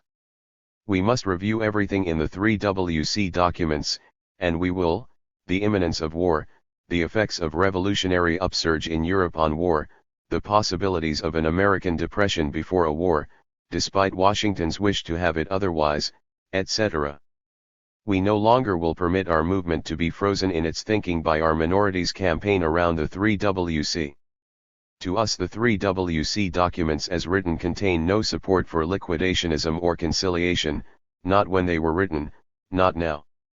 And if it did, which I deny, although I admit it's a valid question for examination in view of certain ambiguities in the text, then it's our job to correct it now. What's unprincipled about that? The same criteria apply to leadership. The fact that we supported Pablo up to a certain point and don't after that point is no proof that we're unprincipled, unless it can be shown that he hasn't changed, and that can't be shown. We went along with him at the 3WC for any reason, we agreed with him, or thought we did. We broke with him for one reason, we found ourselves in disagreement with him on basic issues. What's unprincipled about that? We weren't liquidationist or conciliationist then, and as far as we could make out he wasn't either. We aren't liquidationist or conciliationist, now, but the test of events shows that he is today. What could we do but break with him? Wouldn't it have been unprincipled if we hadn't? I must add here that a genuine Pablo cult has been developed by the minority in this country. The mere idea that we would dare to differ from Pablo on any question brought a scream of anguish and even astonishment from the minority, sincerely from the Clark wing, and for factional purposes from the Cochrane wing. We're not cultists, and I hope never will be. No one is immune from criticism in our movement, Pablo, or Cannon, or anyone else. Our attitude to leaders is based on what they are and do as well as 750. What they were and did. The hand-raisers are not on our side, despite all the slander to the contrary, as you will find out yourself if you choose to associate with the Cochraneites. We have different ideas over who launched the fight. You think we did, we think Pablo and Clark did. But who launched it is really secondary if the issues are fundamental. Far more important and revealing is the relationship between politics and organization struggle, and I'd like to go into that a little in connection with this fight. I think you're making a mistake in the way you view the relationship in this concrete case. Let me put it another way. Suppose yourself in our position.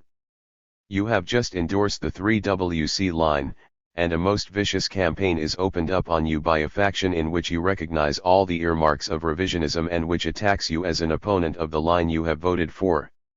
This faction derives its strength not from its own views but from its claim that it represents the international leadership with which you have worked in honest collaboration. You present the claim to the IS secretary, and he refuses to disavow it. The party heads for a split. You prevent it for the time being and create conditions of truce in which party work can go forward, a test for the minority. They accept, and then break the truce at the first pretext. You become convinced then that the minority no longer wants to be in the party, it feels stifled, it wants to break out. Then you begin to detect signs that the IS secretary is not only continuing, but deepening his collaboration with this minority, all the while, to use the phrase used against us, that there are no apparent political differences between you and him, for the truth is that he has never up to this point expressed a single difference with the policy you follow. What do you do then? If I are a responsible leader, then you ask yourself, why is he behaving in this fashion? Why does he ally himself with a revisionist faction in our party, though he does not yet do so openly? Is it merely that he finds Clark's character more charming than Cannon's?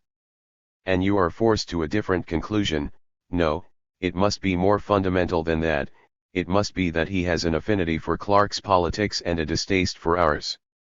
If action fights have any meaning, and they generally do, there must be a political basis for his behavior. And unless you are something other than a Bolshevik politician, you begin to search to find the answer to the puzzle. What's unprincipled about that? Isn't that what the November 15 IS Bureau letter also purports to do? Yes, faction fights, if they are deep-going, have a political basis, even though it may not be fully clear to everyone involved at the start. An organizational practice has a meaning in such a context, a political meaning, and one can go very far astray if he overlooks this fact. When a faction begins by challenging 751.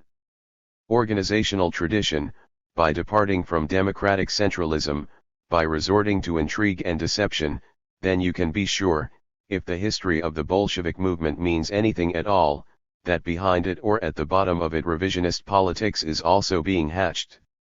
The way the minority faction was formed, the way it conducted itself, was even more revealing than the political arguments it found it expedient to put forward at the start, halfway arguments, half-presented arguments, the traditional method of revisionists, who naturally cannot begin by fully presenting their own real views at the beginning. What applied to the minority also applies to its behind-the-scenes ally and protector, Pablo. There must be, some political basis behind his role, we concluded. But even so, when the IS resolution on the rise and decline of Stalinism arrived, we did not leap to rash conclusions, and we weighed the matter carefully. I don't mind telling you my initial reaction. I thought it was on the whole an excellent document, despite some deficiencies and ambiguities I wanted to question you about, as I said in my letter to you. There were others who shared this view. We began to discuss our attitude toward it. There were those who thought that we should prepare a number of questions to be submitted to the IS to clarify ambiguous or uncertain sections, with the thought that depending on the replies we would either vote for the document as it was, or propose amendments, or prepare a counter-document. One thing we were sure of: we did not again want any document adopted unanimously, after which we would be confronted with the same situation that arose after the 3WC, when we were told we did not know what we had voted for, that we were not carrying out the line, etc. We had barely begun the discussion among ourselves when Clark put out the FI, without showing it to the majority of the editorial staff, which contained his new thesis about the sharing of power between the bureaucracy and the workers as an alternative to the revolutionary upheaval of the masses against the bureaucracy.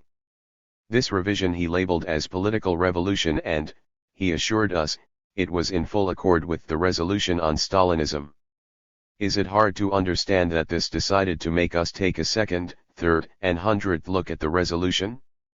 The text of resolutions is important, but I need not tell you that we have learned that in the hands of unscrupulous people the text itself alone is not enough to indicate the real line intended. And it soon became clear to us that whatever you, the author of the resolution, may have meant by it, and whatever we thought it meant, Clark, and Pablo, clearly meant something else. Such a resolution, whatever merits it may have, is inadequate under such circumstances. 752. Then came the IS letter of August 10, signed by you, Frank, and Pablo. I don't have the documents before me, but I recall that you said you had seen Cannon's speech and letter and were distressed by their false implications, etc. You also said twice that you did not intend to do anything about it. Because of the French strike, we did not receive the letter until August 31. We began to compose a reply. Before we had finished it, and without waiting for the reply, the IS 3 days later sent another letter. This one was not signed, I assume, and hope that you had left on your trip by then. The tone of this was altogether different, although nothing new had happened in the meantime. Pablo denounced us for the latest issue of the FI. What was this issue? It was the one in which, in the most guarded language, we let the readers know that we repudiated the conception on sharing of power that Clark, in violation of his post, had smuggled into the previous issue of the FI. In addition, we reprinted without comment Pablo's own article on the post-Stalin period, despite our strong opposition to much of it. What did this mean? One would have to be blind not to understand it. Pablo, instead of congratulating us for repudiating a revisionist article, was condemning us for doing so. To us that spoke more clearly than 1,000 resolutions as to where he stood in the fight against revisionism. Furthermore, he demanded that we stop printing what we were saying about the Soviet Union, Germany, etc., because our articles were not in line with what he was saying. This, mind you, in the midst of a pre-World Congress discussion, on the events on which the International had not yet adopted a position. And to make his attitude clearer yet, he attacked us for distributing our bulletins directly to sections, instead of through the IS. In other words, he wanted us to publish Clark's line and held over our head the threat that if we didn't we'd be acting in violation of the 3WC, which never even took a line on these questions, and he threatened us because we were distributing bulletins in a way we have been doing ever since our movement was formed, with the knowledge and approval of the I's. To us, it was clearly an effort not to promote an international discussion on a correct and objective basis, but to strangle the discussion by creating an atmosphere of organizational threats which could only muddy up the political discussion. This was followed by his organization of a faction in Britain, followed by what for me was the final straw. He had asked us to meet with either you or him. As soon as we heard that your trip, unlike his, was actually going through, we accepted. On the same day that we got your letter saying that for financial reasons you might not be able to complete the trip, to which we replied in a wire you may not have received that we would raise the money for the completion, we got a letter from Pablo informing us that it would not do for us to meet. 753. With you because you were not an official representative. What had changed your status from Ceylon to here he did not explain.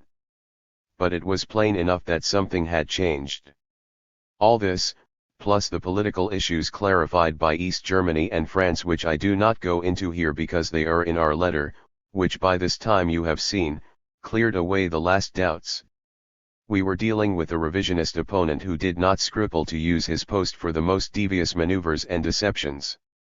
He was bent on splitting the British party because the majority there opposed him just as he had done in France. Turning minorities into majorities, while the real majority is expelled, is his forte, also known as great advances on all fronts. He was bent on splitting our party too, and that was what his allies proceeded to try to do here. Perhaps we were late in recognizing this reality. Perhaps we did not recognize it in the ideal order, from theory to politics to organization, but in another order. But we have recognized it now, and we will fight it to the end. Lenin, you may recall, failed to recognize the revisionist ulcer in the Second International until the war showed him what trotskyism was. This took him a long time. But it did not take him long to recognize revisionism in his own party, and he fought it from the beginning. We too recognized Pabloism in our party fairly soon, although we did not know its full name at the start, and it was only as the fight developed that we recognized its kinship with the international revisionist leadership. But our slowness, if that's what it was, does not overshadow the fact that we did catch on before it was too late. We hope you'll do the same. Your method of determining who is responsible for the split, find out qui protest, is interesting, but rather limited. In some splits, politically unmotivated, it's in no one's interest. In others it can be shown, and I think this is the case most of the time, that it's in the interest of both sides. You say, under such conditions, where the minority appeared to be the defenders of the international politically and organizationally, the minority had every interest to stay in the party and to let a political discussion develop. That sounds reasonable, I admit. If I was in such a situation as you describe, that's probably what I would do. I'd not only want to remain in the party, but I'd fight to remain in, and I'd subordinate every other consideration of an organizational character to stay in just so long as I'd have the right to continue to present my political views. But the question then arises, why didn't the minority do that? Why, on the contrary, did it follow precisely the opposite course? Why did it start sabotaging party work? Why did it insist that it was bureaucratic for the majority to publish its plenum resolutions in the magazine unless it also published the minority resolutions? Why did it discontinue daily? 754. Activity. Why did it withhold party funds? Why did it insist that there could no longer be educational discussions in the branches but only debates, even on the origin of the family? Why did it refuse to accept the offer to run Bartel for mayor in New York? Why did it refuse to allow a debate on East Germany? With regard to your explanation on the slogan or withdrawal of the troops in East Germany, I don't find it very strong. The fact is that in action the masses were demanding such a withdrawal, whether or not they raised it vocally, and while I won't dispute that point, we have considerable evidence that they did, and it was our job not only to repeat what they were saying but to go beyond that and raise the slogans that were needed, even if the masses were not in position to voice them then. This whole business of East Germany, which I can't go into properly here, was most revealing to us. When the news came, we were happy, elated, the faces of the Cochranites became grim and moody. It was evident even physically that the news was not welcome to them. They no longer wanted to learn from events. And one of their top leaders, not a rank and filer, told us that it was correct not to demand the withdrawal of the Soviet troops because that would play into the hands of us imperialism. That was how the American Pabloites were educating their followers, not along the lines of your explanations. And why did they impose faction discipline on all their members, subject to expulsion from the faction, not to attend the 25th anniversary meeting in New York? Is that the behavior of people who think they have every interest in remaining in the party? Is that the kind of behavior that supports your theory? The truth is that there was nothing in the world that could keep them in our party any longer, at least not on a basis acceptable to the practices of democratic centralism. They were eager to go, they were wild to go, not even a brick wall would have kept them from going, and as they left they heaved a sigh of relief. Only 5 of them were suspended by the plenum, the others could have remained by simply repudiating the anti-party boycott, and without giving up any of their rights as a minority, including the right to differ on the suspensions or the 5. But they didn't even respond to this possibility, they fled. This is the only revolutionary party in this country, the only one that has a generally correct position on all the basic questions, but they were acting under pressures that made it impossible for them to remain any longer as a minority within it. There was also another reason, to which I will return. As for us, we had no intention of trying to do the impossible. Moreover, we had no intention of destroying the party in the process. What kind of party would it be if we surrendered to such a boycott without any disciplinary measures? If they could get away with that, what couldn't they get away with? It would mean the end of the party as a disciplined organization.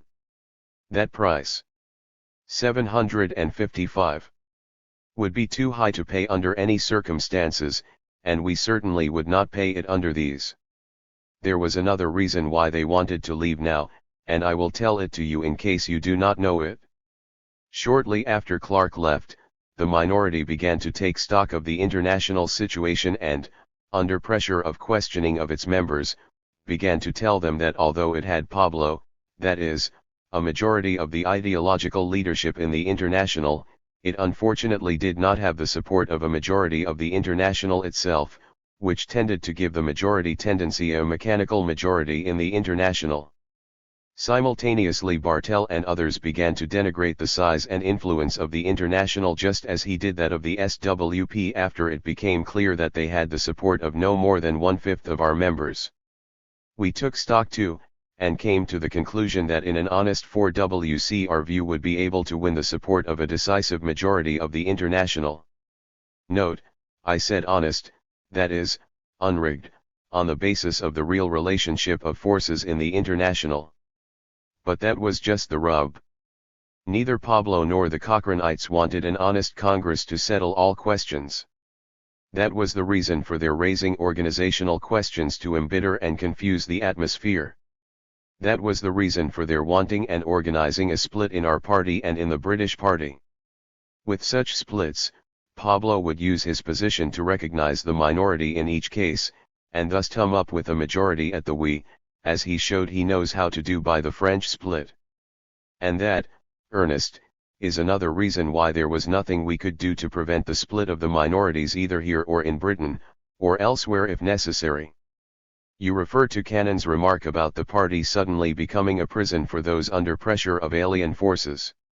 You don't try to explain why that happened to our minority, or maybe you haven't yet figured it out. But you tum it around and ask why has the world movement become such a prison to us? The answer is that it hasn't.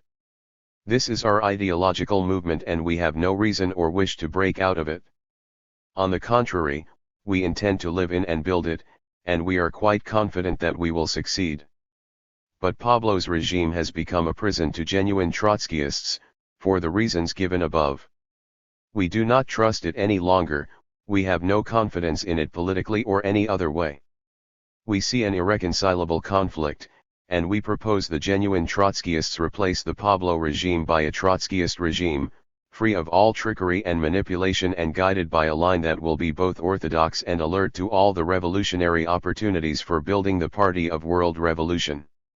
We hope that you will join in this work.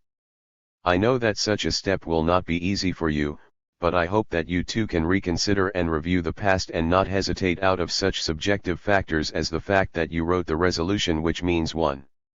756. Thing to you and another to the Pabloites who will have the power to enforce it, to take this course if it seems the correct one to you on further reflection. I haven't touched on everything I'd like to, but my time is running out, and I want to finish by posing a few questions to you. 1.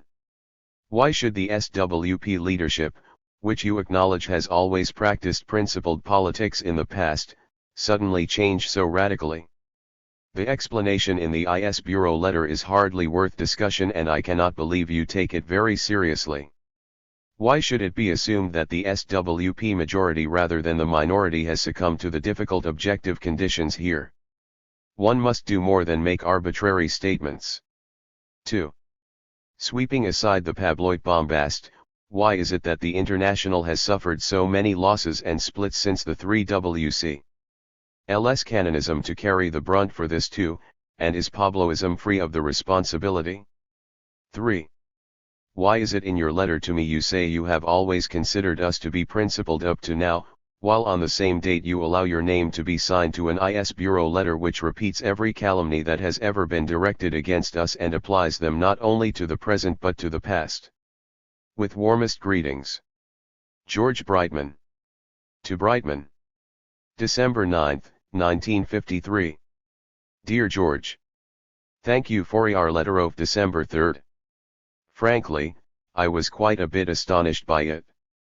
If I am to follow your representation of events knowing persons, facts, and thoughts on this side of the ocean as I do, I should arrive at the conclusion that the most serious and deep-going crisis in the history of our movement is nothing but a tragicomedy of errors and misunderstandings.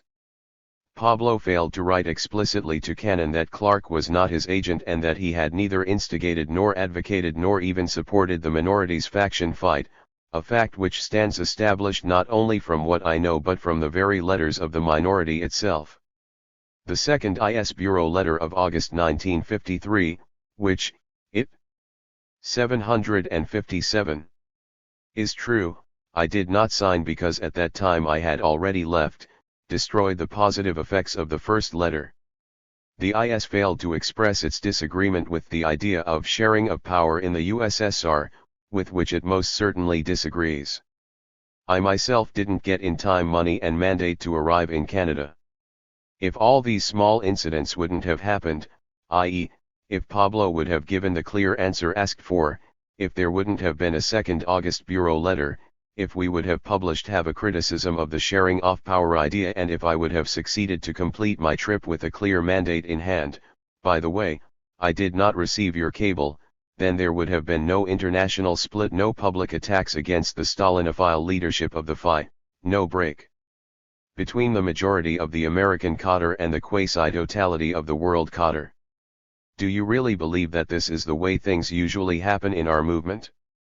Of course, you were due to say that a posteriori, the split reveals deep-going political differences, differences of a fundamental nature, on basic issues, which, again a posteriori, justify the organizational course taken. Pardon me, what are these fundamental differences? If one cuts through the obvious slander contained in the paper's open letter, that the IS is revisionist, that it capitulates before Stalinism, that it is working consciously and deliberately to liquidate the FI, one sees differences in appraisal of the events following Stalin's death in the Soviet Union and the glassy countries, one sees differences in policy toward the workers' uprising in Eastern Germany, one sees differences in estimation and approach toward the public servants. General strike of August 1953 in France. That's all. Even to arrive at that sum, it is necessary to stretch things quite a bit. I myself have failed to grasp till today the differences in approach to the Eastern German events, for example. Surely, by repeating 1,000 times that the IS capitulates before Stalinism, is in reality opposed to a political revolution in the Soviet Union or is revisionist through and through, what part of our program we are charged with revising nobody yet bothered to tell us. You will not change the fact that these charges are untrue and slanderous, which is proved not only by resolutions, articles, speeches, appeals, but also by practical action. Now all the differences which are till today actually revealed are of course of a tactical nature. They don't put a question mark on any of the basic principles of our estimation of Stalinism and the USSR. They are, in fact, slighter than the differences between the French majority and minority in 1951–52, differences which involved the whole of the practical work of that section and which, nevertheless, in your opinion remained purely tactical. They are certainly slighter than the differences between the 1940 majority and minority in the USA, differences which, in the old man's opinion, wouldn't have necessitated a split even. 758. If the Schachtmanites happen to find themselves momentarily in a majority at the convention, yet on the basis of such tactical differences you go ahead and break publicly with the International, attack publicly its leadership, call publicly for a worldwide extension of the split, in short disregard completely all established organizational rules and behavior of discipline and act like our movement acted not even in 1928 but in 1933 toward the Comintern, like Lenin acted not in 1903 but in 1914. This is a principal difference, the main and only fundamental difference which I see at the present stage of the fight, the overthrow of the principle of one world party in a manner which, I regret to have to repeat this, I cannot characterize otherwise as criminally light-minded, irresponsible, and cynical. I don't know if you understand how we, and I don't say this for 5IS members but for the great majority of the world movement's cadres, felt about this action of yours. For us it denotes a basic break with the principle of the World Party, which is the only organizational framework in which our movement can be built. One doesn't break with an international for tactical reasons. One doesn't break with an international because, hypothetically, it is wrong on the issues of your own country. One doesn't break with an international even when the first basic principle differences develop. One sees in an international a whole epoch of world history and of the development of the labor movement. One breaks with an international when it has finished its historical mission. Remember when Lenin and Trotsky broke with the Second and Third International, after the betrayals or 1914 and 1933. Historical betrayals of such a dimension as the capitulation toward the imperialist war or the fascist dictatorship were necessary to convince our principled masters that the international they lived in till that time had become hopeless and could not be reformed any more from within. Even when such grave events happened as participation in a bourgeois government and acceptance of this betrayal by the Second International, Lenin didn't break with it, not because he underestimated or misunderstood the gravity of the event but of course because he rightly thought that one had to correct these deviations from within. When such grave events happened as the betrayal of the general strike in England with the co-responsibility of the Third International or, worse, the betrayal of the Second Chinese Revolution, Trotsky did not break with the Comintern, did not bring the conflict out in public, did not attack in the public press a single time the criminal leadership of the Third International. He didn't even do that when mass expulsions of left oppositionists had already started, and he and his followers were ready to accept discipline even after 1927 if only they would have received the right to defend their positions inside the movement. Was this course wrong? Did it prove, like Schachtman and other neo-Mensheviks today, 759, have discovered, that Trotsky underestimated the degree or degeneration of the Comintern? Not at all. This course was the only principled course to be taken, i.e., the only course which corresponds to the Marxist understanding of the meaning and the role of the Workers' International. Now compare with this principled attitude of our masters on the basic question of international democratic centralism the attitude of you people. Let us admit 1 minute that all your suspicions and misgivings about Pablo, in fact the IS myself included, were correct. Has the IS betrayed any revolution? Has it done anything comparable to participation in a bourgeois cabinet or allying itself with counter-revolution in the midst of a growing revolution? Have we lived our 1923 or our 1927, not to speak about our 1933? Surely the very question sounds so incongruous that no one can hesitate 1 second how to answer it. Surely, all differences should then be exposed first inside the movement, probed and discussed inside the International. Surely then the correct course to follow was to attempt reforming the movement misled by Pablo from within.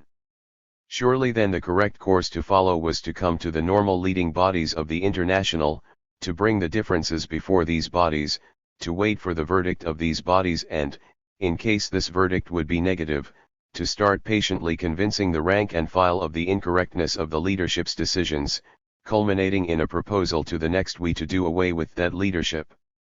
But what you did was in fact to pick up the characteristic Schachtmann-ITKD sentence of Phi 947-48, to disregard all is, me, we and to address yourself to the real movement. Which is this mysterious real movement, outside of the normal sections and the normal leading bodies of the International? You say you don't want to quit the International, you want to live in it and to build it? You say only the Pablo regime has become a prison to you? Pardon me, haven't we heard that before? Didn't all the people who run away from us use the same subterfuge? Didn't they always claim in the States they ran away not from the Trotskyist organization, but from the Cannon regime? Doesn't Schachtmann claim even today to be a genuine representative of the real Trotskyist movement? Unfortunately, Lenin, and Cannon have educated us to be very suspicious of people who love the movement a lot but just hate the regime and therefore betray the organization. You think the Pablo regime is bad? That is your full right. You want to fight that regime. We may disagree, but we certainly will not deprive you of your rights to do so within established rules of organizational behavior.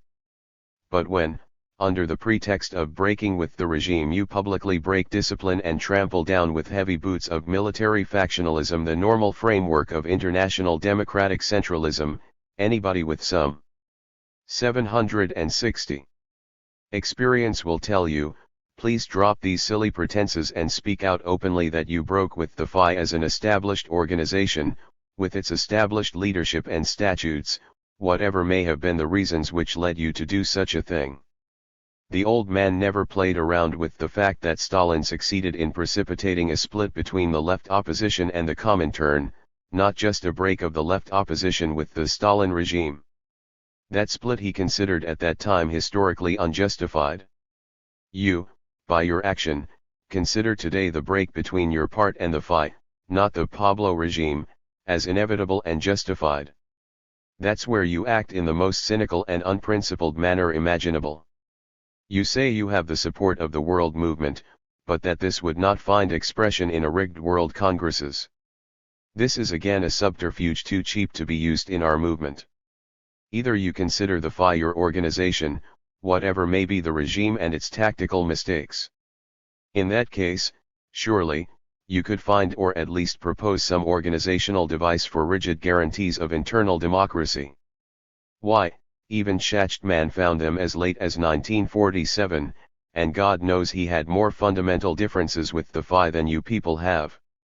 We could get together any time and draft rules of representation of sections which would satisfy everybody, example give voting rights to all sections or expelled groups of sections which were members of the movement at the time of the Third We, or any other expedient. If I were really eager to have a democratic we with all members expressing their opinions, there could be no difficulty in finding such a device. If I thought you had the slightest chance to get a majority or even a strong minority under such circumstances, you would have rushed forward with such proposals, as in fact you intended to do first if I'm not mistaken. You would have sent your criticism to the me, prepared a strong plea for the we and fought it out in that forum. But that precisely is the course you have not taken. You have acted implicitly on the presumption that the FI is no more your organization, that you don't want to abide to any discipline regardless of the fact that you are a minority or majority, that whenever the movement puts you in a minority you will grandiosely disregard the movement. That is the meaning of disregarding is, me, we, etc. That is the meaning of this new talk about a rigged we. In that frame of mind, any we is going to be declared a priori rigged if it places you in a minority. This opinion was already clearly expressed in Cannon's speech on internationalism. Suddenly he discovered that, in opposition to what had been his practice in his own party and his advice to us in the past, one had to be extremely liberal in the International. Suddenly he discovered that the International was composed of weak groups, that the International leadership was even weaker and especially young and unexperienced, and that under these 761 conditions it should limit itself to ideological work and advice, i.e., it should dissolve the movement as a world party and keep only a federation of national sects, an international letterbox like the old man used to call contemptuously similar set UPS of the pre-war centrists. What else was the meaning of this sudden revision of our basic organizational principle, democratic centralism on a world scale, if not the fact that your party's leadership was not going to recognize any discipline towards international bodies in which it happens for once to be in a minority? What else was the meaning of the mechanically theoretical justification Cannon tried to give to this behavior? The American Revolution will decide world revolution, the SWP will decide the American Revolution, the present leadership will have to lead the SWP if it has to fulfill its role, therefore the fate of world revolution hinges not on the building of the FI as an organization but on the permanency of the SWP leadership, therefore, the basic allegiance of the world Trotskyist has to be not to the FI as an organization, it's much too weak, but to the SWP leadership. The same opinion is even more clearly and naively expressed in your own letter, dear George. You write about Pablo's letter in answer to Cannon's request concerning his dissociation from the minority, that this answer was not the behavior of a principled collaborator. You write that throughout its history our party has been accustomed to getting support of the International against all revisionist developments that arose in our ranks. You write, was this too much to expect from one, with whom we had collaborated in the most loyal fashion? In other words, you only saw a relationship of friendly collaboration, with an individual, not a relationship of organizational allegiance to a world organization. What do all your sentences mean but one single thing, that your adherence to the world movement is subordinate to complete and full endorsement by the international leadership of every single move of your party's leaders? That, in other words, your basic organization is the SWP and not the FI, and that the FI is only accepted, tolerated, and helped with freedom of criticism as long as it goes along with the SWP leadership. Can't you visualize how the world movement reacts to opinions like these? Don't you see this is exactly the same thing Stalin asked for the Russian party in the mid-20s from the Comintern, and got away with it, and destroyed the International for that reason? Can't you visualize a situation in which, not because of sordid maneuvers, but for valid even if you think incorrect political and organizational considerations the international leadership may disagree with your party, may want to end a faction fight by a compromise and not by a split, may have misgivings about the political turn the fight takes, without therefore either aiding and abetting that fight or becoming ipso facto pro-Stalinist, revisionist and liquidationist? If you can't visualize such a move. 762. Meant, in which its leadership takes a principled stand on matters in dispute following its own convictions and not always and automatically supporting the SWP leader's actions, then really the building of the FI was a big misunderstanding on your behalf right from the start.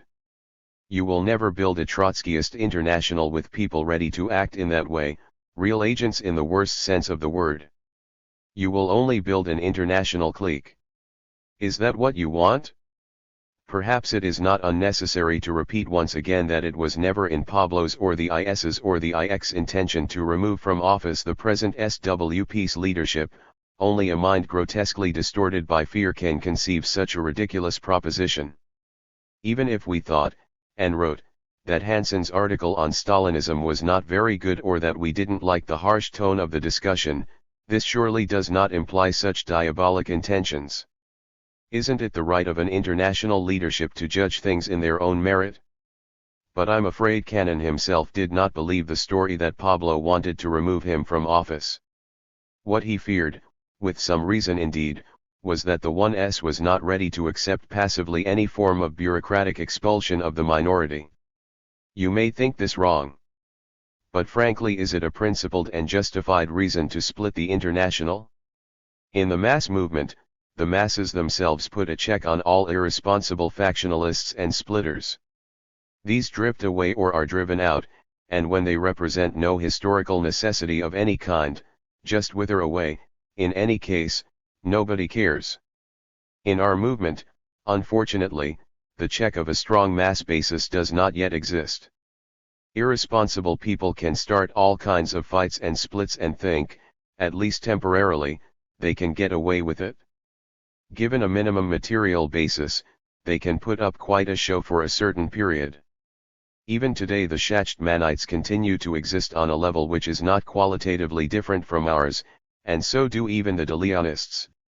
Under such conditions, in a movement like ours where every talented cadre looks upon himself as a Lenin or Trotsky in being, and where sad experiences of the past have taught everybody to be oversensitive for ideological nuances, there would be an uninterrupted series of brawls and splits without some basic loyalty which checks such people. This basic loyalty cannot be only the one to the program, although, of course, this is a fundamental one. It is well known that a common program has never prevented a periodic appearance of tactical differences and will never do so. Therefore, there is only one basic loyalty possible to keep our movement together, the loyalty to the international. One has to penetrate oneself in one's most intimate consciousness with the conviction that the international, not only as a program or a body of ideas but as an organization with a given structure, represents all hopes of mankind in our epoch. Thousands of people have 763 died, not for Cannon or Pablo or the SWP nor even for the old man, but for that international. To split the international before it has demonstrated its inadequacy in events of colossal historical scope is a real crime against the labor movement. It is 1,000 times preferable to find some organizational modus vivendi and to have confidence in the ultimate lucidity of our world cadre, a healthy cadre, which in due time will correct all mistakes it occasionally makes. As long as everybody does not adopt such a rule of behavior, any national section or faction of a national section will be liable to split away light-mindedly on the basis of some occasional difference or organizational dispute. We shall never be able to build the movement as long as people show such an attitude. And that is precisely the attitude your leadership has shown in an extreme manner during the final stage of the present dispute. Surely these ideas are neither new nor surprising for you. You yourself express the very same principles, when you think of your party on a national scale. You write that if you would happen to find yourself in some tactical difference with your party, but would be sure of the support of the majority of the world movement, isn't that what you claim today for the SWP majority? You would then act in the following manner: I'd not only want to remain in the party, but I'd fight to remain in, and I'd subordinate every other consideration of an organizational character to stay in just so long as I'd have the right to continue to present my political views. I am therefore justified to ask, why didn't you people act in this same way, on an international scale? Why on the contrary did you follow the opposite course to rush out and denounce the whole outfit as pro-Stalinist and liquidationist? Don't tell me you were afraid Pablo would have you expelled because you sent internal bulletins to all sections, or that you feared to be confronted with a rigged we. If one really wants to stay inside an organization, one always finds organizational expediencies for such kind of problems. So the question remains, why has the international suddenly become a prison to you? Because the IS wasn't ready to approve the expulsion of the minority, didn't give Cannon loyal support in his fight against the minority. But isn't this utterly unprincipled and cynical? Isn't this destroying the basic principle of internationalism, of democratic centralism on an international scale, of the meaning and mission of the fight?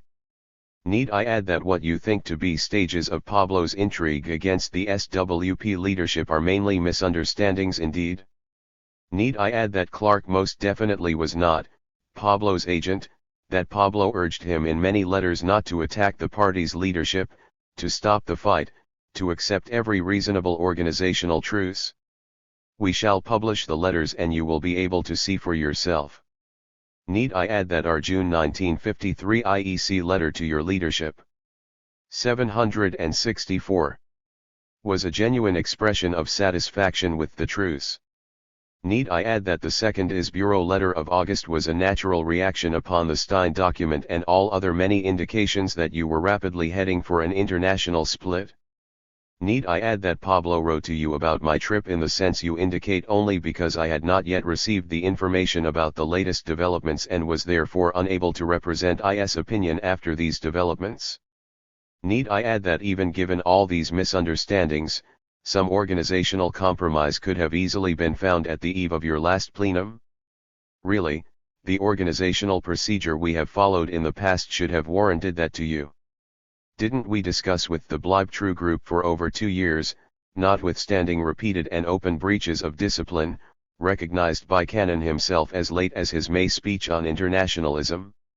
Haven't we cohabited with the Swiss section, which violently disagrees with us on every major political issue which cropped up since the end of the war?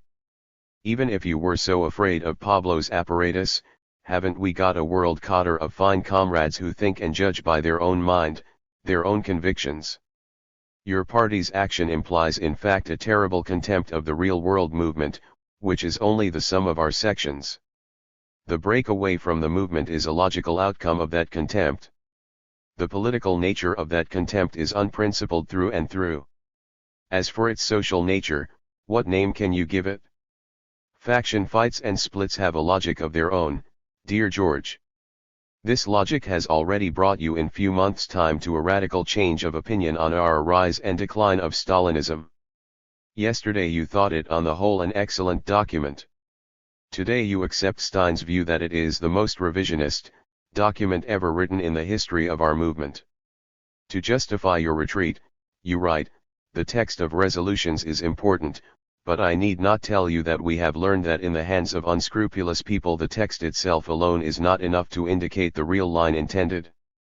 You certainly need tell me that, for it is the first time I hear about it in our movement. The Stalinists used to tell us that all our theses, resolutions, articles, books, speeches, were of no importance. Important, you see, were only the hidden intentions of that arch-traitor, Trotsky. You try to get away with the same method in our movement, by simply substituting Pablo for Trotsky. You won't succeed, I can tell you that in advance. I told Blybe True the same thing 3 years ago. Ours is a principled, serious movement, a conscientious cadre. If you have misgivings about a document, you present amendments or counter-documents, and everybody will judge them for their own merit. But if you use the smear tactic, if you don't discuss what people say and write but what they intend and hide, i.e., what they don't say and don't write, you won't get the sup. 765. Port of any serious principled revolutionist. Cannon, not so long ago, wrote the very same thing to Renard. Have you already forgotten this serious lesson?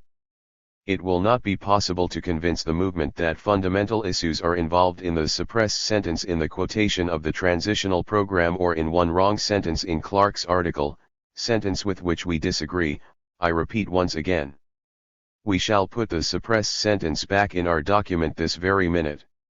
We shall dissociate ourselves in the same document from any sharing of power ideas. You can't go on living just on intentions. You need more substantial nourishment. I shall answer presently your questions. 1. The immediate reason why the SWP leadership changed so radically its course of principled politics in the past is the fact that for the first time it was confronted with a situation in which it was not sure of the international support for its actions.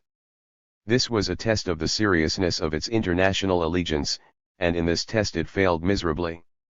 Underneath there is a reaction of self-consciousness and self-delusion towards the growing objective difficulties, an escape from reality of a sectarian type. I would add that objectively this is a result of alien class pressure, without saying that your party has already succumbed to that pressure. But breaking away from the FI definitively would certainly be a very bad sign indeed. 2. You are profoundly misinformed about the international situation if you think we have suffered so many losses and splits since the Third We. Until the crisis your party started in the international, I know only of 2 splits, the one in France and the one in the Indo-Chinese group, where we lost 1/4 of the membership in France but gained important forces in Indochina itself, much less than in the period between the Second and Third We when there was no question of the Pablo regime. In Ceylon we didn't have a split but an expurgation of the party which was due for a long time given the character of that party. In most cases, as in Ceylon itself, there have not been losses but big organizational gains, as in South America, in Germany, in Britain, in Italy, etc. The only serious crisis that existed at the time of the Third We, the split in Austria, has been healed in the meantime. And the one important section which had been much weakened, the Indian section, has greatly recovered since. 3. I consider the FI the only organization I owe allegiance to. When my organization is attacked in the most unprincipled and slanderous manner, I'm not going to squabble about words with my comrades who defend my organization. Isn't that the way you also act, on a national scale? 766. It is now my turn to ask some questions. 1. Why should Pablo, Frank, Germain, and the other N followers of Pablo, i.e., 17 or 18 of the 23 members of the ME unanimously elected by the Third We, comrades in whom you always had the fullest confidence, after having faithfully built the movement for many years, suddenly transform themselves into criminals who are working consciously and deliberately to liquidate the FI, i.e., into Stalinist agents and spies, for what else can be the meaning of that formula? 2. Is it true or isn't it true that the basic reason why your plenum wrote the open letter, i.e., called publicly for a split of the FI, was the fact that you had become convinced that IS and me wouldn't approve the expulsion of the minority? Is it tolerable from a principled point of view to break with the international on such an issue? 3. If you really don't want to break with the FI, but only want to fight the Pablo regime, are you ready, A, to participate in a We of our movement representing all the sections at the stand of the Third We, on the basis of the representation modus adopted at the Second and Third We or any other basis usual in the revolutionary movement and acceptable to both sides? B, to declare at the beginning of that We, like we ourselves would do without hesitation, that you would abide by its decisions, regardless of the fact that your proposals would be adopted or not. C, to accept an organizational compromise for re-establishing the unity of the world movement, example the reunification of the British section and the recognition, both in France and the USA, of both groups as affiliated to the FI with certain forms of non-aggression agreements, based on a functional division of labor.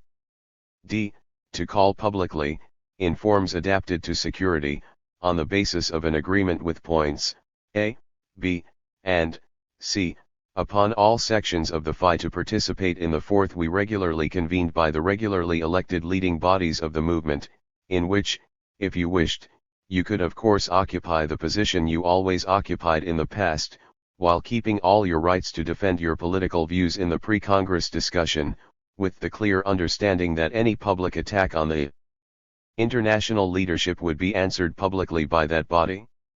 To accept such proposals would have been of course normal procedure for all groups, tendencies, parties, or individuals who recognize the principle of democratic centralism not only on a national but also on the international field. Allow me to repeat what I already wrote in my last letter on the basis of your 767 friends' actions of the last months. I do not have much hope left as to your and their answer to these questions. Fraternally yours. E. Germain. To Germain. January 15, 1954. Dear Ernest. Your letter of December G was painful to read. I had hoped that a meeting of minds was possible.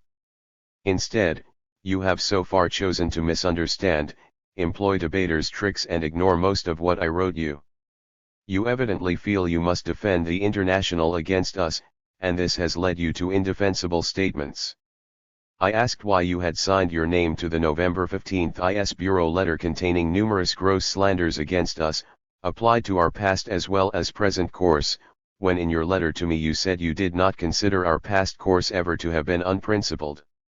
In the December issue of the French tabloid paper, which I had not seen when I wrote you, you claimed among other things that our minority represented more than a third of the members and that they committed no public act of indiscipline.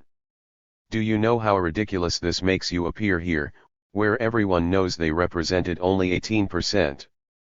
Do you see why no one can give the slightest credence to your equally inflated figures about the British Pabloites?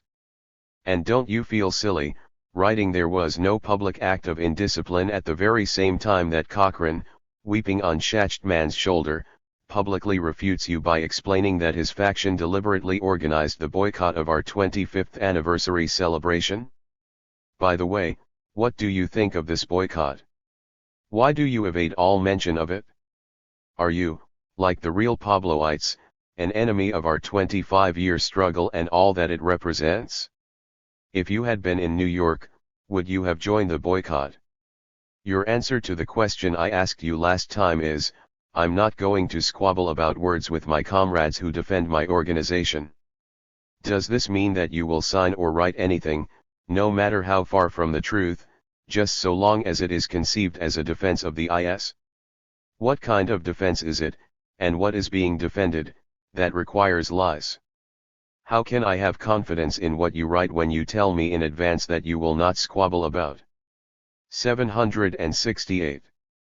Words with slanderers because they are on your side, or because you are on theirs. How can I tell what part of what you write is actually your opinion of the facts, and what part is concession to your slanderous allies? Nevertheless, I want to try again to reach through to you, for your sake, for ours, for the sake of the International.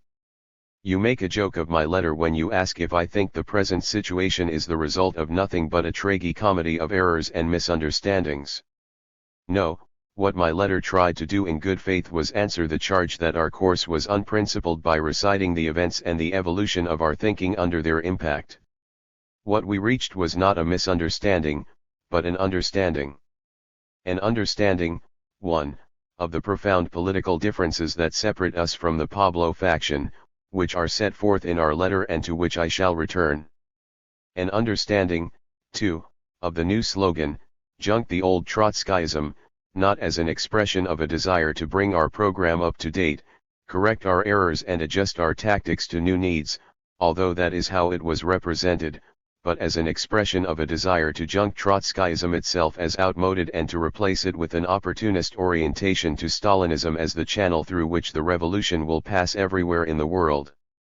And an understanding, 3, of the necessity to determine who the real Trotskyists in this International are. You condemn us for openly publishing our letter in which we broke politically with the Pablo faction, an act which you claim represents a break with the International. The reasons why we published the letter have already been stated by Cannon in the December 28 paper. What do you mean when you accuse us of a break with the International by publishing a defense of orthodox Trotskyism against deliberate public attacks on it? Didn't Clark publicly violate our program by forecasting the possible self-reform of the Soviet bureaucracy in the magazine behind the backs of its editorial board? Haven't the new tabloid conceptions about Soviet development, to which we object, been published? Didn't the French Pabloites publicly defend the Stalinists against the criticism of the French Trotskyists of the majority in a public leaflet? Is it loyalty to the International to defile its program and tradition in public, but a break with the International to defend this program and this tradition in public? The members of the SWP don't think so, and no pontifical pronouncements, factional expulsions, excommunications, or removals will change our opinion. I agree that, as a general rule, internal disputes in our movement would perhaps better be discussed internally, although a public discussion is nothing new. We conducted a limited public discussion before the 1940 split in the SWP, and Trotsky did not hesitate to attack in the public press the capitulationist position of Roman Weil and others in the German section in 1932. Trotsky's polemic against 769. Urbans, in the formative stage of the international left opposition, was also published in the Militant. In any case, we will never agree to a one-sided rule whereby revisionists enjoy the right to attack the program in public and the orthodox have no right to defend it in public. And I urge you, please don't pretend that the publication of the letter marked a qualitative change in the relations between the IS and us. Because on November 15, before you had even heard of the existence of our letter, the IS Bureau, writing to the leaderships of all sections, had already excommunicated us, and without even waiting to hear of the circumstances under which we had disciplined the organizers of the boycott, had already pledged to never permit the expulsions effected by cannon. Elaborating on the main and only fundamental difference which I see at the present stage of the fight, the overthrow of the principle of one world party, you write many things about international discipline and democratic centralism that we would never quarrel with. But many of these things are also beside the point. I said we want to know who the Trotskyists in this international are. With Trotskyists we always have found and always will find agreement on organizational procedure. With Trotskyists we are willing and eager to discuss. But we want to be sure that they are Trotskyists, and not something else. Stalinists and apologists for Stalinism we will fight as enemies, not engage in discussion on the basis of democratic centralism. This is not a difference of nuance, it is the first condition of democratic centralism. The American Pabloites understood this, and that was why they refused to be bound by democratic centralism. The selection is now taking place in the International. Far from having contempt for the majority of the International, as you charge, we have the greatest confidence that a decisive majority will understand the real issues and show themselves to be Trotskyists. I would make a second condition.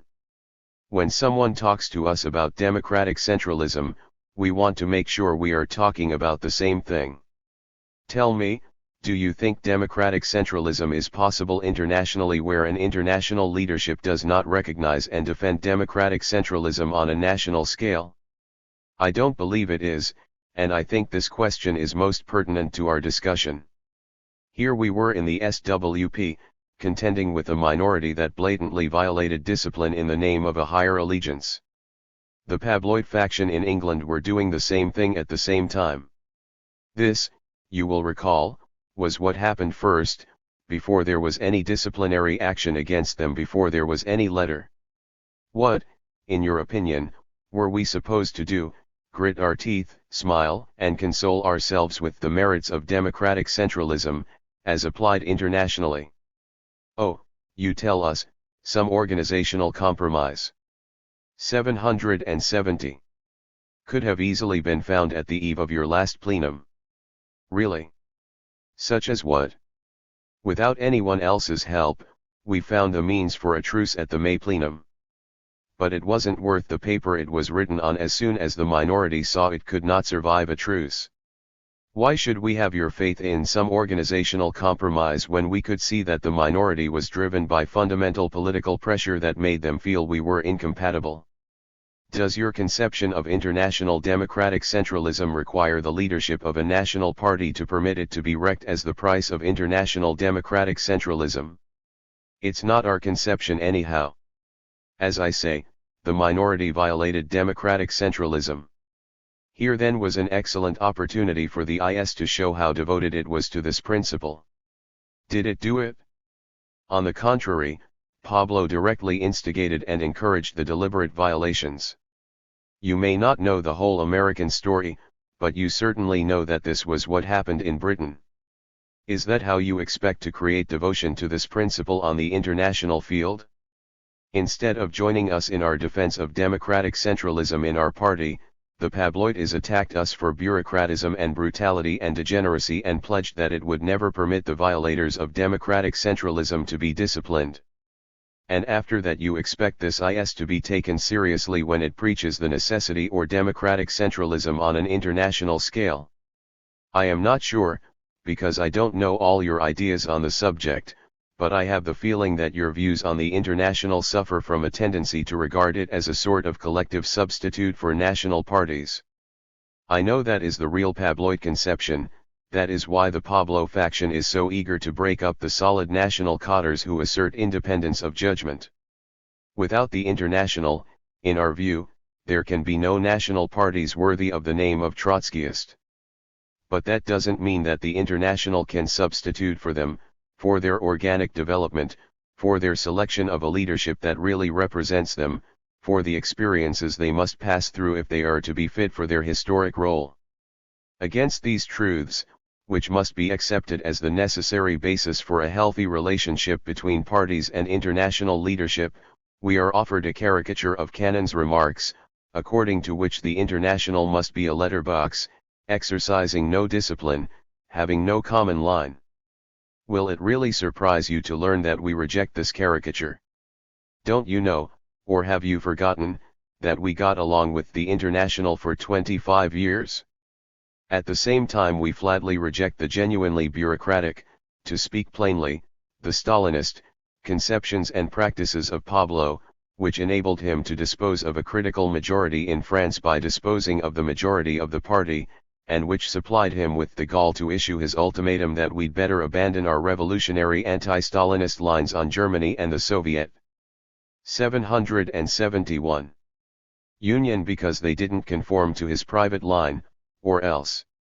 We reject the caricature of Cannon's views and the tested reality of Pablo's views, and demand a healthy relationship between parties and international leadership, which will permit the parties to grow, and the international leadership, expressing the positions of the majority, to guide, coordinate and where necessary discipline, all this, of course, being possible only on the basis of a common general, that is, Trotskyist, line. On the basic point in your letter, you emphasize loyalty to the international, as an established organization, with its established leadership and statutes, while our main emphasis is on loyalty to Trotskyism, that is, the program, the body of doctrine and the tradition that the international had up to and through the Third World Congress. Where we see fundamental political differences between ourselves and the Pablo faction, you see only differences of a tactical nature, none of which put a question mark on any of the basic principles of our estimation of Stalinism and the USSR. That, in our opinion, is where you make the biggest mistake of all. You will end in a blind alley, totally unable to influence the development of this struggle in a revolutionary fashion, unless you probe the already visible differences to the bottom and take your stand on the basis of the political lines that are tearing the international apart, rather than on the basis of an organizational loyalty, and an essentially abstract organizational loyalty at that. I won't repeat what has already been written about these differences in our letter, resolution, and press. But I am forced to return to the German question when you say, I myself have failed to grasp till today the differences in approach to the Eastern German events. I believe you when you say this, but that amazes me all the more. Why don't you ask Pablo? He grasped it sufficiently to use the authority of his post, without any protest from other IS members, to try to bludgeon us into substituting his approach for our own. Instead of accusing us of inventing differences, why don't you find out from Pablo why he regarded our differences on this issue so important that he felt he had to resort to the heavy hand to try to stifle our views? I don't know what Pablo would tell you, but here is what we think. There was a fundamental difference between him and us on the omission from the IS manifesto of our demand for the withdrawal of the Soviet troops from East Germany in June. I know what you wrote me on November 15, that it was omitted only because we wanted at that time to concentrate on the slogans the fighters in Berlin had used themselves, where no one had used that slogan and for good reasons. Did the people come out on the street in the February Revolution with the slogan, "Withdrawal of the Cossacks"? When you are busy making a revolution, and not only writing about it, the winning of the troops wherever. 772. It is possible becomes task number 1, not the deliberate provocation of these troops into hostile actions. Fundamentally this explanation strikes me as a lawyer's argument. 1. As I told you before, the evidence we have collected shows that the demand for the withdrawal of the troops was raised, but let that go. I will agree that it probably was not raised as widely as other demands. 2. but must the raising of such a demand necessarily constitute a provocation of the troops into hostile actions? Not necessarily. In fact, such demand, linked with appeals and acts of fraternization, etc., could have just the opposite effect and win the troops to friendly actions. It all depends on the way it's done. 3. Let's distinguish a little. There well might be situations in which the masses in the street could not raise such a demand, no matter how much they wanted to. But the IS statement was not written in the street. If it is true that the masses didn't raise this demand because they couldn't, then it all the more became the duty of a Trotskyist IS to express the demand for them, to voice it in their behalf, to use the occasion to drive home the lesson that the withdrawal of the occupation troops is an indispensable necessity for the successful completion of the revolution they had begun. I don't think your comparison of invading, occupying troops with Cossacks is a helpful one in this situation. 4. Don't say that the IS wanted to concentrate on the demands that the Berlin fighters had used themselves, say why it wanted to do only that. Since when are we constrained to limit ourselves only to those demands already raised by the masses? Isn't that called tail ending? 5. And finally, in support of my opinion that you have given us a lawyer's argument, I want to remind you that the IS statement was dated June 25, more than a week after the Soviet troops had already engaged in hostile actions, that is, had saved the regime from almost certain overthrow by shooting down and jailing revolutionary workers. How could the omission of the demand in the IS statement on June 25 have had any effect in warding off the counter-revolutionary actions of the Soviet troops? But, you can say, even if this was a mistake, couldn't it be a mistake in tactics? It could, and that was why we were slow to draw conclusions, and why I wrote to ask you about it last summer. But when we began to hear the arguments of the American Pabloites, we saw that it went far beyond tactical differences. For their basic point in support of the IS omission was that to demand withdrawal of the Soviet troops from East Germany while imperialist troops remained in West Germany would be to play into the hands of imperialism. Ask yourself, is that an expression of a mere tactical difference? Since the Soviet troops are the chief obstacle to the political revolution in East Germany, doesn't such a line of reasoning itself become an obstacle to that revolution? Doesn't it raise at least a question mark over our attitude to Stalinism? Perdic. 773. Ullerly to our traditional positions that the way to defend the Soviet Union is by extending the revolution and that the defense of the Soviet Union is subordinate to the extension of the world revolution.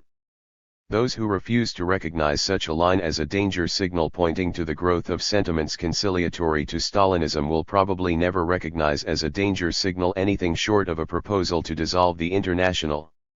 Now the rotten thing and the infuriating thing is that those who hold these ideas refuse to express them openly, confining them for the present to verbal discussion and private correspondence while they build a faction around them. And when we see what is reality at the bottom of their tactical proposals and how much damage it is causing in terms of morale, and when we want to bring the thing out into the open, we are met with evasion and duplicity and denial, and you reproach us as users of the smear tactic for wanting to discuss what people don't write.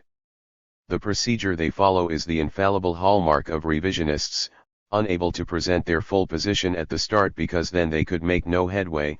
They nibble away at things, putting out a feeler here and a feeler there, retreating when they have gone too far and exposed their real hand, refusing to discuss the real orientation behind their tactical proposals, furiously denying any intention of abandoning principles, and vilifying those who want to come to grips with them as sectarian, ossified, helpless in the face of changing reality, etc. You are wrong if you think the troops withdrawal issue is the only important one involved in the dispute over Germany. The conception in the one statement that the bureaucracy can't stop halfway on the road of concessions is a wide open bridge to the theory of Deutscher. You are wrong when you say there is only one wrong sentence in Clark's article on Stalin's death. The only thing exceptional about that sentence, which mislabels the harmonious sharing of power between a section of the bureaucracy and the workers as political revolution, is that there Clark slipped and let too much out of the bag.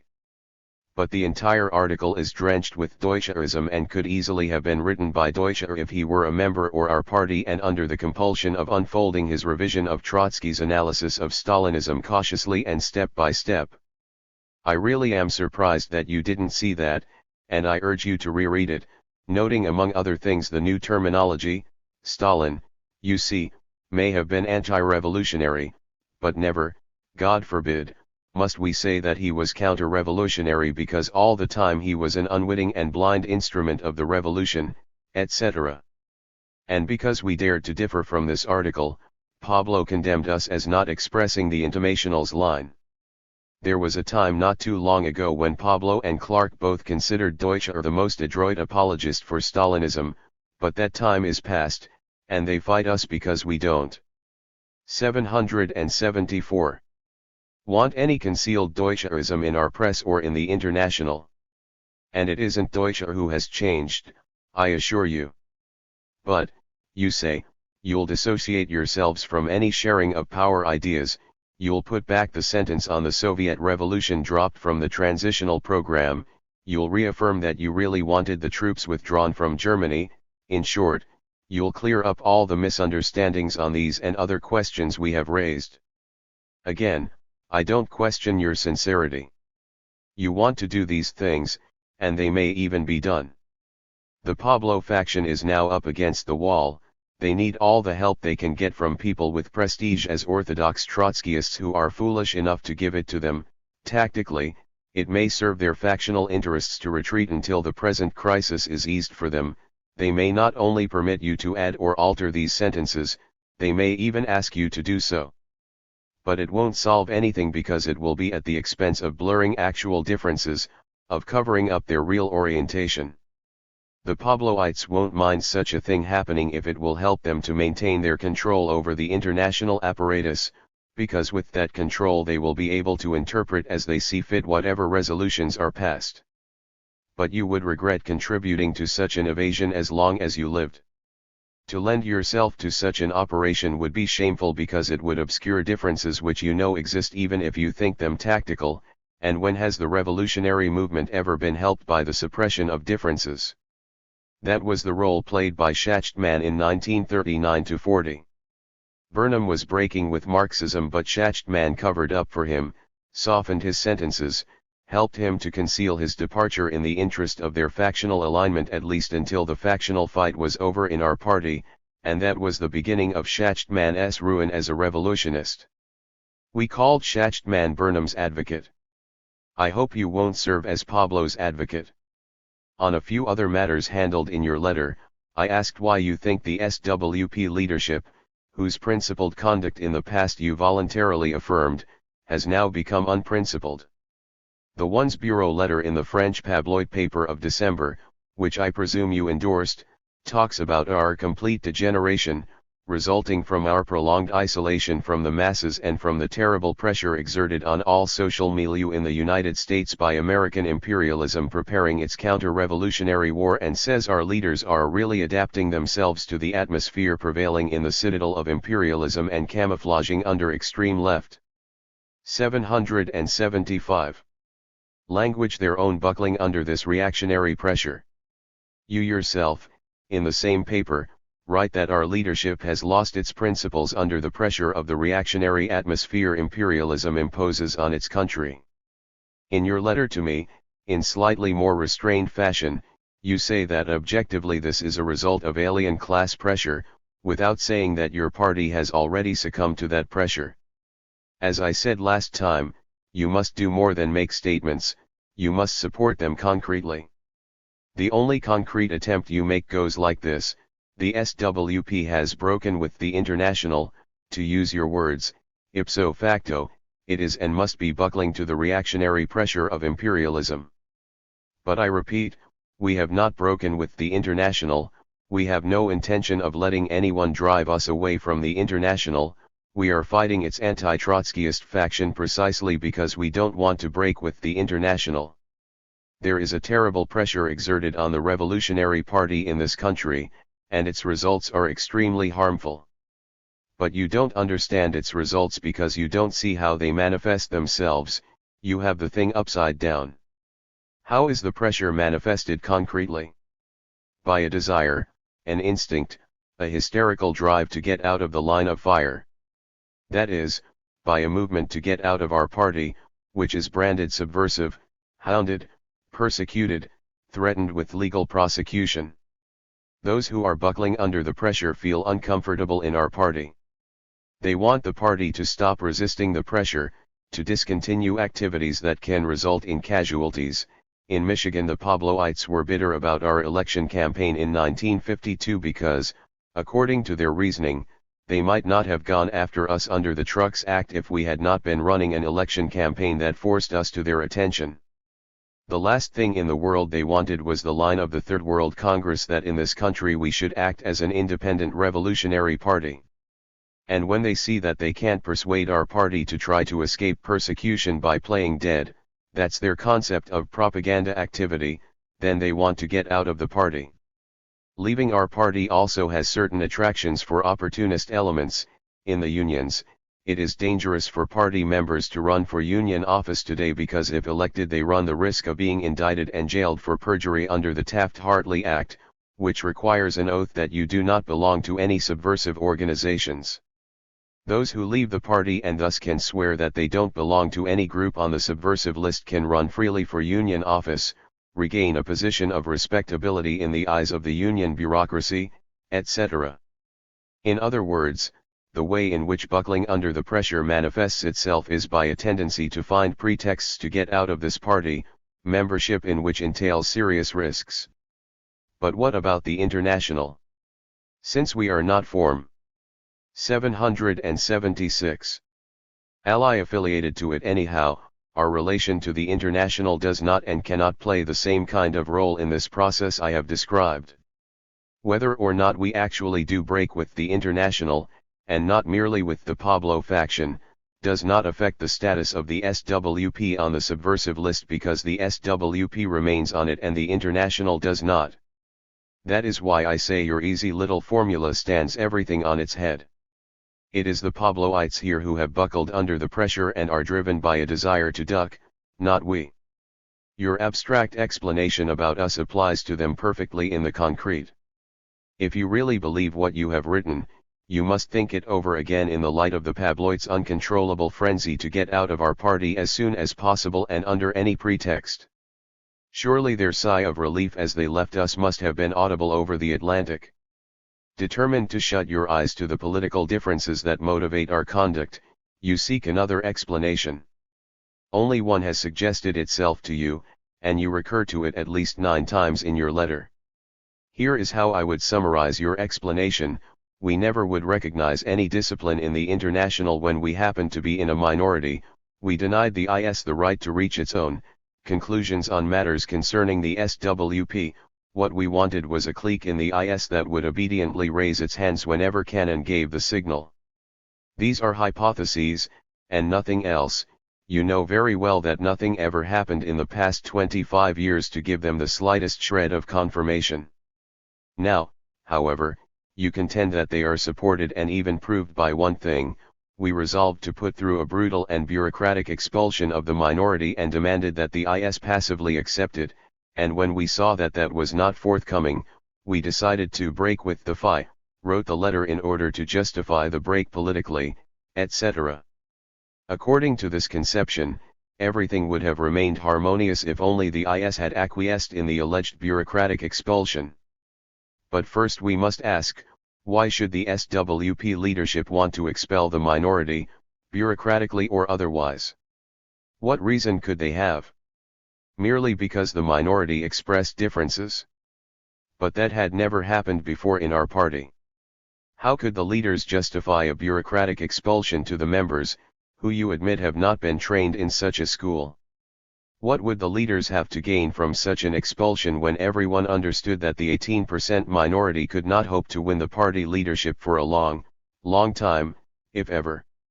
Your entire explanation, you see, rests on one assumption, that a bureaucratic expulsion, or an expulsion of any kind, was wanted and needed by the leadership so badly that everything else must be subordinated to it. But this assumption had no validity. 777. The SWP leadership had neither the need nor the desire to expel the minority.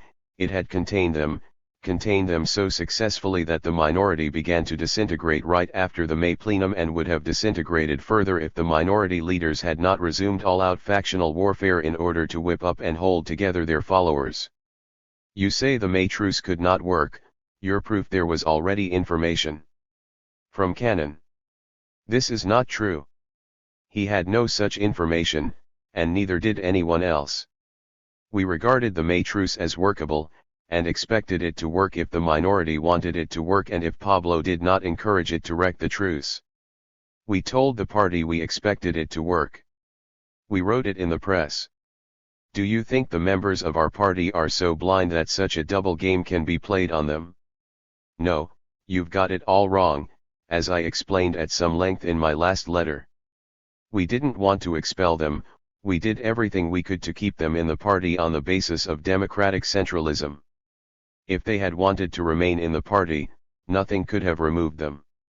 They wanted to get out and away, and there was nothing we could do to prevent them from going except to make an unconditional surrender and a shambles of our party. So your simple explanation falls to the ground. It explains nothing because it evades the question of why the minority left our party, of what pressure was driving them. It substitutes psychological speculation for political and organizational analysis. It answers no questions and raises many. Either your previous estimate of our party was completely wrong, or your present one is wrong. The truth is that we were not interested in expelling the minority, but in keeping them in the party, if possible. That this was not possible. That we were not greatly concerned about what the IS thought about the minority split because we knew that no one claiming to speak in behalf of democratic centralism could possibly get away with the defense of their provocations. That our opposition to the Pablo line, expressed in the letter and resolution, had crystallized before the minority's boycott action and before our decision to take disciplinary steps against them. That we were determined to break with Pablo and go to the international with our appeal for his removal even if the minority had remained in the party. Believe this or not, as you please. But don't deceive yourself into thinking that your explanation rests on anything but thin air. It has no more foundation in reality than the American minority's charge that the SWP leadership has suddenly become mad, irrational, and senile, which they offered in our fight to explain so many otherwise unexplainable things. But the charges against Pablo that I outlined to you last time are based on solid fact.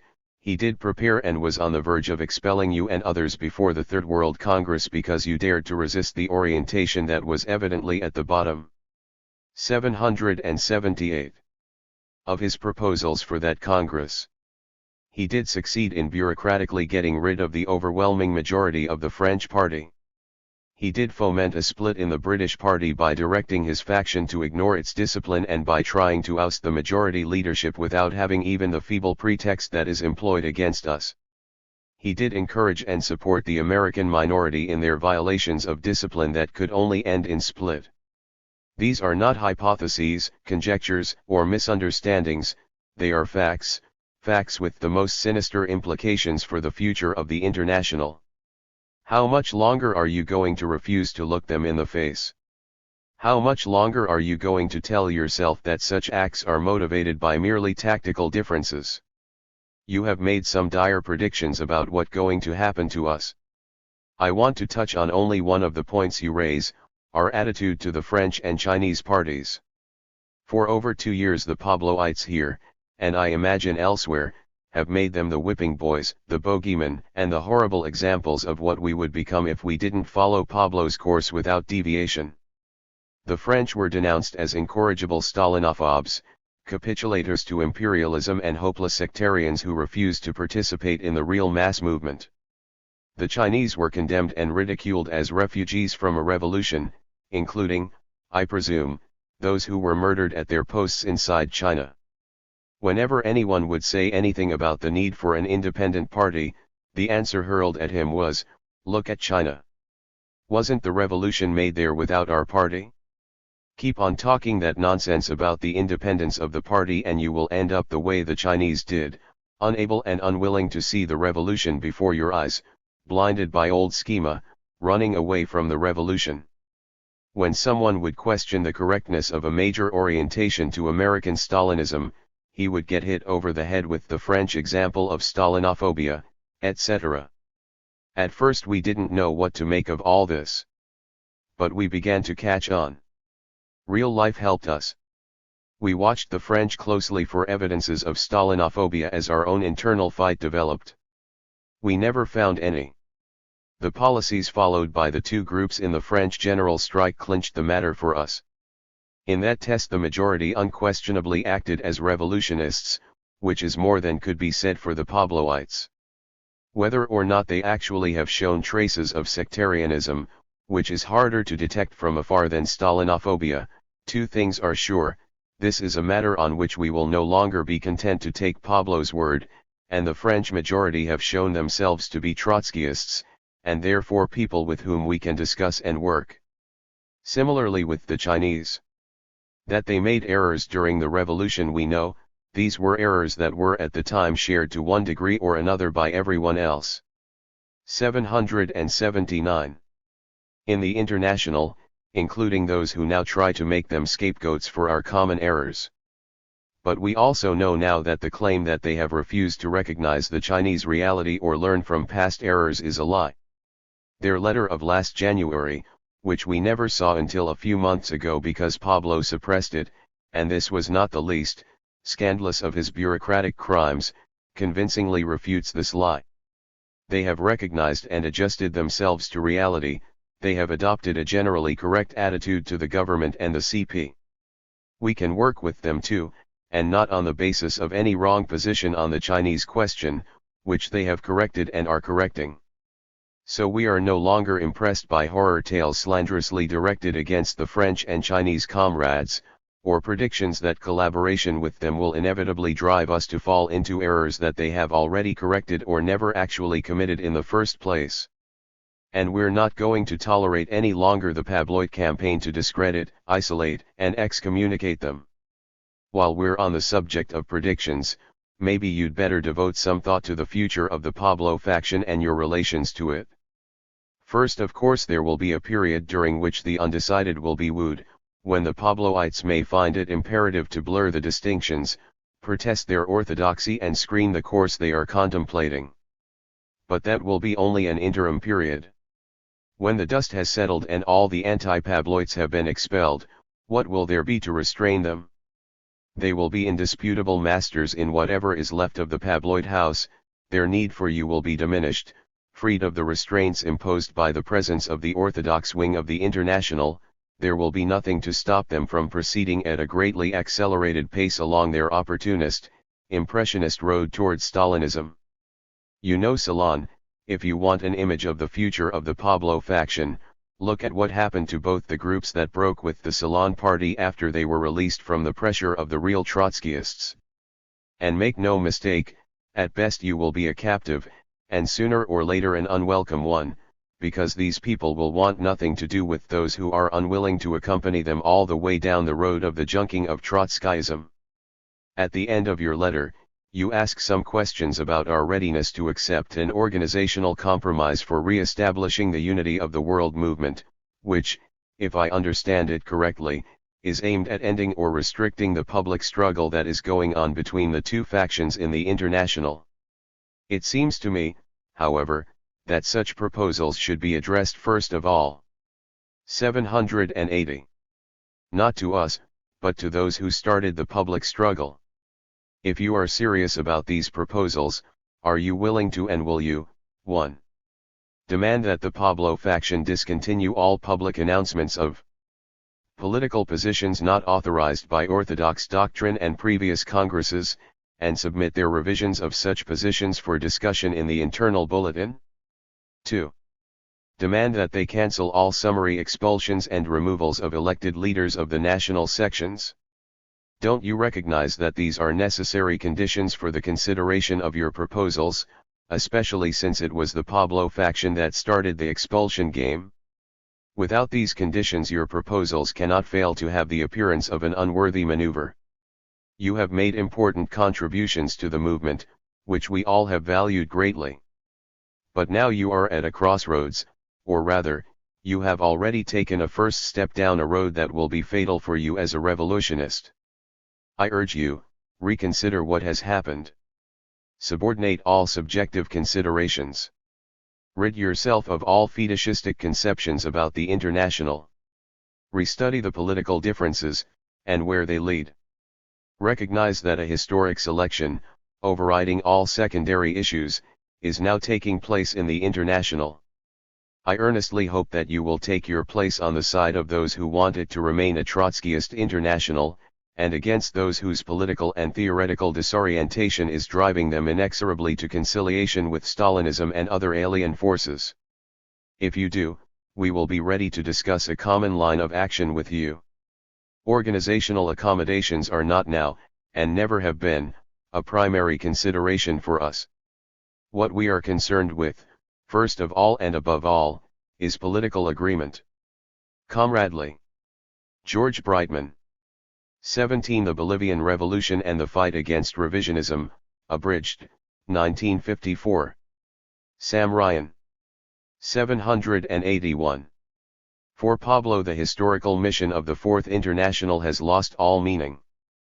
45. The objective revolutionary process under the aegis of the Kremlin, allied with the masses, is taking its place very well indeed. That is why he is mercilessly bent upon liquidating the Trotskyist forces, under the pretext of integrating them into the mass movement of the masses as it exists. The salvation of the Fourth International imperatively demands the immediate eviction of the liquidationist leadership. A democratic discussion must then be opened within the worldwide Trotskyist movement on all the problems left suspended, befogged, or falsified by the Pavlist leadership during 3 years.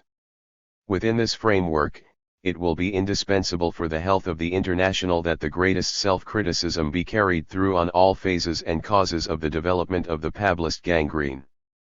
These ideas and this liquidationist tactic were subsequently extended to the reformist parties and to all mass organizations under petty bourgeois leadership, the Bolivian MNR, the Peronist movement in Argentina, the Ibbenist in Chile, etc., from International Committee Bulletin No. 1. This article is intended as a contribution to the discussion on the development of the Pavlist gangrene. At the same time, it is also intended as a contribution. 45 Ryan 1954. 782. To the struggle against Pabloism. In my opinion, such a discussion, long overdue, is an indispensable part of the struggle and must not be postponed any longer. That one of the major victories of Pabloism is precisely the fact that problems of major theoretical and practical importance have been left suspended, befogged, or falsified. The greatest criticism, which is indeed necessary, will show that Pablo's greatest help in betraying Marxism came in the silence and the acquiescence of the orthodox Trotskyists. One of the crimes of revisionism during the past 2 years is the betrayal of the Bolivian Revolution. That the Bolivian Revolution has indeed been betrayed should be plain for all to see. Last November, the Bolivian Trotskyist Party, the POR, was publishing a weekly newspaper, Lucha Obrera. For a working-class party in a tiny, backward country with a high rate of illiteracy, this was a tremendous achievement, an indication of powerful mass support. In December, Lucha Obrera was suppressed by the government, with hardly any resistance. There has been no struggle since then important enough to be reported in the paper here. This fact is itself a very significant piece of news. Marxism is a science. That is to say, its generalizations are not God-given imperatives but the distillation of past events. And the distinguishing characteristic of all science is not simply that it yields true generalizations, more correctly, approximations of the truth, but that it yields generalizations which can be tested in terms of material reality. To fail to examine any important event in its relation to Marxist theory is to turn Marxism into a dogma, with truths that are given once for all. And once Marxism is turned into a dogma, it is both useless and unnecessary for the solution of practical problems. What events, above all others, demand investigation by Marxists? If Marxism be regarded not as a contemplative exercise but as a guide to action, the answer springs to mind immediately. Revolution is the supreme test of theory. Revolution strips away all pretense, lays bare the real class character of all parties, all programs.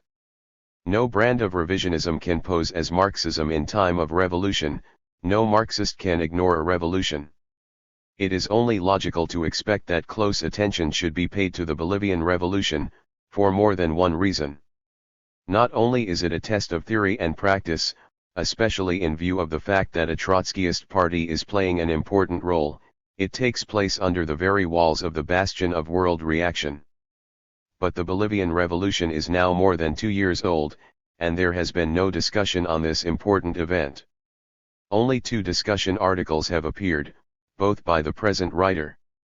And, though both articles were sharply critical, they have elicited no reply. Even the news from Bolivia has been very meager.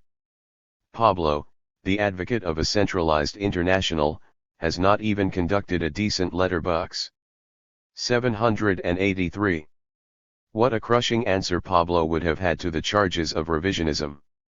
Can revisionists pursue a revolutionary policy in the very course of a revolution? But Pablo chose not to make this reply, and this is a clear mark of his revisionism. Revisionists prefer to act rather than explain. The longer they can keep silent, the longer they can mislead revolutionists. And Pablo was left in peace to do his work of betrayal. That it is Pabloism which is the inspiration for the line of the poor is easy to prove. The poor's characterization of the MNR and of the MNR government as petty bourgeois, its prognosis of the possibility of the reform of the government, its stubborn refusal to make any criticism of the treacherous and anti-revolutionary line of the labor leaders, and its complete silence on Stalinism, these come not from the arsenal of Marxism but of revisionism. Revolution by appointment. At its 10th National Conference, held in June, 1953, the poor adopted a political resolution which, though full of admirable Trotskyist phrases, contain a few paragraphs which are sufficient to turn the whole document into an exercise in revisionism. This resolution, Etapa actual de la revolución y tareas del poor, the present stage of the revolution and the tasks of the poor, has been published in the Mexican publication, Quehacer, but has not been translated into English. The petty bourgeois government, says the resolution, acquires a transitory and Bonapartist character. Submitting to the powerful pressure of the proletariat as well as of imperialism, it vacillates constantly between the 2 extremes. From this situation follows the twofold possibility for the development of the present government. If the masses with a new impulse decide the political defeat of the right wing by the left, the possibility is open that the government will transform itself to a stage antecedent to the workers' and peasants' government, se abra la posibilidad de que el gobierno, se transforms en etapa previa del gobierno obrero campesino. This process would be accompanied by a whole series of measures of a revolutionary character, such as the spread of nationalizations, the agrarian revolution, etc. If the right wing with the aid of imperialism bars the governmental scene to its adversaries, it will have consolidated a petty bourgeois government in the service of the Rosca and of finance capital. 2 paragraphs further we read. 784. The right wing is definitely compromised with landlord and imperialist reaction, and therefore we cannot simply disregard the possibility of a future split with the left wing. Complete predominance of this faction would profoundly alter the character of the MNR and permit it to move closer to the poor. Only under such conditions could we speak of a possible coalition government of the poor and the MNR, which would be a form of the realization of the formula workers' and peasants' government, which in turn would constitute the transitional stage toward the dictatorship of the proletariat. A Bonapartist regime can appear to be only between the classes to people who have forgotten the class nature of the state. All governments have always been, for Marxists, the instruments of the ruling class, incapable of being reformed, in their class nature, by any amount of pressure. Bonapartism is simply a form which a bourgeois or a proletarian regime assumes under certain conditions. The poor was not the first to forget that there can be neither an in-between regime nor the reform of a regime.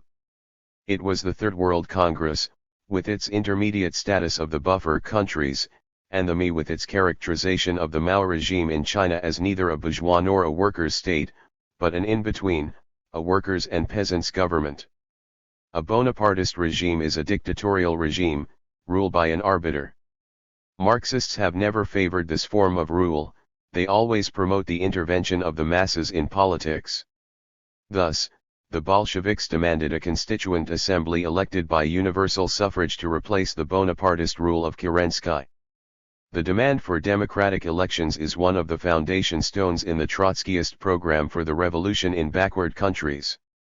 This slogan is certainly not a putschist one, it can be raised by, it is most suitable to, a revolutionary party which is not yet in a position to take power. And raising this demand is certainly not incompatible with giving defense to the government against counter-revolutionary attempts. Yet nowhere in the whole resolution of the poor is the demand for elections raised. And this despite the fact that the present government was elected 5 years ago, and a military coup and a revolution have occurred since then. There is no mention, even of the existence of an elected legislature or of the desire to elect a new one. There is no mention of the question of popular elections. The POR is obviously satisfied with the present Bonapartist government, is convinced of its capability of being transformed, step by step, into a workers' government. In the light of the refusal of the poor to demand general elections, what is the significance of the slogan it raises, complete control of the state by the left wing of the MNR? How does it expect this to come about? Naturally, through 785. Appointment by the Bonaparte, pos estin sorrow. This is not a mere deduction. This is actually what the poor proposed. In August 1953, a cabinet crisis erupted, a division between the right and left wings in the government on the question of division of the landed estates. In a situation like that, with the peasant movement on the upsurge, it is obvious what a Trotskyist party should propose: resignation of the government, including the president, national elections of a president and a congress. The left wing of the MNR should run independent candidates, including a candidate for president. The poor should give critical support to the campaign of the left wing and raise the slogan, "The left wing to power." The poor did not demand general elections, it did not demand that the masses be allowed to settle the disuse within the government. It proposed that the left wing be given power by appointment by President pos estin sorrow. In number 43, August 23, 1953, of Lucha Obrera, we read the following touching appeal to the Bonaparte of the Bonapartist government. To the revolutionaries, the conduct of the president appears ambiguous, and we believe that it indicates the intention to save some right-wing positions undermined by the rising pressure of the masses. Granted that a chief of state has responsibilities, but he has these before the people. In reality, it is the toilers who alone have the right to judge the acts of the government, especially since it is the working class which with its sacrifices put him in power. If these masses, who are the sole support of the president, out of their class instinct, out of distrust of the right wing, appeal and demand that men emerging from their ranks be put into the cabinet, replacing the elements linked to reaction, there would exist no grounds for denying them this right. And if pos estin sorrow respects his responsibilities before history, he is motivated primarily by a desire to respect the will of the people and carry out the aspirations of the toilers, organizing a cabinet composed exclusively of men of the left of his party. Would such a labor cabinet make any difference in the character of the government? Not the slightest. It would make no more difference than the labor cabinets of the Spanish loyalist government, or the labor cabinet of Kerensky. It would mean as little as a cabinet appointed by Eisenhower or Truman, composed not of 9 millionaires and 1 plumber but of 10 plumbers. A labor cabinet appointed by pos estin sorrow would be responsible not to a legislative body elected by universal suffrage, as in England or France, but to a supreme ruler responsible to no one but his class. Such a cabinet would not be the res. 786. ULT of a break of the labor leaders with the capitalist class.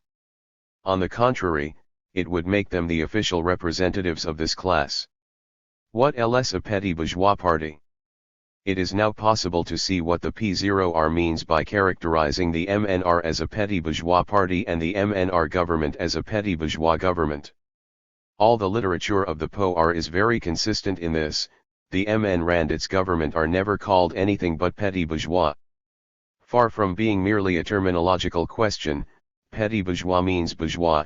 I have been told by a defender of the P0R line, orally, of course. This is a formulation that conceals the rejection of Trotskyism in theory and the betrayal of the revolution in practice. If politics is concentrated economics, then political parties are the expression of economic interests. But the dominant fact in present-day society is the class struggle between the proletariat and the bourgeoisie. Political parties, therefore, are, and cannot help but be, expressions of and instruments in the class struggle. They serve the interests of either the bourgeoisie or the proletariat. This is what gives them their class character. Not their social composition, not the composition of their leadership, but which of the two major classes they serve. This is true in the backward countries as well as in the advanced. There are parties which Marxists call petty bourgeois, the Social Democratic and Labor parties. We use this term by convention, not because these parties serve the interests of the petty bourgeoisie. The petty bourgeoisie has no independent class interests, but because these parties are in a certain sense between the classes. They speak for socialism and the working class, but they act for capitalism and the bourgeoisie. The petty bourgeois parties are largely or predominantly proletarian in composition and bourgeois by political character. To prove this, it is sufficient to ask whether the class nature of any government has ever been changed by the accession to office of a petty bourgeois party. The victory of the British Labour Party, for example, did not change the character of the government from bourgeois to petty bourgeois. The MNR is not a petty bourgeois party in this sense. It is not a Labour Party. It does not claim to represent the working class or advocate socialism. Its program is typical of a bourgeois nationalist party in a backward country. It claims to speak for all the people. It is for peace and prosperity. It is the conception of the P0R that since native capital is very weak and very reactionary, bound up with imperialism, and since the MNR is trying to accomplish the bourgeois 787 national revolution but is not a working class party, therefore it represents the petty bourgeoisie and is a petty bourgeois party. To find the precedent for such a conception of a petty bourgeois party, a party which represents the petty bourgeoisie and fights against the bourgeoisie for the bourgeois revolution, we have to go back to the pre-October Bolshevik writings. This is the conception put forth by Lenin in 1903 as a prognosis for the Russian Revolution. The democratic dictatorship of the proletariat and peasantry, according to Lenin, would be headed by a peasant party and supported, perhaps in the form of a coalition government, by the proletarian party. In justice to Lenin, it must be added that he did not conceive of such a government as an in-between or petty bourgeois government, but as one which would stay within the bounds of capitalism, removing the vestiges of feudalism, building capitalism, and thereby strengthening the capitalist class. This was to be a transitional government, not one of transition to socialism, but of transition from feudalism to the bourgeois democratic republic. Lenin's April theses and then the October Revolution marked the definitive rejection of the conception of a petty bourgeois party, a party which is neither proletarian nor bourgeois. Thereafter all Marxists have accepted the theory of permanent revolution, put forth by Trotsky in 1905. According to this theory, the government which carries out the bourgeois revolution cannot stay within the bounds of capitalism, it must begin the socialist transformation. But this government cannot be a government of a peasant or a petty bourgeois party, it must be a government animated by the party of the proletariat. Stalin betrayed the Second Chinese Revolution using as a pretext for his Menshevik policies a vulgarization of Lenin's conception of the democratic dictatorship. It is not without significance that Mike Bartell, a leading American tabloid, defended the line of the poor, orally, of course, by maintaining that Lenin's theory of the democratic dictatorship had not been completely invalidated. Nor that Murray Weiss, in defending the tabloid position on the in-between character of the Mao government, orally, of course, seized on what he asserted was Lenin's belief, in 1903, on the possibility of a petty bourgeois, transitional government. The POR, while claiming to support the theory of permanent revolution, believes that a petty bourgeois party can be reformed and its government become a workers' and farmers' government, the transitional stage toward the dictatorship of the proletariat. The zigzag line between imperialism and the proletariat which characterizes the conduct of the government, says the POR in its resolution, does not permit it to plan its actions and causes it to fall into a formless empiricism, suited to giving isolated and improvised answers to problems as they present themselves. Thus the observer discovers that the government policy is Carrick. 788. Terrorized by lack of consistency and the thought of the leaders by total absence of coherence and a unified doctrine. This is, of course, a characteristic of all petty bourgeois and bourgeois thought. Is it, then, the chief characteristic of the activities of a petty bourgeois government? No. The activities of the petty bourgeois politicians, however inconsistent they may appear to themselves and to others, have a consistency which scientists can uncover. They are governed by law just as completely as are the actions of physical bodies or chemical elements, which have no thoughts whatever. Marxists can see the consistency in the seemingly inconsistent actions of the petty bourgeois politicians. Marxists can see that, however they view themselves, they actually serve the interests of the bourgeoisie. The real question of power. The conception that the MNR and its government are petty bourgeois is the betrayal of the Bolivian Revolution. It implies that the MNR and its government are not fundamentally the enemy of the working class, that they may be reformed. Not to warn the working class that this government will smash it when it can is to leave the workers politically disarmed and helpless, a sitting duck whenever the enemy is ready to strike. How can we know the character of the MNR? First of all, we can study its past, especially when it held state power. The MNR of Paz Estancaro is the MNR of Villarroel. Estancaro was Villarroel's vice president. Villarroel suppressed the working class, executed protesting students.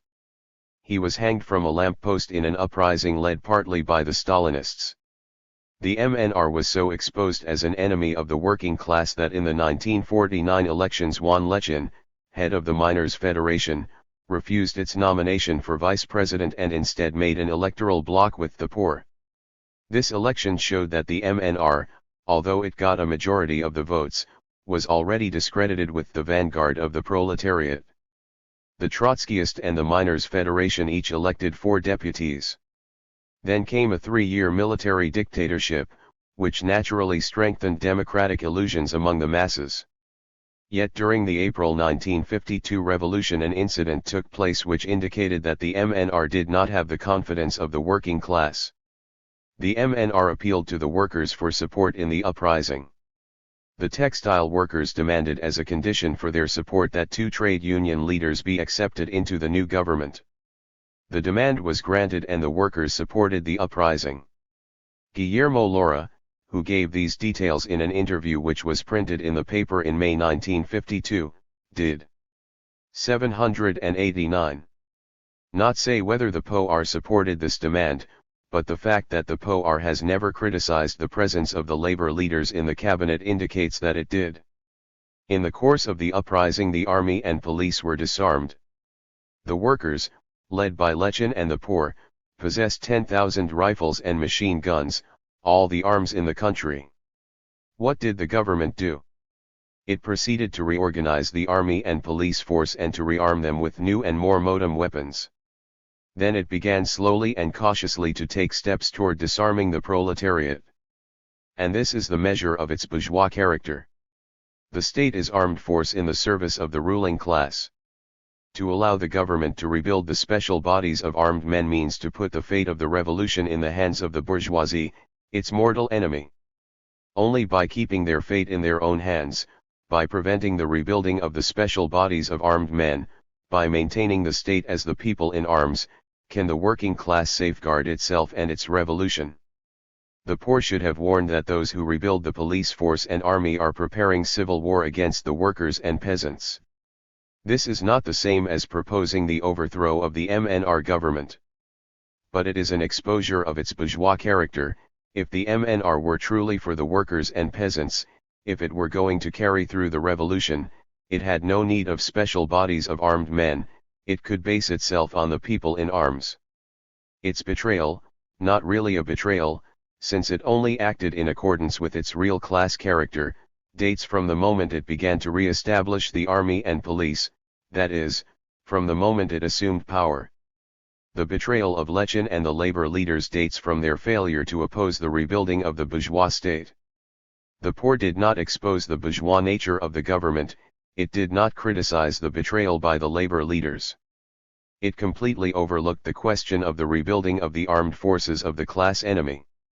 In the aforementioned political resolution of the 10th National Conference there is not one word on this question, not one warning against the rebuilding of the counter-revolutionary army and police force, literally not one word on the military question as the real question of power.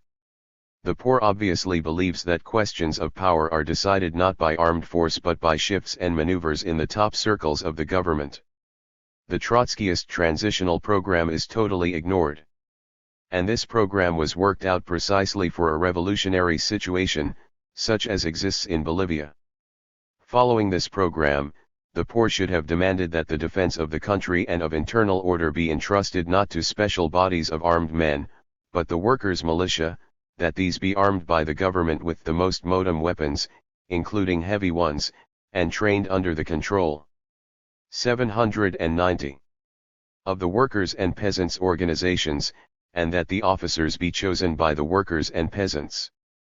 There is no hint of these demands in the political resolution nor in all 1953 issues of Lucha Obrera. Lucha Obrera cannot, however, completely ignore the military question, and what it says is a damning supplement to its refusal to recognize the transitional program. By August 1953, the government had gone so far as to set up a military academy, to train an officer caste for its counter-revolutionary army. Number 43 of Lucha Obrera, the same issue which carried the touching appeal to the president, protested in an article headed, Military Academy, Danger to the Revolution. The reactionary right wing, says the article, wishes desperately to create an armed force in which it can support itself against the advance of the unions. This is the mission assigned to the reopened military academy, which will be a den of counter-revolution for the petty bourgeois militarists. The only force which can destroy the counter-revolutionary conspiracy is constituted by the armed masses. Undoubtedly, continues the article, the revolution will achieve the building of a regular army, but this will occur when the workers and peasants organize their own government, without any subterfuge permitting counter-revolutionary infiltration. The class feeling of the toilers should not permit the organization of any military force while the whole power is not in their hands. Only a workers' and peasants' government can organize a true proletarian and revolutionary military force.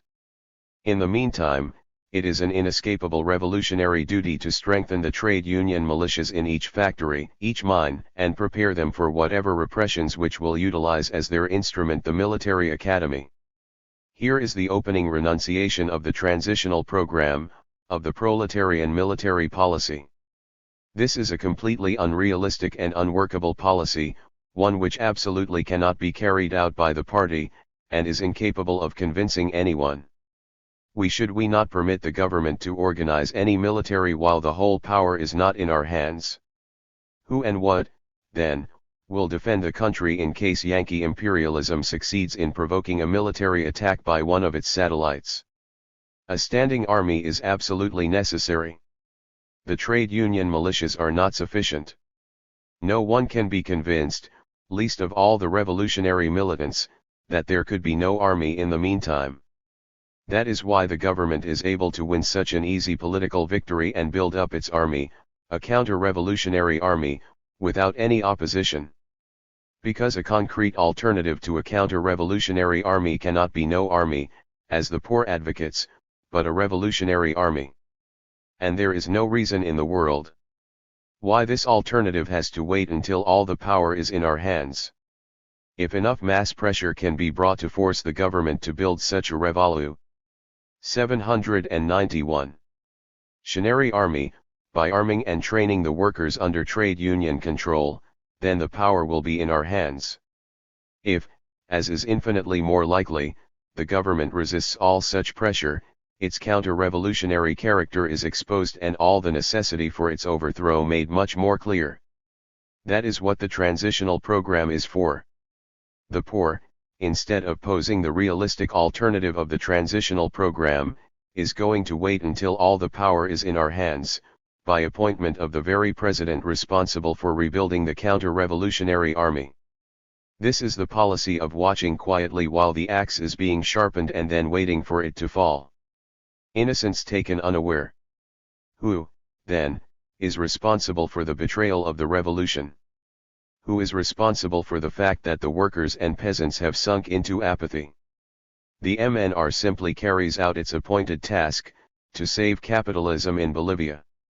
The labor leaders have collaborated fully in saving capitalism. They entered the government at the beginning and have remained in it ever since. They gave silent consent to the rebuilding of the counter-evolutionary armed forces and to the suppression of the poor. They allowed the workers' militia to fall into decay, as was shown in the fascist insurrection of November 9, 1953. The Phalange, a comparatively small group led by officers of Paz Estensaro's army, was able to seize Cochabamba, second city of Bolivia and center of the peasant movement, and hold it for 6 hours before the militias could mobilize in sufficient force to drive them out. The poor has never criticized the labor leaders for entering or remaining in the cabinet. It has never criticized them for their silence on the rebuilding of the counter-revolution. It does not even criticize them for their silence of the suppression of Lucha Obrera. Guillermo Lora, writing in the March issue of Quehacer, complains that the MNR is betraying the aspirations of the masses. The betrayal, according to Lora, consists in the fact that the government is holding back the agrarian revolution, is reversing the nationalizations, has unloaded the burden of the economic crisis on the backs of the workers and peasants, has bureaucratized the COB, the trade union center. It is noteworthy that Lora does not even mention the suppression of Lucha Obrera. This, apparently, is as unimportant to him as is the suppression of the Chinese Trotskyists to Pablo and Germain. Lora is consistent in accusing the MNR of betrayal, since he expected better of it. But who and what made this betrayal possible? Without the support 792 of the labor leaders, Paz Estensario could not have succeeded in his counter-revolutionary role. Lora does not mention that the labor leaders remain in the cabinet to this day. Lora, of course, claims to be superior in perspicacity to the average worker. For the bulk of the militants, of the MNR, he writes, and for many other people, the year 1954 will be the year of betrayal. We speak of the betrayal by the petty bourgeois leadership of the aspirations of the masses. For us it will be the year of the verification of our theoretical conclusions on the capability of a petty bourgeois party to carry out revolutionary and anti-imperialist tasks. And the poor did indeed state that the petty bourgeois party cannot carry out the revolution, that it will be overthrown by the left or by the right. But the poor also made precisely the opposite prediction, as has been shown above. This method has nothing in common with Marxist prognosis and is useful only to revisionists to bolster their claims to infallibility. The prognosis that the MNR would suppress the working class and its party was not made by the poor, because the poor has never regarded the MNR as a class enemy. The prediction of the poor, which has, according to Lora, been verified, was completely useless in preparing it or its followers for a struggle against the MNR. Such a struggle, in fact, was characterized by Lora in his interview as hysteria. One cannot exclude the possibility, said Lora in his interview, that the right wing of the government, faced with the sharpening of the struggle against it, will ally itself with imperialism to crush the so-called communist danger. In a letter commenting on Lora's interview, Internal Bulletin, June 1952, I wrote as follows. One thing does appear clearly, Comrade Lora does not regard this government as an enemy of the working class and of the poor. This formulation is wrong, very wrong. This is an error which, if it actually represents the position of the poor, can have tragic consequences for the very physical existence of the cadres of the Bolivian Trotskyist Party. This is the warning the leaders of the poor must give the working class and above all its own supporters. We must expect with absolute certainty, not merely not exclude the possibility, that the government, not merely its right wing, will ally itself with imperialism and try to crush the mass movement and first of all its vanguard, the poor. In the same letter, I think it is incontestable that the present Bolivian government is a bourgeois government. I didn't dream that anyone would contest it, whose task and aim are to defend by all means available to it the interests of the 793 bourgeoisie and of imperialism. It will, if it can, harness and disarm the working class, smash its revolutionary vanguard, and rebuild the dictatorship of the bourgeoisie, which has been shaken and not destroyed by the first phase of the revolution. This government is therefore the deadly enemy of the workers and peasants and of the Marxist Party. And one more, Lechin's is a treacherous, and undependable friendship. Lechin will capitulate again, and again. He will help disarm the workers. He will help smash the P0R, no matter how it may try to placate him. And Lechin's betrayal will be facilitated if the P0R continues to support him. It does not take a genius, as can be seen, to make correct and useful predictions. Armed with the Marxist doctrine and the Marxist method, quite ordinary people can see the direction of events and prepare for them with a revolutionary policy.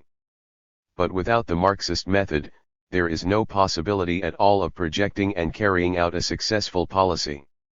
Marxism is not the guarantee of victory, but revisionism is the guarantee of defeat. Maoism wins a recruit. Matching the P0R's capitulation to the reformist labor leaders was its pro-Stalinist conciliationism. In this the P0R outdoes Pablo.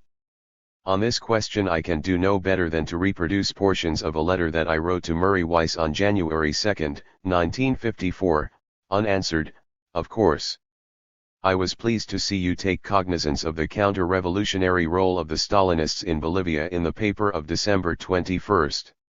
However, I find your passing reference entirely inadequate, since it is completely unsupported by any facts. Do you have such facts, Murray? I, for one, would be very interested in seeing them. I wonder where you got your facts about the counter-revolutionary role of the Bolivian Stalinists. Certainly not from the Bolivian Trotskyists. As you no doubt know, they never criticize the Bolivian Stalinists, not in public print. Look over the political theses adopted at the June, 1953, National Conference. In these theses, titled Present Stage of the Revolution and Tasks of the Poor, you will find not one single reference to the Stalinists. Even in the concluding section of the theses, titled National Revolution and Permanent Revolution, there is no mention at all of the rich experience which enabled Trotsky to verify and elaborate this, his major contribution to the political life of our time, and there is no mention, naturally, of the chief opponents of Trotsky's theory, the Stalinists. 794. Look over the issue of the Lucha Obrera, the paper of the P0R. In all the issues of 1953 you'll find just one single reference to the Stalinists. This is an announcement of a split in the Stalinist PIR and the formation of the Workers' and Peasants' Communist Party. Aside from that there is no other reference to the Stalinists. This fact, so incredible and so glaring, is no doubt known to you. How do you explain it? Has anyone asked the P0R for an explanation? Even when Lucha Obrera mentions the assassination of Trotsky, it does not say who was responsible or for what reason. This is number 43, the same issue I have twice quoted from. The article mentions the assassination and deals with Trotsky's contributions, led the Russian Revolution, built the Red Army, elaborated the theory of permanent revolution, and founded the Fourth International. But it manages to omit any mention whatever of the dominating theme of the last 17 years of his life, the struggle against Stalinism. Lucha Obrera carried 2 articles on the fall of Mossadegh, and it did not so much as whisper of the existence of a Stalinist party in Iran, much less denounce its betrayal. The fall of Mossadegh, says Lucha Obrera, is indubitably a triumph for British imperialism, but it is at the same time the product of a vacillating policy, which attempted to limit the Iranian Revolution, turning its back on the aspirations of the masses. And Lucha Obrera means the vacillating policy not of the Today party, which would be bad enough. It does not even hint of the existence of such a party, it means the vacillating policy of Mossadegh. The tabloid talk about the inadequacy of the Stalinist policy during August, of the failure of the Stalinists to project a revolutionary orientation is false and misleading. It is a question of calculated betrayal. So say you in the paper. Isn't also the P0R's failure to go even as far as Pablo in criticizing the Iranian and above all the Bolivian Stalinists at least false and misleading? For the sake of accuracy, I must make a reservation to the foregoing. I find that NOS 38 and 39 of Lucha Obrera are missing from my collection. I cannot therefore say that I have examined all the issues of 1953. Also, I have found one other reference to the Bolivian Stalinists, a reply to their calumnies against the POR, in number 35, March 1953. On international Stalinism, there is an article translated from the paper here on the case against the Jewish doctors in number 34, February 1953, and a small item on the Berlin strike in number 40, July, which reported, oddly enough, that one of the demands of the strikers was withdrawal of the Red Army. These reservations do not change the picture of conciliationism to Stalinism. 795.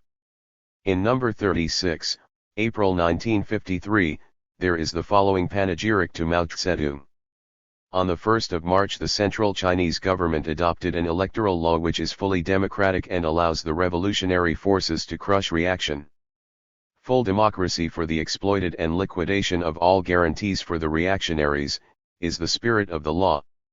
The new law establishes that all Chinese, men and women, over 18 with the exception of the counter-revolutionaries and former landed proprietors who have not been converted to productive labor, have the right to vote. The illiterate are included and will vote by sign, raising their hands. The Chinese Communist Party and all the other democratic organizations may present their lists, common or separate. The elector will retain the right to vote for candidates on no list. The elections will be by proportional representation. One delegate for each 800,000 inhabitants of non-proletarian regions. The proletarians will elect one delegate for each 100,000. Mao Zedong explains that the electoral law reflects the leading role of the working class. As has been seen, the electoral law is fully democratic for the peasants and proletarians, fundamental forces of the revolution. It concretely establishes that the right to vote cannot be exercised by counter-revolutionaries and old landlords who have not been converted to production. In the China of Mao there is no democracy for the reaction. This item appeared at about the same time that the paper here printed the appeal of the International Executive Committee against the persecutions visited on the Chinese Trotskyists. During the rest of the year, until it was suppressed, Lucha Obrera had not one word to say on the subject. It did not even report the news to its readers. And, indeed, why should it care? If the revolution is so well led by Mao Zedong, then are the Trotskyists not truly fugitives from the revolution? As one result of the post-war revolutionary events, Maoism has found a place in the Fourth International. This is no academic question for the poor, for it involves the whole question of the colonial revolution. Maoism is class collaborationism, the idea of the possibility of a people's democracy, which is neither a proletarian nor a bourgeois state, but a transitional government. The poor believes in the same possibility, it believes that the Mao government is such an in-between government. The poor has many nice things to say about the theory of permanent revolution. Its actual theory, however, is a caricature of Trotskyism. The theory of permanent revolution holds that the bourgeois democratic tasks of the 796 colonial revolution can be carried out only by a workers' state. The poor holds that socialist tasks can be undertaken by a non-proletarian government. The poor is not alone in this, of course. It finds its inspiration and support in Pabloism, which is one of the names of Maoism. Could Maoism lead a revolution in Bolivia, as it did in China? While this is not absolutely excluded, it is extremely unlikely, much more unlikely than it was in China. The revolution advances under the whip of the counter-revolution, said Marx of the French Revolution of 1848, and this empirical observation has turned out to be a general law. Faced with a powerful class enemy, the revolution can be successful only if led by a resolute, fully conscious leadership, that is, the Marxist Party. Under the tempering blows of the counter-revolution, the leadership will develop, become theoretically and politically hardened, and gain the confidence of the working class. In China, the native ruling class was very weak and very corrupt. Deprived of the effective support of imperialism, it could be overthrown by a weak revolution, held back and sabotaged by a bureaucratic and class collaborationist leadership. Wall Street will not dare allow such an easy victory in any part of its Latin American empire, and it will have much more power, both political and economic, to prevent it than it had in China. One additional condition is necessary for the success of Maoism. This is the absence of a mass revolutionary Marxist party. For Maoism is not completely revolutionary, while leading the revolution into which it has been forced by the weakness of the class enemy, it deforms the revolution, it expropriates the working class politically. The victory of Maoism results in a deformed workers' state. The political expropriation of the working class can take place in no other way than by the smashing of its class-conscious vanguard and of its Marxist party. Mao left the bulk of this task to Chiang Kai-shek. That is the meaning of what the IEC delicately calls the lack of coordination between the workers' upsurge in 1945–47 and the peasant movement, which the Communist Party halted.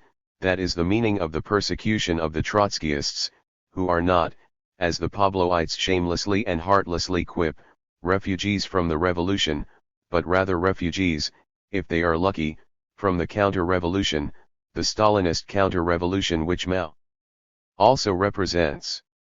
Between Maoism and the Marxist Party there can be no peaceful coexistence. Maoism is incompatible with Marxism. That is why Pabloism in Bolivia and everywhere else is the betrayal of Marxism and the liquidation of the party. 797. Maoism in the International. It has been objected, orally, of course, that I have criticized not Pablo but Laura and the poor, and that Laura is now on our side. If Laura is indeed on the side of Marxism, this would not invalidate the conclusion that he and the POR were the instrument through which Pablo betrayed the Bolivian Revolution. Laura can, of course, repudiate the reformist line he has been following.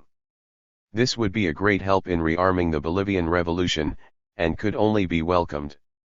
But if Laura is accepted as an orthodox Trotskyist on the basis for being for revolution in the USSR while he is for reformism in Bolivia, then the orthodoxy of the orthodox Trotskyists is called into question, and they would share with Pablo the onus of the Bolivian betrayal. The fight against Pabloist revisionism cannot be confined to the slogans of no capitulation to Stalinism and the right of the party to exist. For the past 2 years the POR has been organizationally independent while capitulating politically to the bourgeois government. Why? Because the revisionism of the POR is on a more fundamental question, the class nature of the state. And Pabloid revisionism as a whole is also based fundamentally on the rejection of the Marxist position on the class nature of the state. Before the Third World Congress, Comrade Cannon recognized the danger. In 1949 he, together with the majority of the National Committee, rejected the position put forward by Cochrane and Hansen that the bourgeois states of Eastern Europe had transformed themselves into workers' states without revolution. If you once begin to play with the idea that the class nature of the state can be changed by manipulations in the top circles, said Comrade Cannon, you open the door to all kinds of revision of basic theory. It can only be done by revolution, which is followed by a fundamental change in property relations. This prophecy has been completely fulfilled, yet the prophet prefers to remain without honor for his prophecy. He prefers to fight some of the manifestations of the revisionism he predicted and ignore the foundation on which it rests. when the Third World Congress adopted the very position which Comrade Cannon had attacked so sharply, he and all his supporters joined in its unanimous endorsement. They accepted the intermediate status of the buffer countries from 1945 to 1948, they accepted Pablo's and Cochrane's economist criteria on the class nature of the state, they accepted the idea of a fundamental social transformation and of a change in the class nature of the state without revolution. They weren't happy with this position, not one article has ever appeared defending or explaining it. They later also accepted Pablo's position that there was in China not a workers' or a bourgeois state but a transitional, an in-between, a workers' and peasants' government. They never defended this 798 position either, in writing, and defended it orally only when they had to, when they were faced with the attack of the Verne tendency in Los Angeles. Murray Weiss and Myra Tanner showed then that this position could be defended only with the most blatant and open revisionism, such revisionism as they would not dare put on paper. They also accepted Pablo's betrayal of the Bolivian Revolution, also refusing to defend it in writing and consenting to an oral debate, in Los Angeles, only after much hesitation and several changes of mind. For the last 4 years the political line of the international movement has been in the hands of Pablo, with the orthodox Trotskyists following docilely behind. They were, as Murray Weiss said, in the arms of Pablo. The right of the party to exist and no conciliation with Stalinism were nowhere to be found when Pablo and Germain presented their Maoist position on China. They voted for a resolution that declared, by putting itself in matters of doctrine on the plane of Marxism-Leninism, by affirming that its historical aim is the creation of the classless communist society, by educating its cadres in this spirit, as well as in the spirit of devotion to the USSR, the Chinese CP presents by and large the same characteristics as the other mass Stalinist parties of the colonial and semi-colonial countries. Is this why the poor refuses to criticize the Stalinists? They accepted the line of critical support of the Mao government, even when Germain showed that this really meant solidarity with the Mao government against the Trotskyists. With a brutality worthy of a Stalin, but unprecedented in the Trotskyist movement, Germain declared that the refusal to give support to Mao, put forth in the IEC by Comrade Jacques, was counter-revolutionary. Not one member of the International, or of any party in the movement, raised a voice against this piece of Stalinist brutality. To call Jacques' position counter-revolutionary signified that the difference over whether to give critical support to Mao was no terminological dispute, it signified solidarity with the secret police against all independent thought, against all Trotskyists. Comrades who emitted shocked gasps at a much more insignificant defection, that of Grace Carlson, took this with equanimity.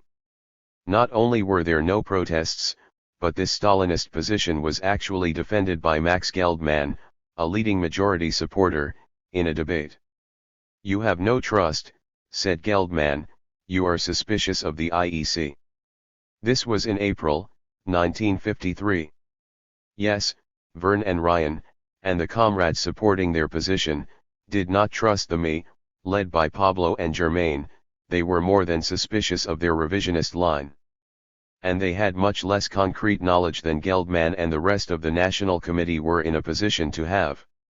We didn't know what Penn knew. But Marxism is a better guide to people and events than empiri. 799. Schism or faith. Murray Weiss had faith in Pablo. "How do you know," he asked in a debate with Dennis Verne in May, 1953, "that the Chinese Communist Party cannot become a Marxist party?" "I am willing," replied Comrade Verne, "to stake the whole validity of my position on this, when the pressure of the Korean War lets up, the government, rather, than, as you and Germain say, unfurling the proletarian power, will become even more bureaucratized, it will intensify its repressions against the Trotskyists." Why are they silent? Now the comrades are indignant at the Pabloid jibe that the Chinese Trotskyists are fugitives from a revolution. But indignation is no answer to a political position. The Pabloites are confident, they believe that Maoism is or can become completely revolutionary. What do his opponents say? Nothing.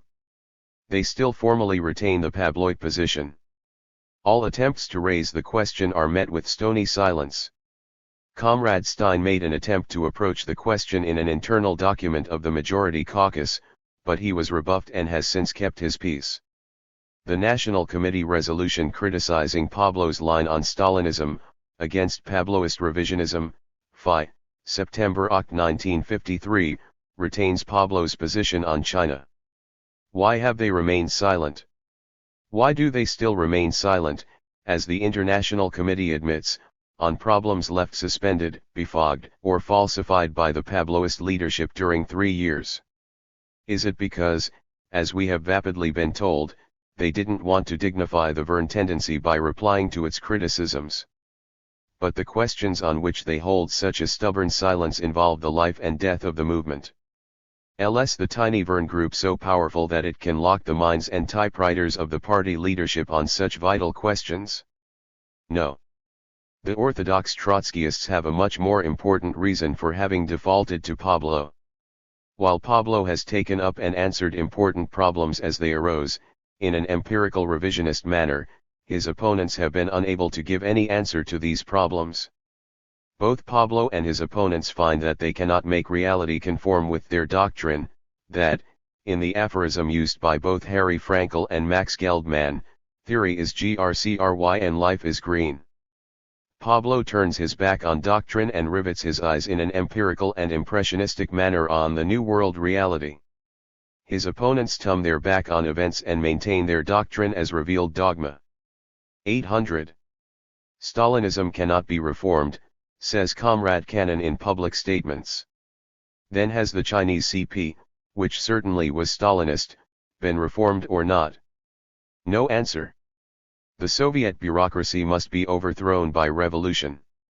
What of the Chinese bureaucracy? Is a refusal to give it critical support still counter-revolutionary? No answer. The class nature of the state, says Comrade Cannon, cannot be changed without revolution.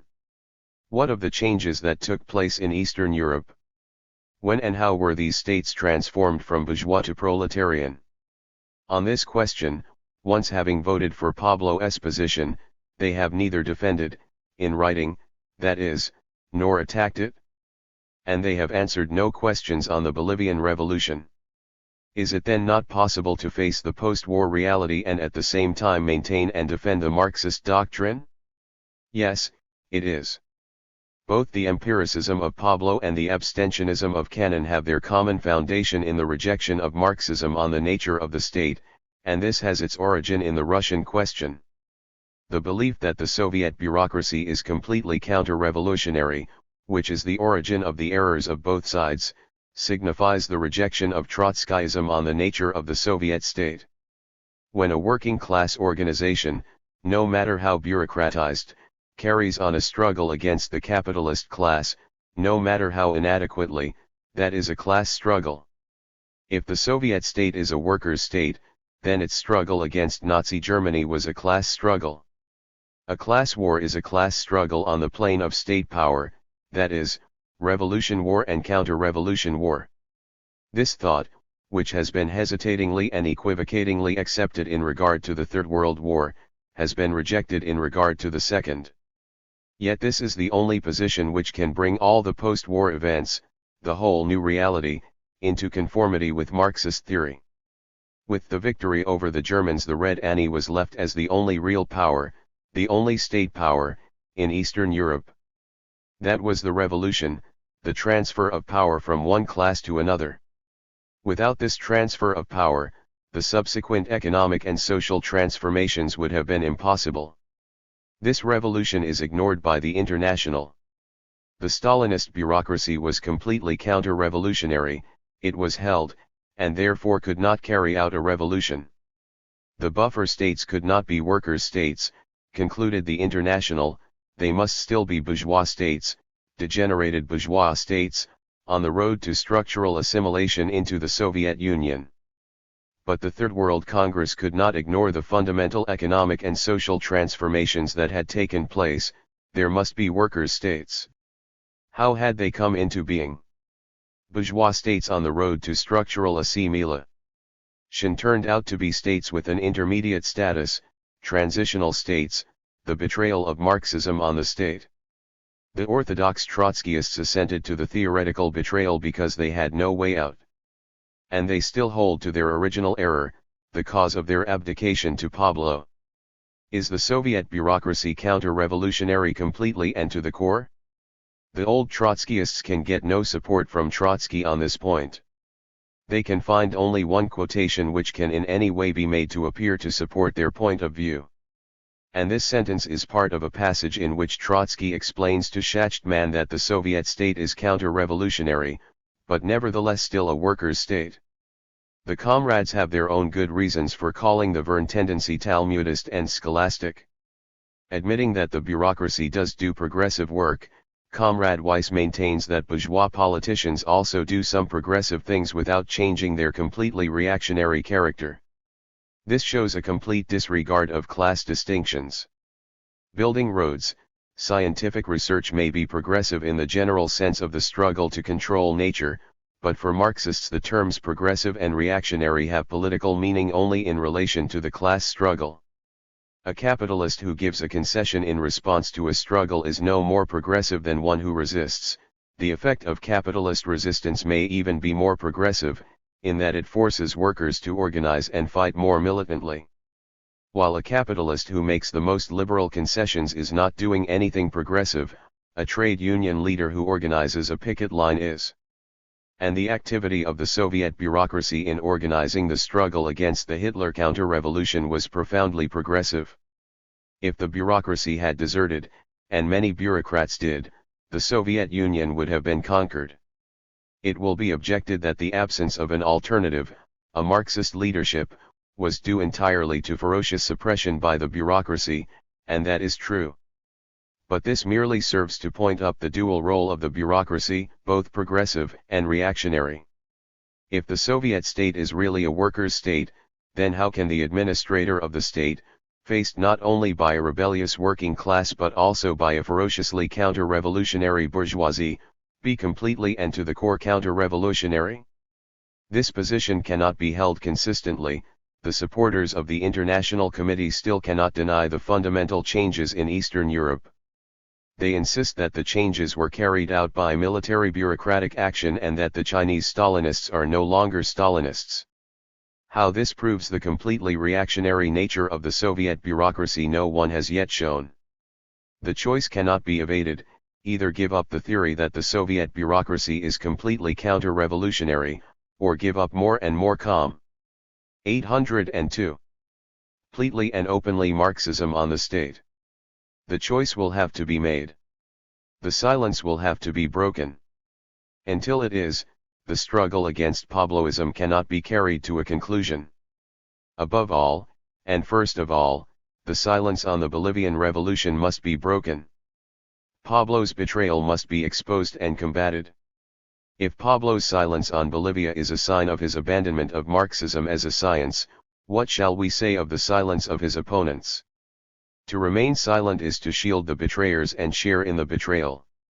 We need international solidarity. Not only has there been no discussion of the Bolivian Revolution, as though we have nothing to learn from it and no political aid to give, the Bolivian Revolution has been almost completely absent from the propaganda activity of the party. When the revolution began, 2 years ago, the paper responded quickly and carried a goodly amount of material in the first few weeks. George Brightman wrote several good articles, which shows that he knows what a revolutionary policy should be. He even called the MNR government a bourgeois government, and wrote that Lechin's stay in the cabinet had better be brief. But after the first few weeks the paper carried only occasional references to the Bolivian Revolution. Brightman apparently lost interest until, stung by the suppression of Lucha Obrera, he wrote a brief article in which he again called the MNR government a capitalist government. Even when labor action accused the poor leaders of having accepted posts on governmental commissions, no reply was forthcoming. Even a letter written by the Secretary of the Poor denying the charges was denied publication. On this point, I admit an extenuating circumstance: the denial by the poor appeared to be a diplomatic one. The Secretary of the POR denied being in the government, but said nothing about being on commissions. An open letter to labor action, promised by the secretary of the POR, has never appeared. Since the first weeks, the paper has aped the line of the poor, calling the MNR government petty bourgeois, pointing to the presence of labor leaders in the cabinet as proof of its progressive character, and later accusing the MNR of betraying the revolution. The last time, until this writing, that mention was made of Bolivia was on December 28, 1953. That was an editorial dealing with the suppression of Lucha Obrera. The editorial denounced the cowardly labor leaders for their silence on Bolivia. The paper did win one victory. After two editorials calling for recognition of the MNR government, without any mass. 803. Demonstrations, public meetings, or petitions, the State Department was convinced. Two later editorials protesting the suppression of Lucha Obrera did not have the same effect. The party has done nothing to popularize, defend, or explain the Bolivian revolution to the public. In 2 years there has been just one public meeting on Bolivia, not one meeting per branch, but one meeting for the whole party. This was held in New York, and Bert Cochran was the speaker. The Bolivian Revolution is sometimes mentioned in holiday orations, usually not at all. There has been just one branch discussion on the Bolivian Revolution in the whole party, a debate in Los Angeles, and this took place 6 months after it was requested. You have a fixation on Bolivia, I was told, we are busy with the American Revolution. This from the organizer of the branch in Los Angeles, with its large Latin American population. This shameful neglect of the elementary duty of international solidarity is in glaring contradiction to the directives given by the founding Congress of the Fourth International. Just as the Latin American sections of the Fourth International must popularize in their press and agitation the struggles of the American labor and revolutionary movements against the common enemy, so the section in the US must devote more time and energy in its agitational and propaganda work to acquaint the proletariat of the US with the position and struggles of the Latin American countries and their working class movements. Every act of American imperialism must be exposed in the press and at meetings, and, on indicated occasions, the section in the US must seek to organize mass movements of protest against specific activities of Yankee imperialism. In addition, the section in the US, by utilizing the Spanish language and literature of the Fourth International, must seek to organize on however a modest scale to begin with, the militant revolutionary forces among the doubly exploited millions of Filipino, Mexican, Caribbean, Central, and South American workers now resident in the US, not only for the purpose of linking them with the labor movement in the US but also for the purpose of strengthening the ties with the labor and revolutionary movements in the countries from which these workers originally came.